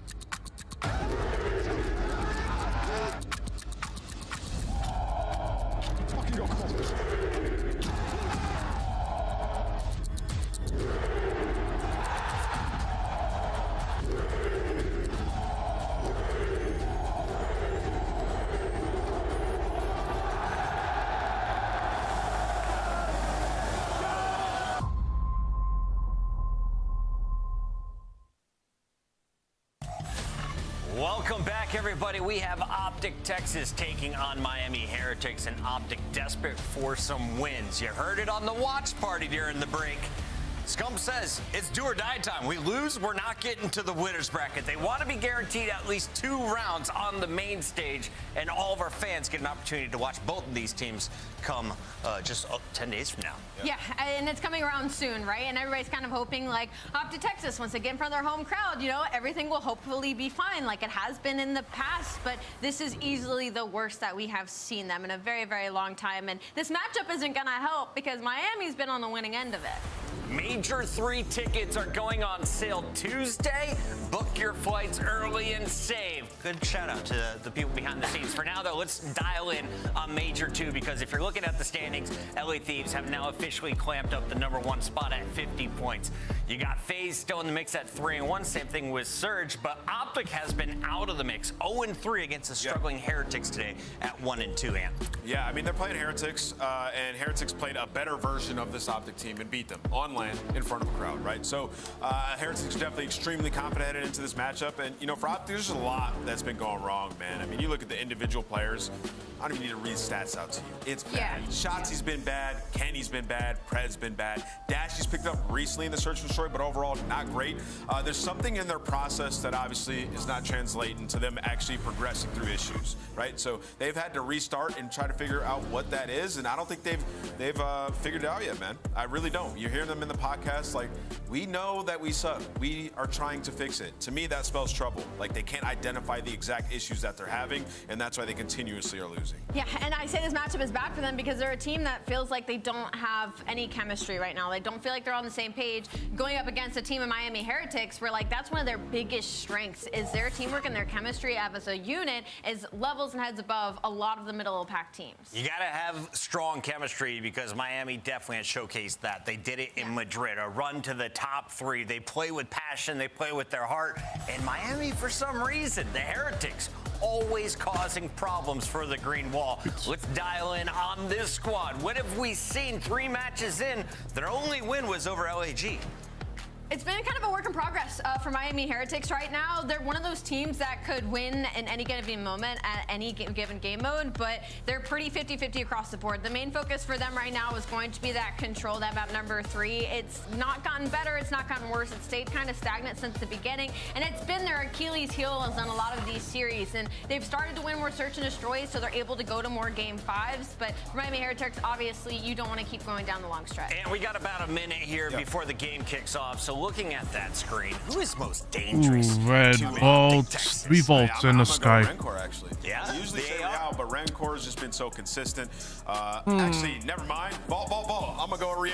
He's gonna be most dangerous. This one's gonna be interesting. But yeah, I mean, just add some context to the Miami situation. Like, they had a substitute obviously, matches, right? And then they have Optic won against Falcons, but that's Falcons. Right? They For suck. them, I mean, there's still the same team that we saw at the major. I mean, at least try to square up a team that probably doesn't removed from the pool by Miami. know about red cards, so I do, because probably they're 0-6 on the Pirates are control, gonna try so, to at like, least naturally it's not a map they just are square up preferably against comfortable on, a and team their map that was actually fairly is deep, considering 50-50. being more of a middle of the pack. But we'll see. Triple dose of Vault. It's the most we've seen. Optic Let's control jump by into this one. I'm going Miami Heretics until Optic wins. Vamos, going Miami Heretics. I'm going Optic because the one time I picked the other team. You just said Optic is the reason you are like 4 behind, and now you're going. Now they owe me redemption, so they just got to win like You gotta send him a jersey. Final or something. answer, The Optic commitment is Texas? crazy. Yeah. You got faith? Kinda, yeah. Why not, baby? Why not? Kinda. Your turn. Listen, we'll see if they can do it, but you have a chance. This is what's interesting. You know, you looked at the schedule for Heretics. It's tough. We know Boston has some tough matches. There are a bunch of teams that could end like 2-5. So Optic have a chance in that winners, which is important for them. We're going to Dallas. You know, we have like a home event. They've got a chance to do it. But Joe, we were talking about this Optic team, and you know, I've been vocal about the fact that I don't think they are playing well at all. Like weeks ago, I was like, they are shit right now. They have a lot to figure out. I kept saying like fundamentals, you know. Ant's talking about rules. These I mean, as long as Optic can at least get a win, that would be awesome. But right now, I mean, from what it's sounding like, everyone is really, really bad. But I felt like Kenny has been in his worst position so far. Just based off of what's been happening recently and like how Kenny has been playing. It's been concerning to me at the very least, because he was the very vocal one. But it's like, from my perspective,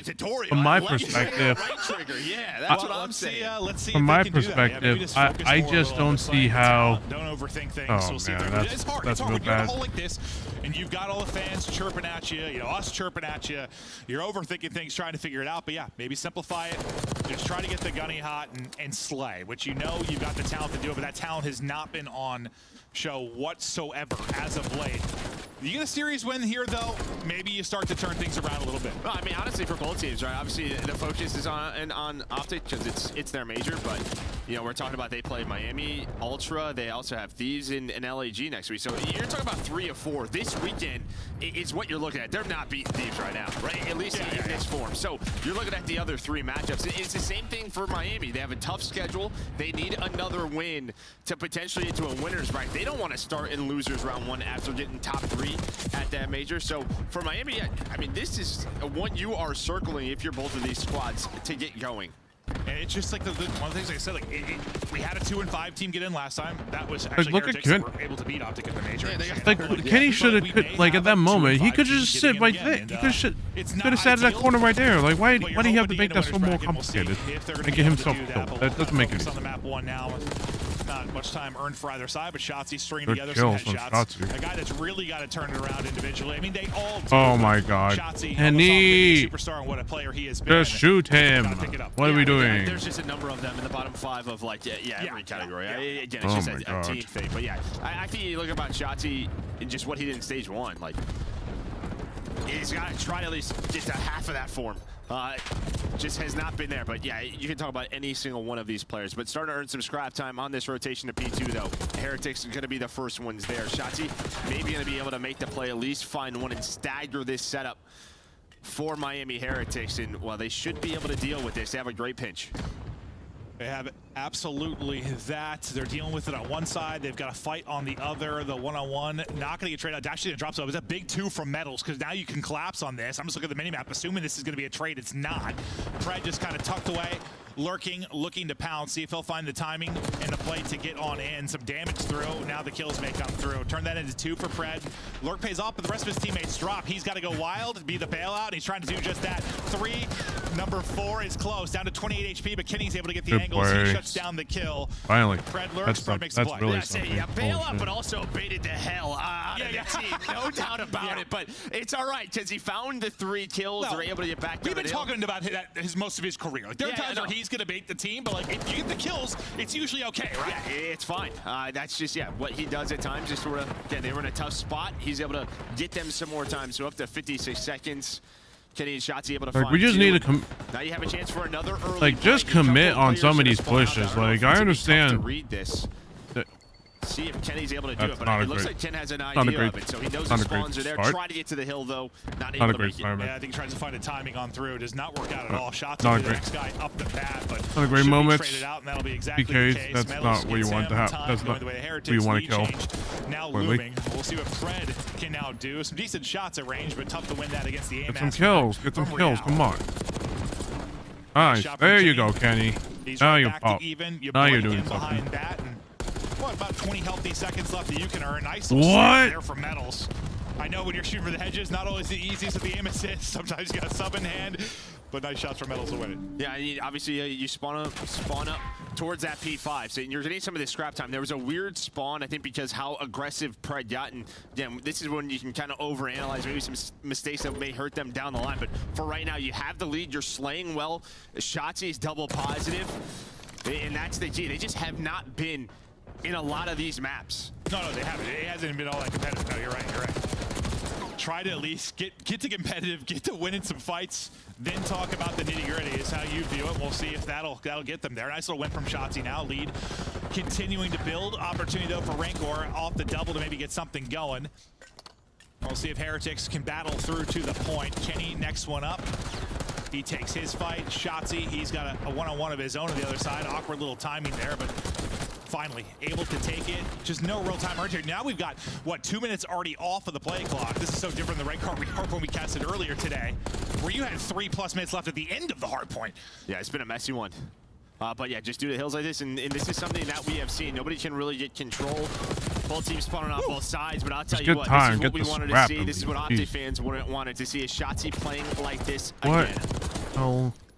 Yeah, double positive, deep in his bag, trying to turn around some of those numbers he's had in this stage 2 qualifier. We go right back over to his POV, but yeah, still up 20 now, second set of rotations. He said kind of a sloppy first one, just if you look at the half the play clock being gone, no one able to hold like a real big setup.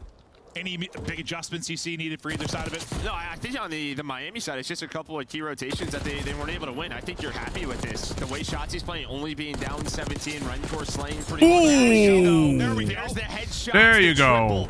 No, get time, get time, get time. There you go. But Rancor might respond. Holy with shit. a triple of his, but not gonna happen. Dashi is there, takes him down, but you didn't get much time behind that, right? So they kind of chased this kill outside. Finally. Why are we chasing people? Just get time. Where's the objective, Flavy? No, it doesn't. You know, turn that into anything. Dude. And now you've got the early set of What the hell are we doing? Are Heretics. Kenny is going to fall. The other three trying to push, but everybody's on headies with ARs right now for Heretics. They're mostly winning the fights. The subs, though, trying to get it done for the Optic Texas side as we bounce around. You've gotten them out of the hard point, at least for now. No. The play clock's still going to be a big conversation. We're now down to 2 minutes in a 90-90 game. It seems improbable that we are going to be getting to 250 for somebody. I mean, that's incredible hipfire right there from Real on the Shotzi. You definitely want that, but there we go. Miami able to take the lead, and yeah, it's because of those small moments where you are finding the kills, but not finding time. Get time. Often, but only down a couple. They do find 3 dead in God. the feed to have them spawning where you want, but you are not wrong. It is just going lower and lower. This is a weird one. Well, I mean, it's like early red card, I feel like, when we first started the year. This was a conversation every time. Clean there on the headshot from Rancor. This is just really floppy play. Rotating out now. Early on the race should be the Optic side. They'll have a 3-on-2 early near the point. Is what? 2 stay to deal with the last guy coming out. That'll be Shotzi. We'll see what he can do on his side. He's kind of tucked away, but now we'll focus on the fight over here. But you've got numbers. We're a good bit of time. It's 2 dealing with Shotzi, and Shotzi's actually able to get one on the other side of it. So this will delay and stagger kind of push in from Heretics. So you have numbers on this side of your Texas. You turn this into some time, but now we'll see how the spawns come in. Backside for Optic Texas, out front for Miami Heretics. Now the real fight goes down. Yeah, and this has just kind of been the thing. You've had some positions to get some of this time, but then Miami's finding a couple of kills and just making it messy. Pride, though, right back into the hill, just gonna chow out with Dashi. Put Kenny on the hill for now. Hey, at least we might get 250 total points earned. That's a good point. Yeah, it's still just, what, 90 seconds? Focus on time! Come on! Sometimes the second set of rotations, it gets a little bit cleaner. What are we across maps. doing? We'll see if Not that'll be between these two. Yeah, so My God. It's not seeming that way. This is just real messy. Like, no one's playing... Like, no one's playing objective. Even a 30-point lead kind of feels like more just because of where the clock is at. Like, usually at this point in the game, I wouldn't think like a 30-point advantage is really that big of a deal, but seems a little bit scary. This is the Miami chance, though. You got an early rotation, but you see there's a 2-2 split right now. So Kenny and Dashy, they're just hoping the other two can buy some time. But Optic right now trying to find the break on this P4. Let's go to a listening with the boys.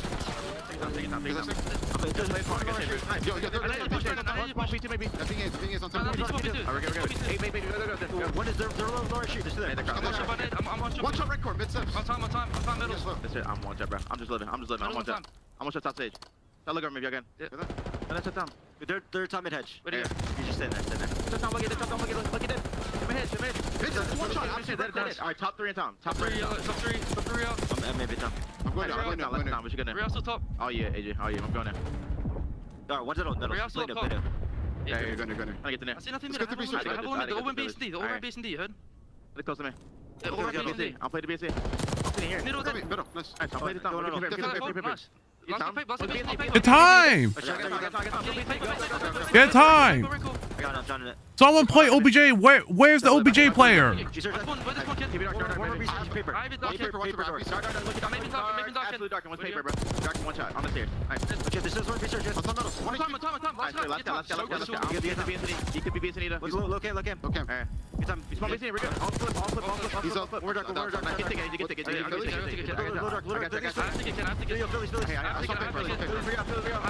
One shot Phillies. One shot Phillies. One shot Real. Nice. Still have ticket. Phillies. Phillies. Low dark. Real. I'm pushing him, bro. I got him. I can't. I have 3 low. Yeah, that's somebody. Camera.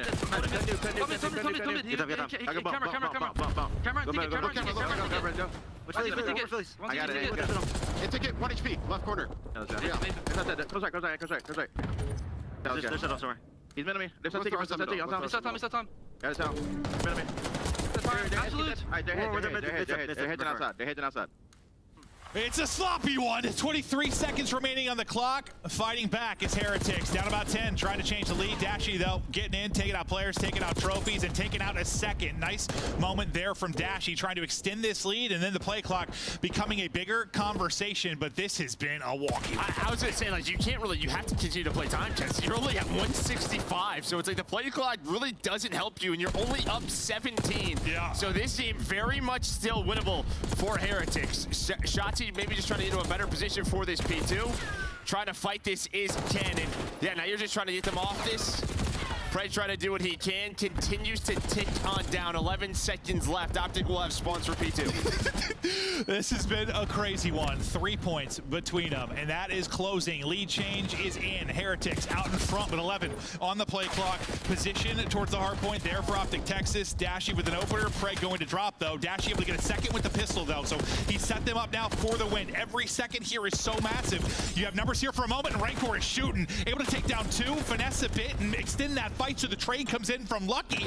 Now lead change again is in. Heretics back out in front with 8.4 to go on the clock. Lucky, though, drops. Real, Rancor, holding, trying to win this one. The contest, every single second of contest, so bad now for Optic Texas. They hop out of the point, letting time dwindle, spawning out as Optic. They can't get back, and one of the weirdest red cards we have had goes to Miami Heretics. That was something. It's disgusting. Again. I mean, it felt like I was watching like a day 1 red card scrim. Yeah, that's how it felt. Yeah, no, that's why I said the kind of middle. It felt like early red card, like real early red card. No, I felt like a day 1. Yeah. You heard kind of in the listening, like there were a couple moments where just like people weren't listening. I mean, Ken was like a couple of times at the end of the P5, like, yo, I'm bumping. Somebody get off the hill. Like he's talking to Shotzi, never really get a reaction.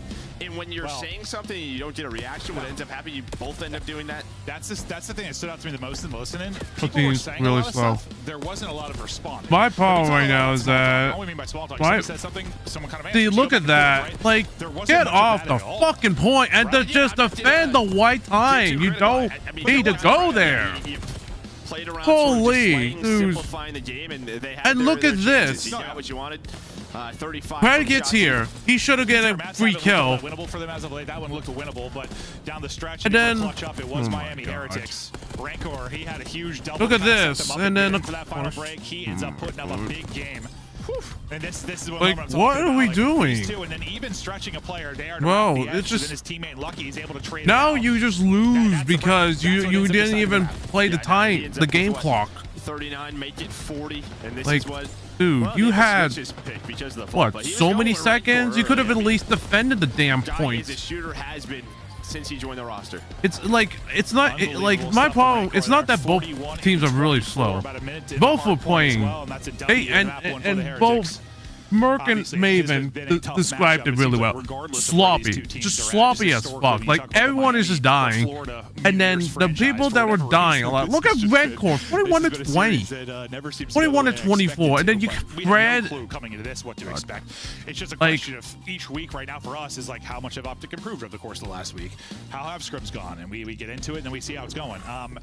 Look at Ugly, at least in that first map one, that was not a pretty one. I mean, from either side, it was not the best hard point. Hey, I think that on the other side for like Heretics, this is not the way you want to look. Right after coming off a top 3, just trying to again get into a winner's bracket start, but they need a victory here. No, it just seems like, a couple of those teams just seemed a little bit ahead early on. Like, I don't know, maybe them or even like Boston Breach. Like that's not how you want to fucking. That seems to be slipping away because there are teams that are. That's just not how you want to win. Like, let's look at if I mean, I got a few minutes. Seems a little bit. 23 seconds. Like, let's look at this. Let's look at from a perspective. It's a like, sloppy one. 23 seconds like, remaining. yeah, on the clock. okay. Fighting back. Aussie, get him off the point. Get him off the point. You could at least, yeah.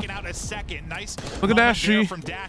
Why is he trying to? Why is he playing? Play for game clock. Don't play for points. Like, you can't really. You have to continue to play time tests. You're only at 165, so it's like the play clock really doesn't help you, and you're only up 17. Yeah. So this game very much still winnable. And then of course this. I mean, maybe just trying to get into a better position for this obviously, like, trying to fight this. And then of course Kenny doesn't get the kill. Prey trying to do what he can, continues to tick on down. 11 seconds Like, left. look at this. This just. This has been a Like, there are multiple times where you should have just. Well, I mean, obviously this doesn't. Obviously, a hard point time doesn't help. But if you look at it, you could have at least. You could have at least tried to get. You could have at least tried to play the time clock right here. The game clock right here. Like, why are we trying to defend the point? It's just like there's so many. You have to continue to play time tests. You're only at 165, so it's like look at this. Everyone else is dying right here. Like what? Why are we? Why are we pushing up? Why are we pushing up? This like if they didn't push if Optic didn't push up like this. Like, look at this. One dies right. Kenny dies right here. I don't know where he's looking at. He's looking at nothing.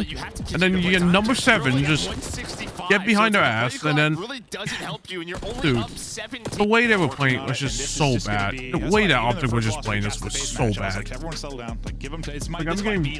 I'm just really pissed off that that's how Optic lose is by game clock. Yeah, and, you know, get him off the point. Play. Don't push. Wait for time. Why? Why are we making it? Why are we doing too much? Why are we doing so much? It doesn't make sense. Just play. Just hold your ground. Just hold P2 response. That's all you need to do. You don't need to do all this complicated shit. Just because we're about to get to the major, and just because of current situation, they like I just can't fathom on how more critical of them, despite the fact that more pissed off I'm getting with Optic. They're making stupid, really stupid mistakes. They're clearly on not the same page. So it doesn't help their case. So what is this? Not able to take that fight some damage in, but challenge the heady as Rancor it's able to drop him. Like no one, there's no trades. In that map 1 and where's the trades? Shotzzy, what? Who's with Kenny? Able to stay up. I mean, Prey gets the kill. Help out and pick one, so you get out. Prey gets the kill. 3 versus 3. Still opportunity here. But it should have happened immediately. Heretics push was coming from, and well, it was all they knew 2 people were pushing shots in, but doesn't really Pat. help. Pred able to turn Then 2 of them should have been. Now this timing with Dashy might be everything. We are ready for it. The headshot is Oh. there. No trade opportunity at the moment. Pred though going to continue to hunt. Yeah, it's the fact they haven't made a play for the bomb, so they're still hunting. They're still lurking. Now, pressure going to be coming out towards poolside. How does the timing go with the plant? Here they come to swing. He's on it. Shotzi's going to get tagged. Pred. It's the worst timing. Not able to quite get away, or is he? He does win one, but the timing, yeah, I asked the question. It was about as bad as it could be. Rancor dials up the first blood. He'll also be the one with the last laugh, as he's got the defuse. Yeah, they had the idea, right? They put Pred on the other side of the bomb so he doesn't get shot from poolside, but it's just kind of down to Shotzi. He has to slide back and forth. They come in pool, they drop in hole. Which side is it? And unfortunately, he just slides on through, and even the one bullet helps. But yeah, he's just caught. Oh, that just allows Shotzi just caught with his the pants bomb down. to go the way of Miami. No doubt.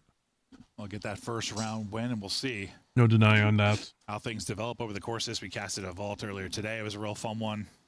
Just how the challenge kind of goes down today. That time, I mean, they weren't working the plan early at all, just kind of playing around info and kills and nearly able to do it, but the timing doesn't work out with the plant. Pred does get 3, but not around victory. It's Rancor with the first and the last. Kind of spread it out and slowing it down on offense is Heretics. 8 taking a route. That's going to be Real.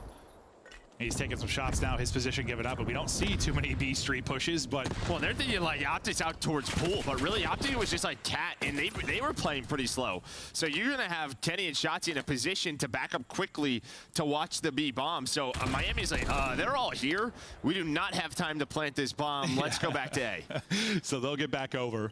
Now work the A plant, trying to get an angle as Pred just sends it. He does take down one. How does the rest of the battle go? Rentor's behind, and they have no idea. Rentor went all the way through back spawn. Dashy starts to get shot in the side.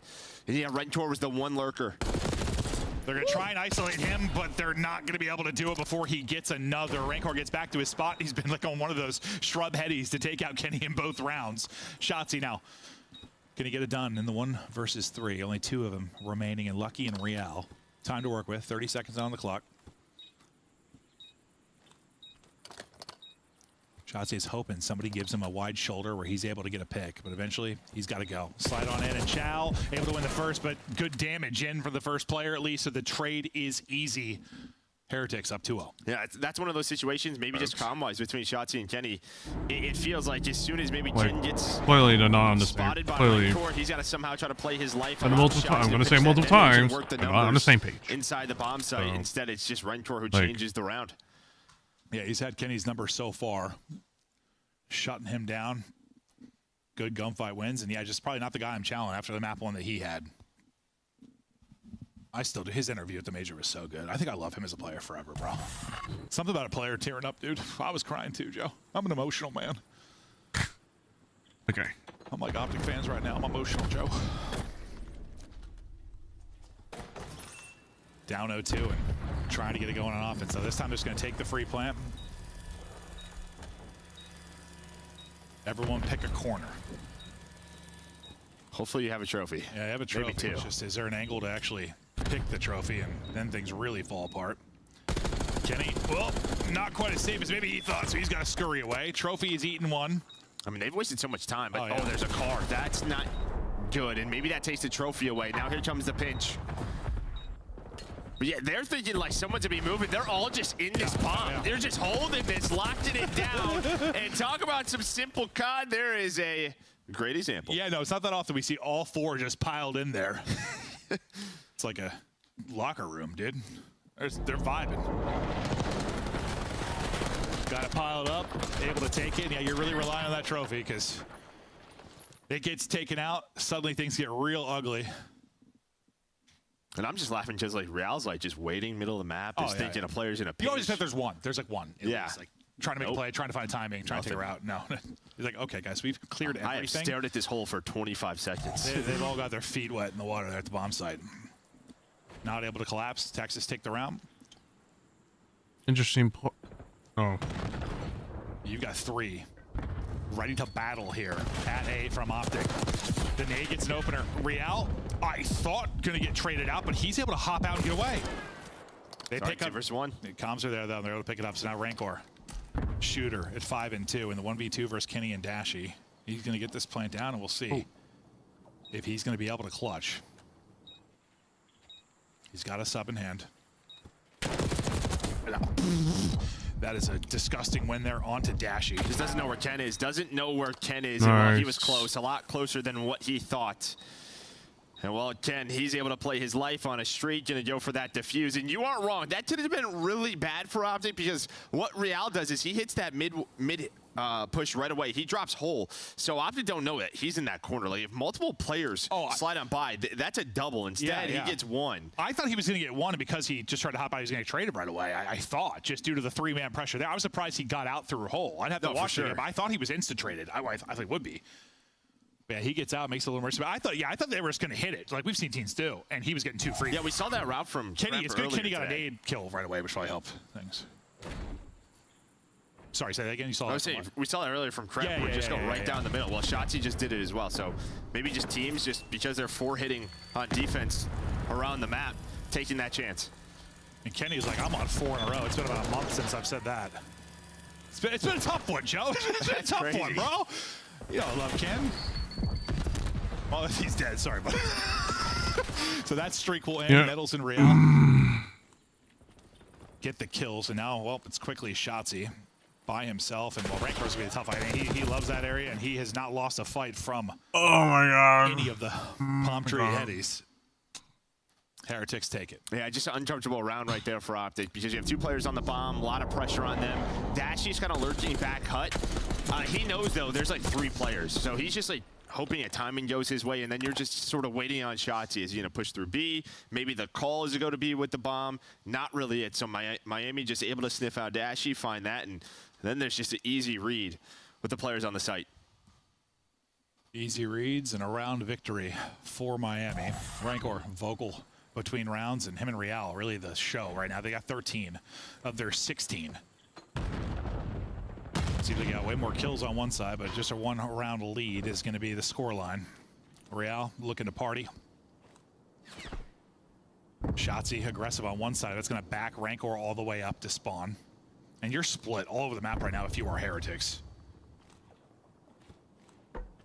On the other side, it's kind of Shotzi being the island player, and the other 3 grouped up. Plant now going to go in. Shotzi just lurking here at mid. What are you seeing, Joe? Well, I say Lucky and Rancor think this was like an A or a B street hit because there was early pressure from Shotzi on B street, so they had to back all the way up. Oh yeah, literally Rancor went from like they're still waiting for the flank, but really the hit is now poolside. But Rancor, he's gonna hope to find one, and then what Optic are trying to do is find these ARs cleanly and then work with the players on the bomb side, but that's just not happening. Yeah, in fact, Rancor is still alive. Hold up, though. This becomes a little emergency because Rancor is out of the play, at least for now. He's trying to get over there as quickly as he can. You see that number 7 coming over. He's trying to get there. You got to keep Real from getting the kill. Rancor now coming into party. The pinch works out perfectly. And that's Rancor. Like, he gets a kill in the back. The fact that they aren't able to isolate him quickly enough to get the kill. He's able to get 1 in that first push where there's 3 kind of swinging towards the back. Then, I mean, he has to hightail to get here. Otherwise, his teammates in a 2-on-1 and they're going to get the defuse. He gets here just in the nick of time. Well, luckily there's a hole in the middle of the map. Yeah, that helps, Joe. That helps. But he's up to what, 9-3. Rancor looking good, feeling good. And he is playing well.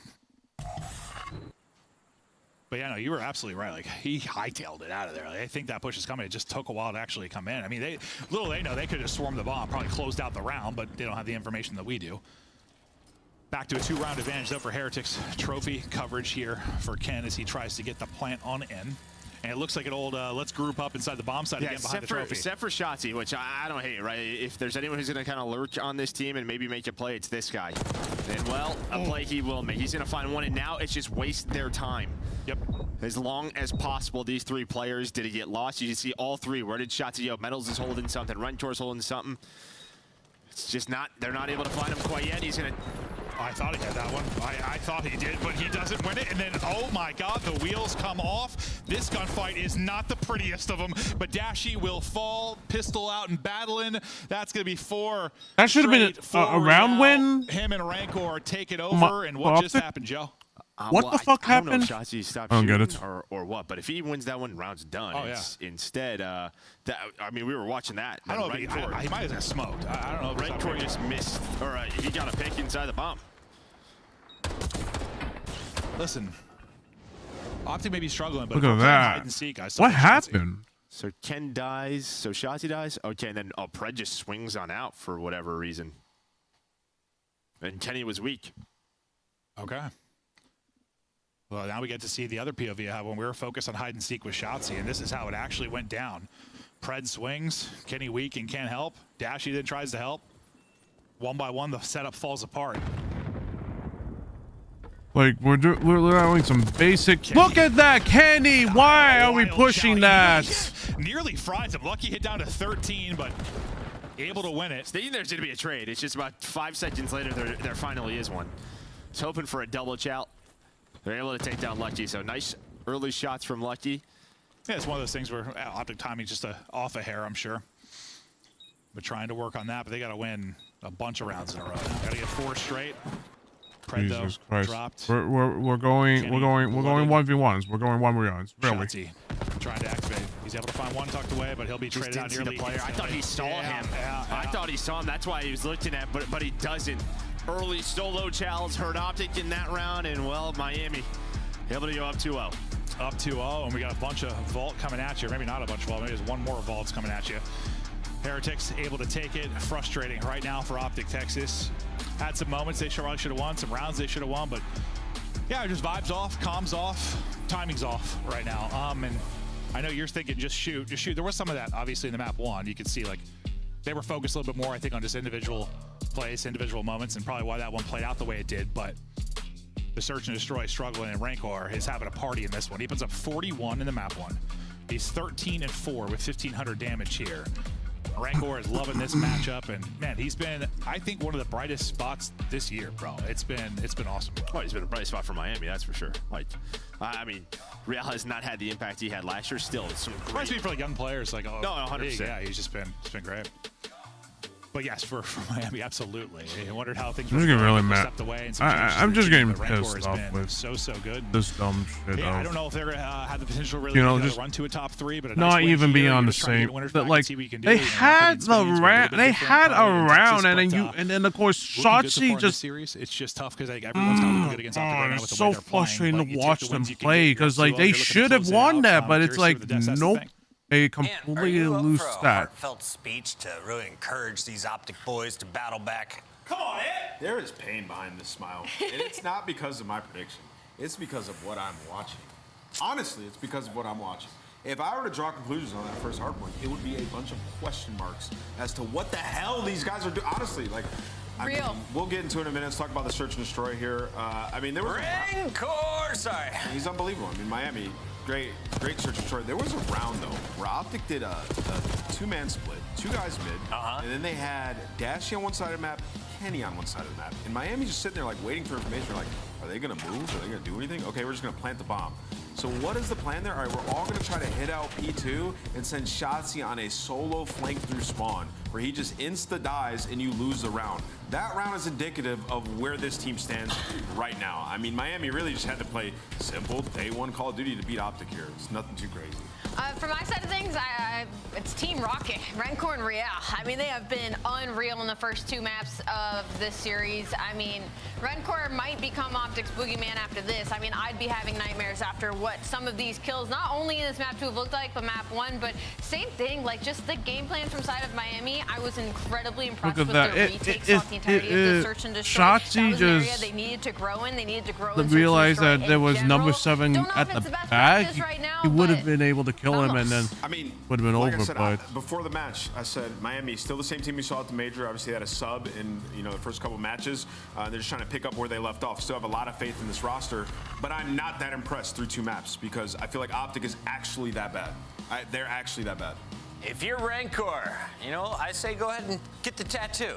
Rookie of the Year, 2025. Yeah, he's got it clipped, though. Just get it done. Get it done now before Major 2 even kicks off. Well, we're not done with this series yet. We got to draw some conclusions from the hard point. Allie, we didn't even get to 200 points a team. We didn't even get to 200 points. So what's crazy about this, we're going to go kind of early when it was still tied up. I just want to really hone in on the difference between Miami Heretics, their comms, and the way they play as a team versus Optic Texas. So we'll get right into it. The situation is right now that we are heading over into P2. P2. 4 seconds left over on this P1, and let me kind of just give you the situation. Let me give you this stitch. So there's 3 players from Miami Heretics here, and they know that Kenny is over here. So their goal right now is to isolate this player. You're going to see all 3 members of Miami Heretics focus on this kill. And the reason this is important is because of the communication that is happening in the Miami Heretics team to set up for this P2. So I'm going to let it run for just a second as we watch as this goes down.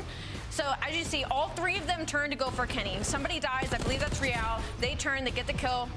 And instantly, you saw number 8 on the minimap. I'm going to pause once again. There's an unfortunate spawn out. Nobody was blocking this side. So Kenny is going to spawn back over towards P2. You can already see number 8 is looking for this kill and is having the awareness of this. And the reason this is so important is because behind him, his back is not given up. You still have another member of Miami Heretics watching the front side because they are incredibly aware of these split spawns. So if we go ahead and let this run out one more time. Oops, excuse me, let me get that X off that mini map. We turn and burn on Kenny. We get that kill. We understand that now we're spawning in the back because number 5, that's going to be Metals. He's going to have that information.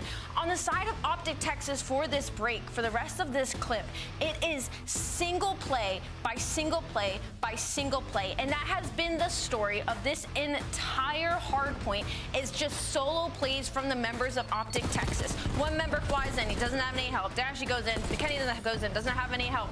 There is just nobody watching over each other's backs, and that is why this hardpoint was just so disgusting to watch. And that's because there was no game plan. There was no same plan from the side of Optic Texas. Like Miami play looked bad as well. Okay. Miami weren't good either on that map. I mean, Ticket Hill was awful. Game's ready. Let's go to it. 3-0. I'll always reference it. It reminds me of that Karachi last year. It was Optic and Legion. It was like Roster or was no, it was Legion. Oh yeah. It was like the worst map I'd ever watched. It just felt like that. It's That like no one wanted to win. That one topped it. It might have, yeah. It did. Dude, Karachi was bad, bro. You go back and watch it. It was bad. That topped it. But you looked ill during that one, Joe. You were struggling. I was gonna get you some Tums. It's about the positives. Oh yeah, okay. That's where the way I'm looking at. Okay. What's your positive right now for Optic? I don't have any. Okay, well I can't. No, the positives of that map. There's no teamwork at all. Like, what the hell are they doing? That was the positive. Okay. Again, like I said. Got it, Joe. What the hell is Optic doing? Like, yeah, what are they doing? Like, where we are sitting, Heretics. what? Like, where is the teamwork?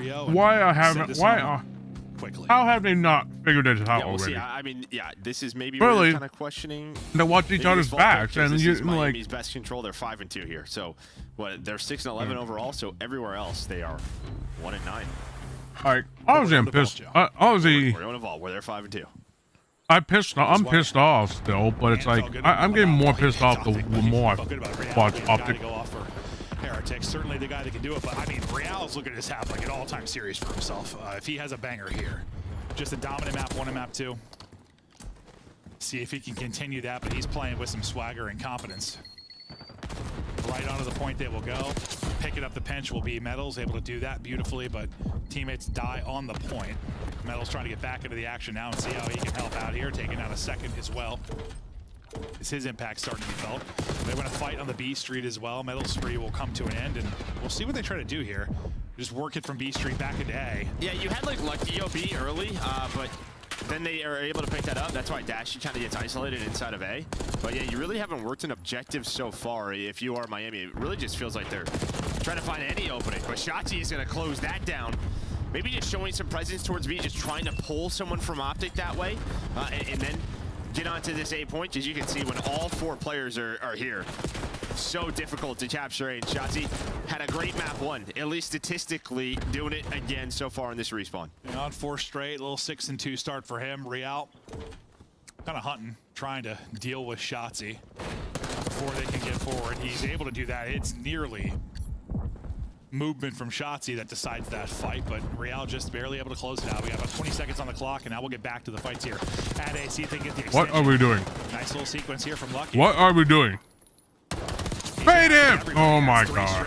One jumps up, he gets help. There's the help he needed. Second tick is done. Pistols trying to hit for Miami Heretics. Chow, though, coming in. Another one there for Lucky. He finally falls. Will the dominoes go in their favor? Real saying yes, but now it's going to be Optic Texas that cleared them out. They'll hold the line.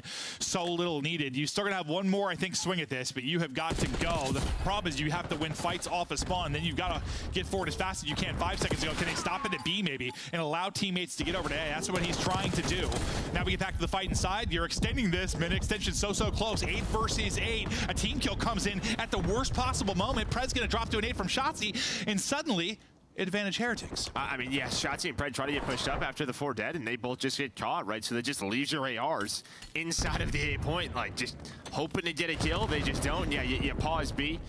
So now, yeah, Heretics able to now play a little 7 versus 7. Shotzzy going on a big long round. That's what Optic's waiting on right now. They're waiting on number 2. Pred's going to find one. He was lurking. Rentor was hoping to watch the flank. 4v4. He's not helping right now for the Optic side. Oh, I thought he had that. Dashy's thinking trade, but he gets stunned. Can't quite get the angle. Finally able to get the kill and get back, knowing the other 3 are off spawn. 3 versus 3 now. 30 to go on the clock. Please watch mid. Please watch mid. That's who we're looking Well, they at. know that, so. Dashy's POV. That's Real. Can't quite win. Real able to walk away with one. Suddenly it's all on Kenny to clutch up in a 1 versus 2. Pressure on Heretics to get on the point. Kenny to keep them off it.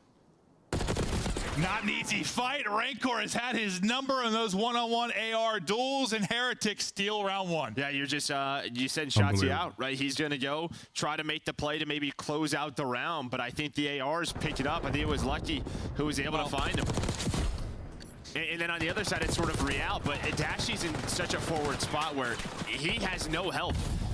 Like maybe if Shotzzy's in a bit of a closer spot, he's able to pick up Real or maybe trade that, but he's not. So it's 2 isolated fights. And I think if you're talking back to like the A cap, like if you go back to the A cap, yeah, I mean the teammate ends up coming out. Well, he's gonna chow this, right? So he's just challenging. They're just nading me. Yeah. But like you were talking about the subs kind of pushing out. Like I think if there's like 5 less seconds on the clock, like that might be fine. Like even go out, slow them down, like slow down the push. But there was like 15. It was just enough to like play it slow, win a fight, and get out. If there was 5 less seconds, like, you might be all right. There just wasn't. So Heretics, they'll strike first in a crazy round 1. We'll see what Optic are able to do offensively. The break going to go the way of Miami Heretics. They'll take numbers for now. Shotzzy will be the one trying to take a route, and we'll see what this will turn into from him. On the other side is number 6 and Lucky that's trying to get in behind enemy lines. Optic players looking for him. Shotzzy gets one. Can they deal with Lucky on the other side? Looks like Lucky's still in cruise control. Shotzzy finessing as long as he can. His teammates have not been able to get back to him, and Real is able to turn that into a double. Yeah, you just kind of have this 2-2 split going on right now. So Dashy and Kenny are dying. Then Pred and Shotzzy are dying. So you're just not fighting as foreign. Instead, you are getting just destroyed in your spawn. Yeah, you don't see this happen all that often on Vault. It's usually kind of this like staggered race back towards the A point. Rarely are you getting penned in like it's a protocol, but that is what it is for now. We'll see how long this actually develops. You've got them all spawning out top right, trying to hold the angles. Okay, you get 2 kills to get you out if you're Optic Texas. You try to race back to the point. Push something. Lone man here. You don't want to let him get away with anything for free, but you need to make the win on the point as well. Does he buy enough time for his teammates to kind of get back in? Was there enough focus there? I think Optic have dealt with it well enough. Yeah, now they just got to find the rest of the players. There's multiple go cat side, but yeah, all 4 are here now for Optic. They finally got out of that spot, trying to extend this time, work this objective. Rentor's picked up by Shotzzy on the full flank, and wow, Optic get out of that. So I mean, there was a lot of isolated challenges, and then there was a nice little 2-man play between Pred and Kenny to get them some space. Can they answer back and get the offensive round win? I mean, a little bit different than we saw in the last round, in the sense we were, what, like 8-8 in lives or so? You got a little advantage right now if you're Heretic, so feeling good about that, especially from the defensive side of things. And until they deal with number 6 and Lucky, it's going to be hard. They can't really ignore him forever. Yeah, Ken's on the hunt, though. And Ken's able to find him, so they deal with that. Nade hits, though, for Heretics. Just trying to not get swept off this point and have to fight for control of this street again. I don't know if you have time to do it. So if you're going to get something done, it's this push.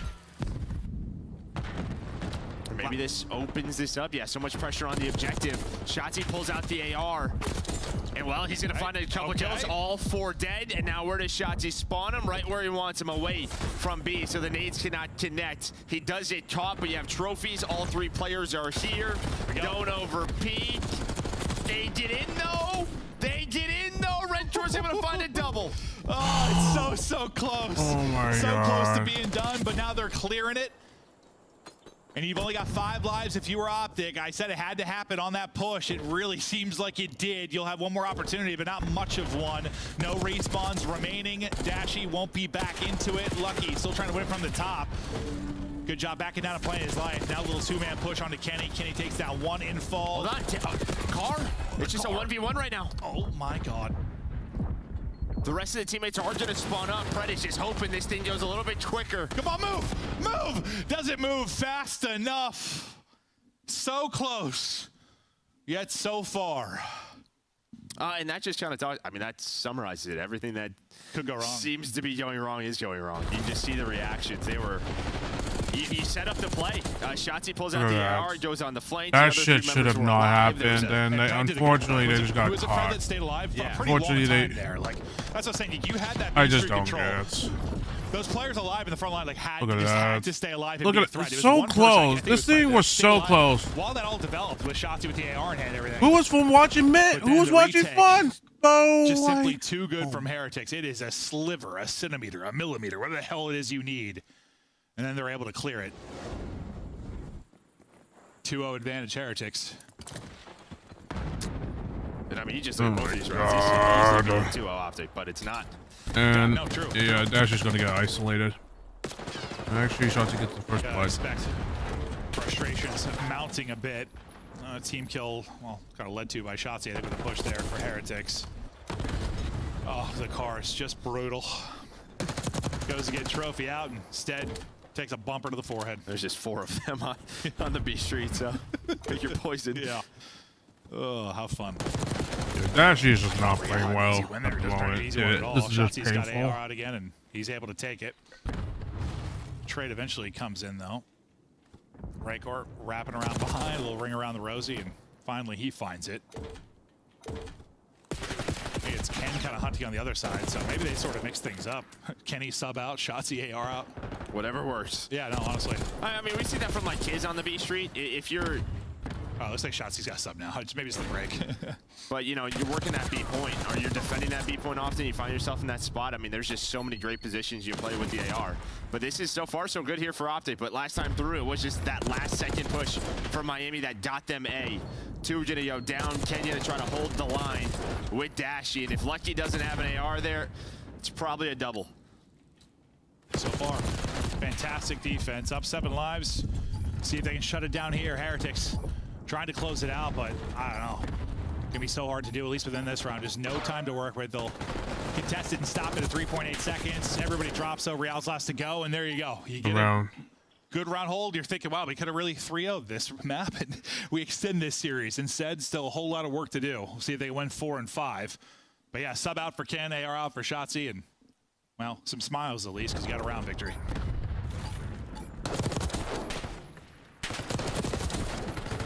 And this was like the big thing last year, even like online. Like they had a lot of close games at Optic, but all those tiny moments that we've been seeing, you know, like a lot of them went their way. Like, oh, they had a lot of clutches. Like I know so many their clutches. first major win had the search clutches were insane. Some wild controls. And I mean, sometimes when it's like that, you're winning. Yeah, the momentum just feels like a yeah. When you're just on the losing end of them constantly, it just wears on you. When you're on the winning end, you feel untouchable. Like any kind of scenario thrown at you, you feel like you can walk away with a W. They're not. Yeah, they're the opposite end of that right now. Shotzi right into his hole. See as Kenny gets the first. Opening break can be so important. Shotzi not quite ready for that, but he is able to stay up, and the teammates are able to help him. That's Dashy. It's able to pluck they too. get 10 pushed. Oh, I thought they would get 10 pushed up and maybe just start to work this B point early. At least get a tick. But yeah, they had a chance there to get Ken in the top window and set up that trap. Pred's on 5 straight. Well, that streak comes to an end, so thinking he might work towards a cruise. But he's still like halfway to go. We'll see if that one ticket B, what it leads to. The timing from Dashy, disgusting. Nope, that time the timing works out, fortunately. He's able to win it. Shot's able to pop out and at least get 1. Can they capitalize on this? They got the sub-aggression here. You got 3 subs out. You're trying to change the tempo, change the fights. Because like a lot of times, yeah, it was like Pred and Shotzi getting forward. They drop, and then you got 2 ARs in here just getting melted. 3rd sub seems to be helping right now. Well, you're taking a really long route. Yeah, you're just too late. If you are Rancor, maybe you're just trying to find the kills and maybe set up a trap. But yeah, you have that extra take, but need 2 more. Maybe that first one done early will help on out. Yeah. Shotzzy trying to get forward inside. Art is able to play his life. Now just trying to be annoying. Yeah, how long can he spawn players out? He's his teammates to win some fights, though, and Dashy is able to do that. Let Shotzzy just worry about them dealing with him. If he can play a little ISO game and just influence spawns, that would be great, and he's been able to do just that. Not working towards the second tick just yet. Shotzzy now has 2 to deal with. It allows his teammates to push up the map a bit, but now what do you get out of this? You've got the streak control. Oh, Ken, I thought had that one won, but Rancor, he has, again, had his number throughout. You just get gunned from every spot, and now that B streak control is gone, you're back to step 1. Yeah, it might look a little different if, like, Pred's able to stay alive that first time he touches the point, but he just tries to dive across it behind the tree. Ends up getting taken down. Still, if you're Optic, still a minute to work with. You can see what they're trying to do. They've had a couple of opportunities almost to like get this setup. Metals, though, is the one they're gonna have to look out for. He's just trying to find whatever he can. It looked like he found his shots. He's trying to knife him. Fred's gonna find one and get them out. All right, now they get out. With 45 seconds left, you don't have a whole lot of chances for this. And problem is, you've got Rancor in this position. Okay, so they cleared him up at least. Maybe step 1. Nice shots from Metals, though, to stagger this upcoming push. Real backed up onto the point and pausing the clock. Go Optic Texas for a moment, but Pred dying quickly. You've got a trophy here for coverage. We'll see how much that might end up helping. Lucky, though, but a pounce from mid-map. Can't turn it into 2. Kenny gonna be the last man here to maybe make a play. Teammate comes in to help. Pred just soars on in and drops. No damage in, no nothing. You got 5 lives remaining for Optic. Time is dwindling, just over 15 to go. Nice little wall bang there from Dashy, maybe makes things interesting. We go to Real. Pred, unfortunately, has a team kill. Real takes the route through a hole, finds an opening. Now you got 2 players left. Make it 1. All on Pred. Best of luck. 1v6, 6 seconds to go. There's Takes nothing 1, to say about this. takes 2. Trying to make things interesting, but just can't get it done. Everything against him. It's the 3-0 in the control. 3-1 in the control, 3-0 in the series. Heretics get a solid dub. And yeah, I mean, that control had a lot of just kind of glaring, I don't know, spotlight on some of the frustrations. There were just chances, man. Even in that last round, like that last push, there was like that 2-man game. Ken does so well to play his life. Almost finds 3. Like, if Pred gets that kill, there's a chance they might have 3 on the point. I don't know if they still would have won it, but like, you just never know if you have one more. Well, it just looked funny from that POV for us because like you're watching King scram. Oh still, my God. The guy is, and then it's just like Pred just comes sliding and then drops and doesn't get a bullet out. I'm like, what the hell? Like, yeah, it looked goofy from our POV. I'm just like, all right. Well, it's just like what happens afterwards, right? If he's able to find that. Yeah. Like the dash is coming off spawn up the street. Could have had 3 on it. Jesus. Doesn't happen. Rancor. Maybe not as electric in that map 3, but Optic still really need to change something. Still leads the way for his squad with 28. Obviously, don't drop a player, but try to switch up something. Add a coach or something. I don't know what the real answer is, but something needs to happen. And it can't be just dropping a player because, you know, it can't be just dropping a player. That's not going to work. That's not going to work. I just want to like. That's not going to work. What can happen? What needs to happen is someone needs to bring in another set of brains from like obviously another coach and see what's going on, why is this happening, and why are we playing like this? Maybe by the time we get to like Major 2, they're ready to go, but it just doesn't seem like it's improving. And now you have Ultra, you've got Thieves. B6, Your 9, one real 12. winnable match is Gorillas, but. I mean, this might just be like, what hello. Just like get goosed. Everything's going poorly. I mean, I feel like we said it all. I mean, at this point, same old story. Last couple of weeks, and that story continues. Trend is haven't won a map. That's it. Eventually. Well, this is for Sawkins, but. Right. They won 3 that time. Desk. I'm on board with the Optic are showman conspiracy. They purposely throw 7 matches in a row, and then they win a huge tournament. Last year, they did that before Champs. Maybe they're doing it in front of their home crowd again for Major 2. Dude, it's possible, 100%. Okay, Just for the Optic. stories. LAG. and Vegas Falcons still without a win in this qualifier. There's 3 of them. And let's take a look at why Optic didn't get a win in Game 3, though. Another close moment or two for Miami Heretics, but they always come out on top, and you called it at the top of the show. Rancor is that guy in Miami. Yeah. Makes a huge play on this map. I mean, like literally, it's 0.1 seconds until they get that final tick, and Rancor comes in and just absolutely calls game on that round, which then gives them the momentum to close out this map. And I just want like Optic fans at home to realize one thing here. Like, I know they haven't been great at protocol control. But when you look at Miami Heretics, okay, if you were to delete Vault, they'd be one of the worst control teams we have in the league. They are Even then, they're still not that very good at it. They are 1 in 9. 1 in 9 on every control. So map. 10% win rate. That on every on every control map that is not Vault. Optic chose to veto protocol. Optic have lost it 3 times. I understand, but you're going up against a team that you can skill diff a lot of times. Like, take them to that protocol. Play it. Heretics cannot win any map that isn't Vault control, but they decide to square up, and this is what happens majority of times when teams square up with Miami on Vault. You are going to lose. So congrats to Miami, man. You got gifted a dub there. Org-wide mistakes right now for Optic, and you hope they can fix it soon because it's just 3 matches away until your major, and this is a team that has a lot of pressure from their fan base to perform. Yeah. They just won a world championship, though. The talent is there. What we did see, though, and we need to acknowledge, is just how good Miami is. Let's take a look at our scuff play of the game. Some of the best moments in this series came from Real and Rancor. So good. This, the end of the hard point. Let's go all the way back to game number 1. This is where Miami set the tone. Less than 10 seconds on the clock. Optic with a short lead. Miami wins it. Yeah, so same type of situation, right? You got Miami Heretics. They're spelling out on the front side of things, and they just won all the opening gunfights, and now everybody's set up for success. Lucky trying to watch this opening hallway, but he has Overwatch, right? So Shotzi gets shut down by Rancor, who's sitting at stage, and Optic just doesn't have the map pressure to try and fight that power position. So there's a concept here that like Optic aren't understanding, right? They're so frantic, so terrified of losing this map, they just all burrow straight into the hill there. Yep. So Miami's inside of the time. They know we cannot hop out until we get a numbers advantage here, right?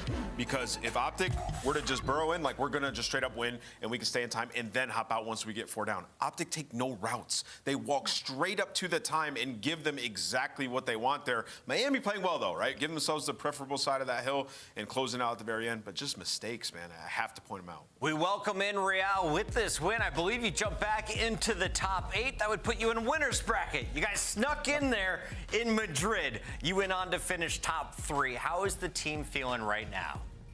I mean, the team is feeling good.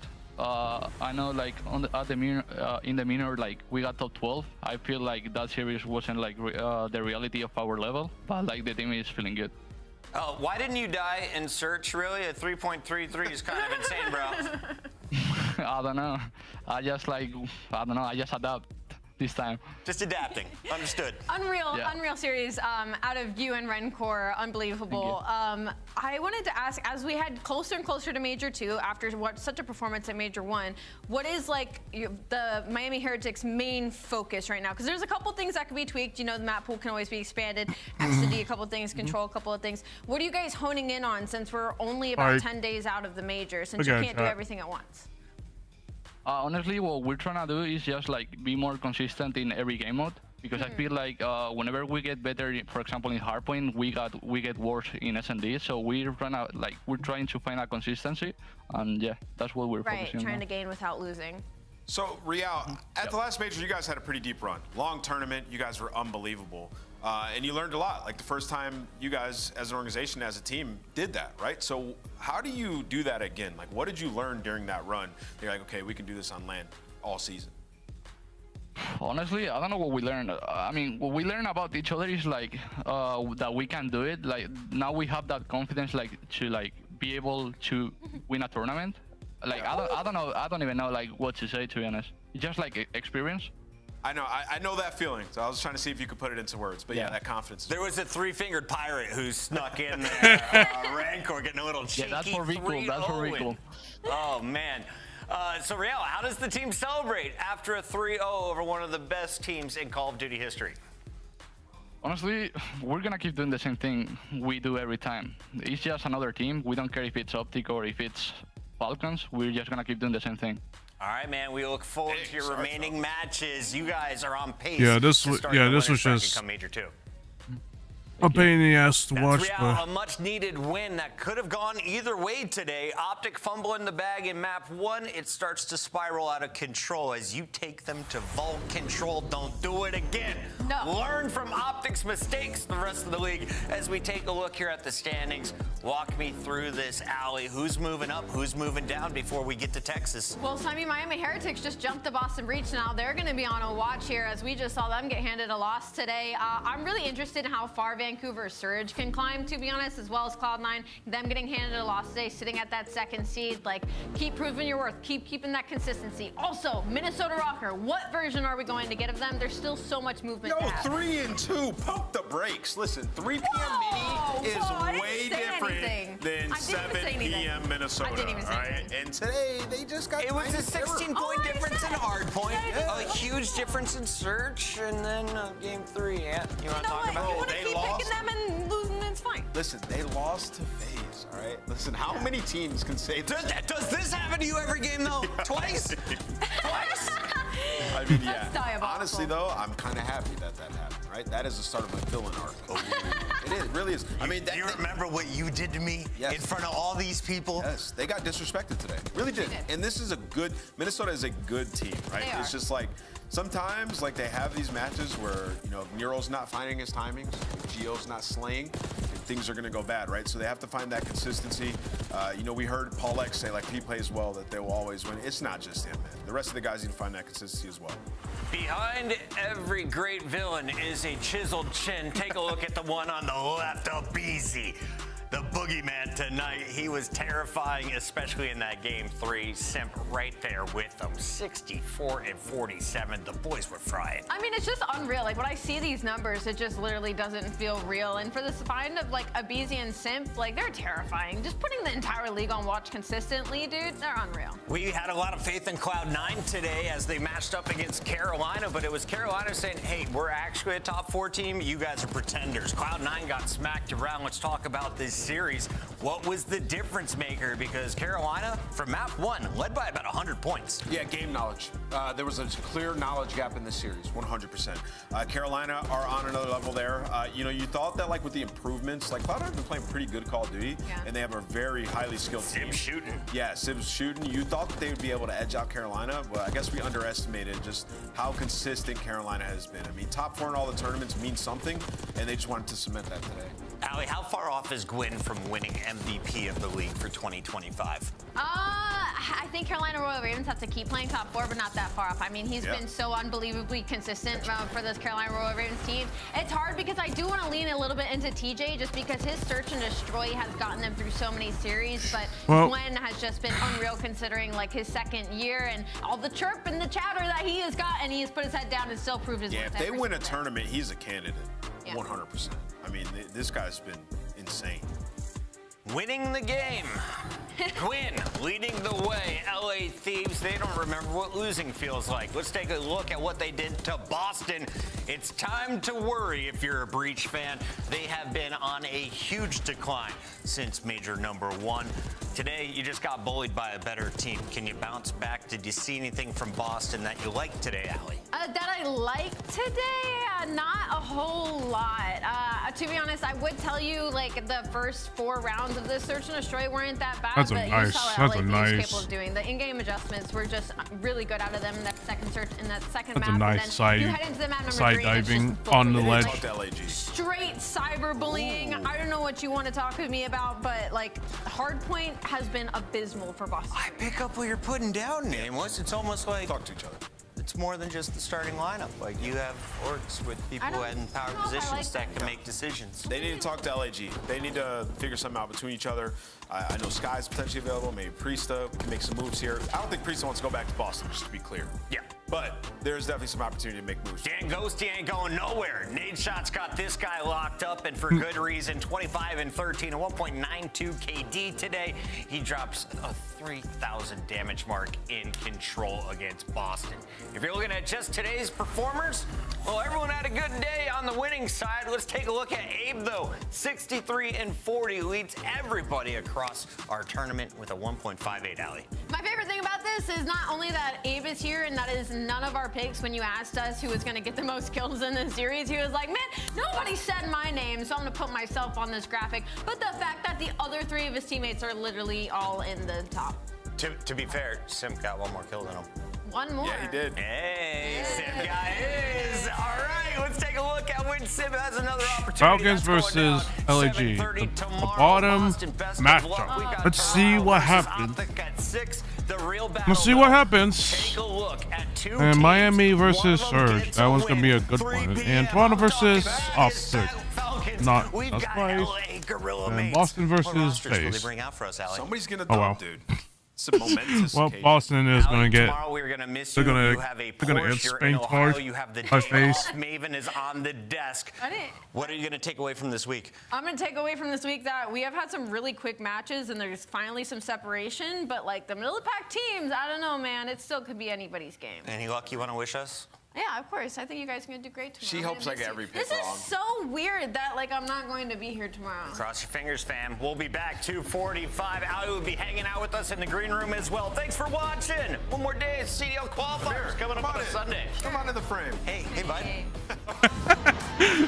They just transitioned out.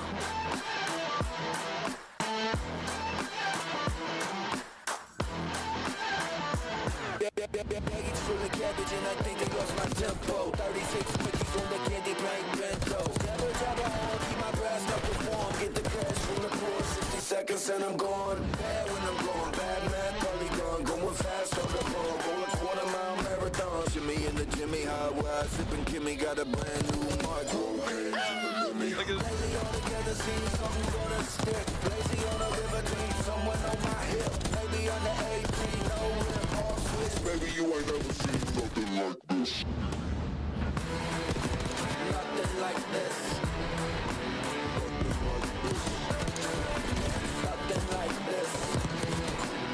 Go. Like this. Nothing like this. Maybe you ain't ever seen nothing like this. Nothing like this. Nice. Rage full of garbage and I think they lost my tempo. 36 Mickeys on the candy paint bento. Jabba jabba on, keep my brass knuckles firm. Put the grass on the one, get the cash from the pawn.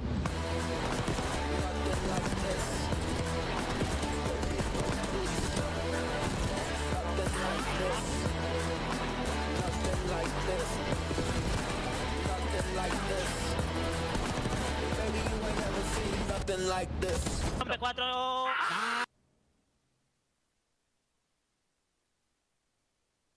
Leave him on the right somewhere for sure. Still get Karma on this.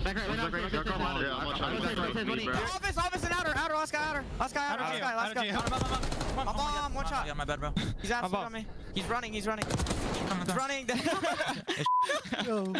What the I'll get. I swear, I need to remind myself to start too. Yeah, you actually need to lock in with your streaks. I can't lie. I should change, bro. I'm starting. Oh man. That's so AIDS, bro. Look, I didn't even hear. I didn't even peep that he said you said you took you. I'm like, wait, he took you? Oh my god. A few moments later. I'm in this. I'm feeling like Chris. Oh, great. Again. Yeah, you took me again, bro. He's weak to an 8 though. I don't see the gun. He's outer tower. What's the top light? Slide. Nero dead.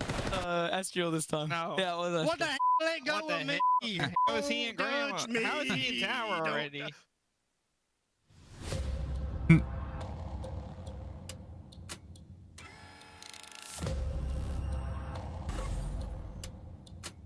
Well, that's gonna be it for the watch party, everyone.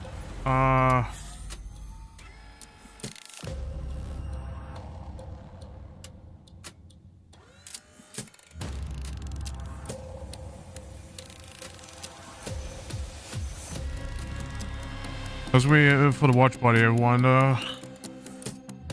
Glad to see my LA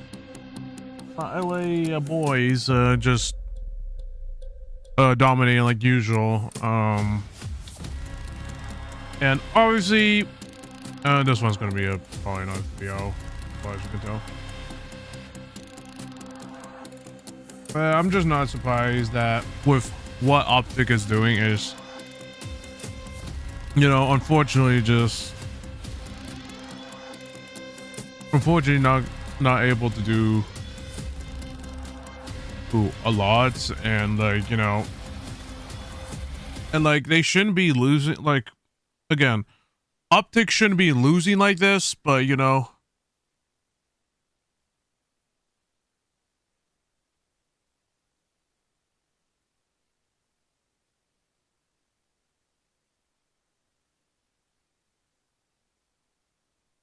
like Optic, like just Optic shouldn't be losing like this. Let's be clear. They had so many momentum, and they, for some reason, they just like to throw it away for no reason other than they just suck. Other than they're just not on the same page, clearly, and I just have no words for Optic. They just gotta wake up. They gotta wake up they gotta wake up at some point. You know, it is what it is. Anyways, y'all, I hope y'all had a good night. So I hope y'all I hope y'all liked the watch party. If you did, be sure to like the stream and subscribe to my YouTube channel, and make sure you ring that noti bell. I might stream again later tonight. I'm gonna try to figure out what I want to play tonight. Probably gonna be more Call of Duty, if I were to be honest, but probably gonna be Call of Duty. You know, just kind of, you know, just chill out in Black Ops 6. Well, I mean, kind of chill out in Black Ops 6, but just grind Black Ops 6 like usual. Grind the levels, get up to prestige, and maybe some ranked. I'll figure that out later. But anyways, y'all. Do check out the socials right here, everyone. The sponsors, and also the Godslayers merch. Check out the sponsors at my esports org I'm a part of. Godslayers is sponsored by, and the merch. Their merch as well. Anyways, y'all, I will be back later tonight. I'll let y'all know when I'll be streaming in about an hour or so. But we'll figure it out. Anyways, y'all, that's gonna be all for now. Thank y'all so much for watching. I'll see y'all later. Stay fussy for now, everyone. Stay fussy for now, everyone. And I'll see y'all later tonight. Take care for now.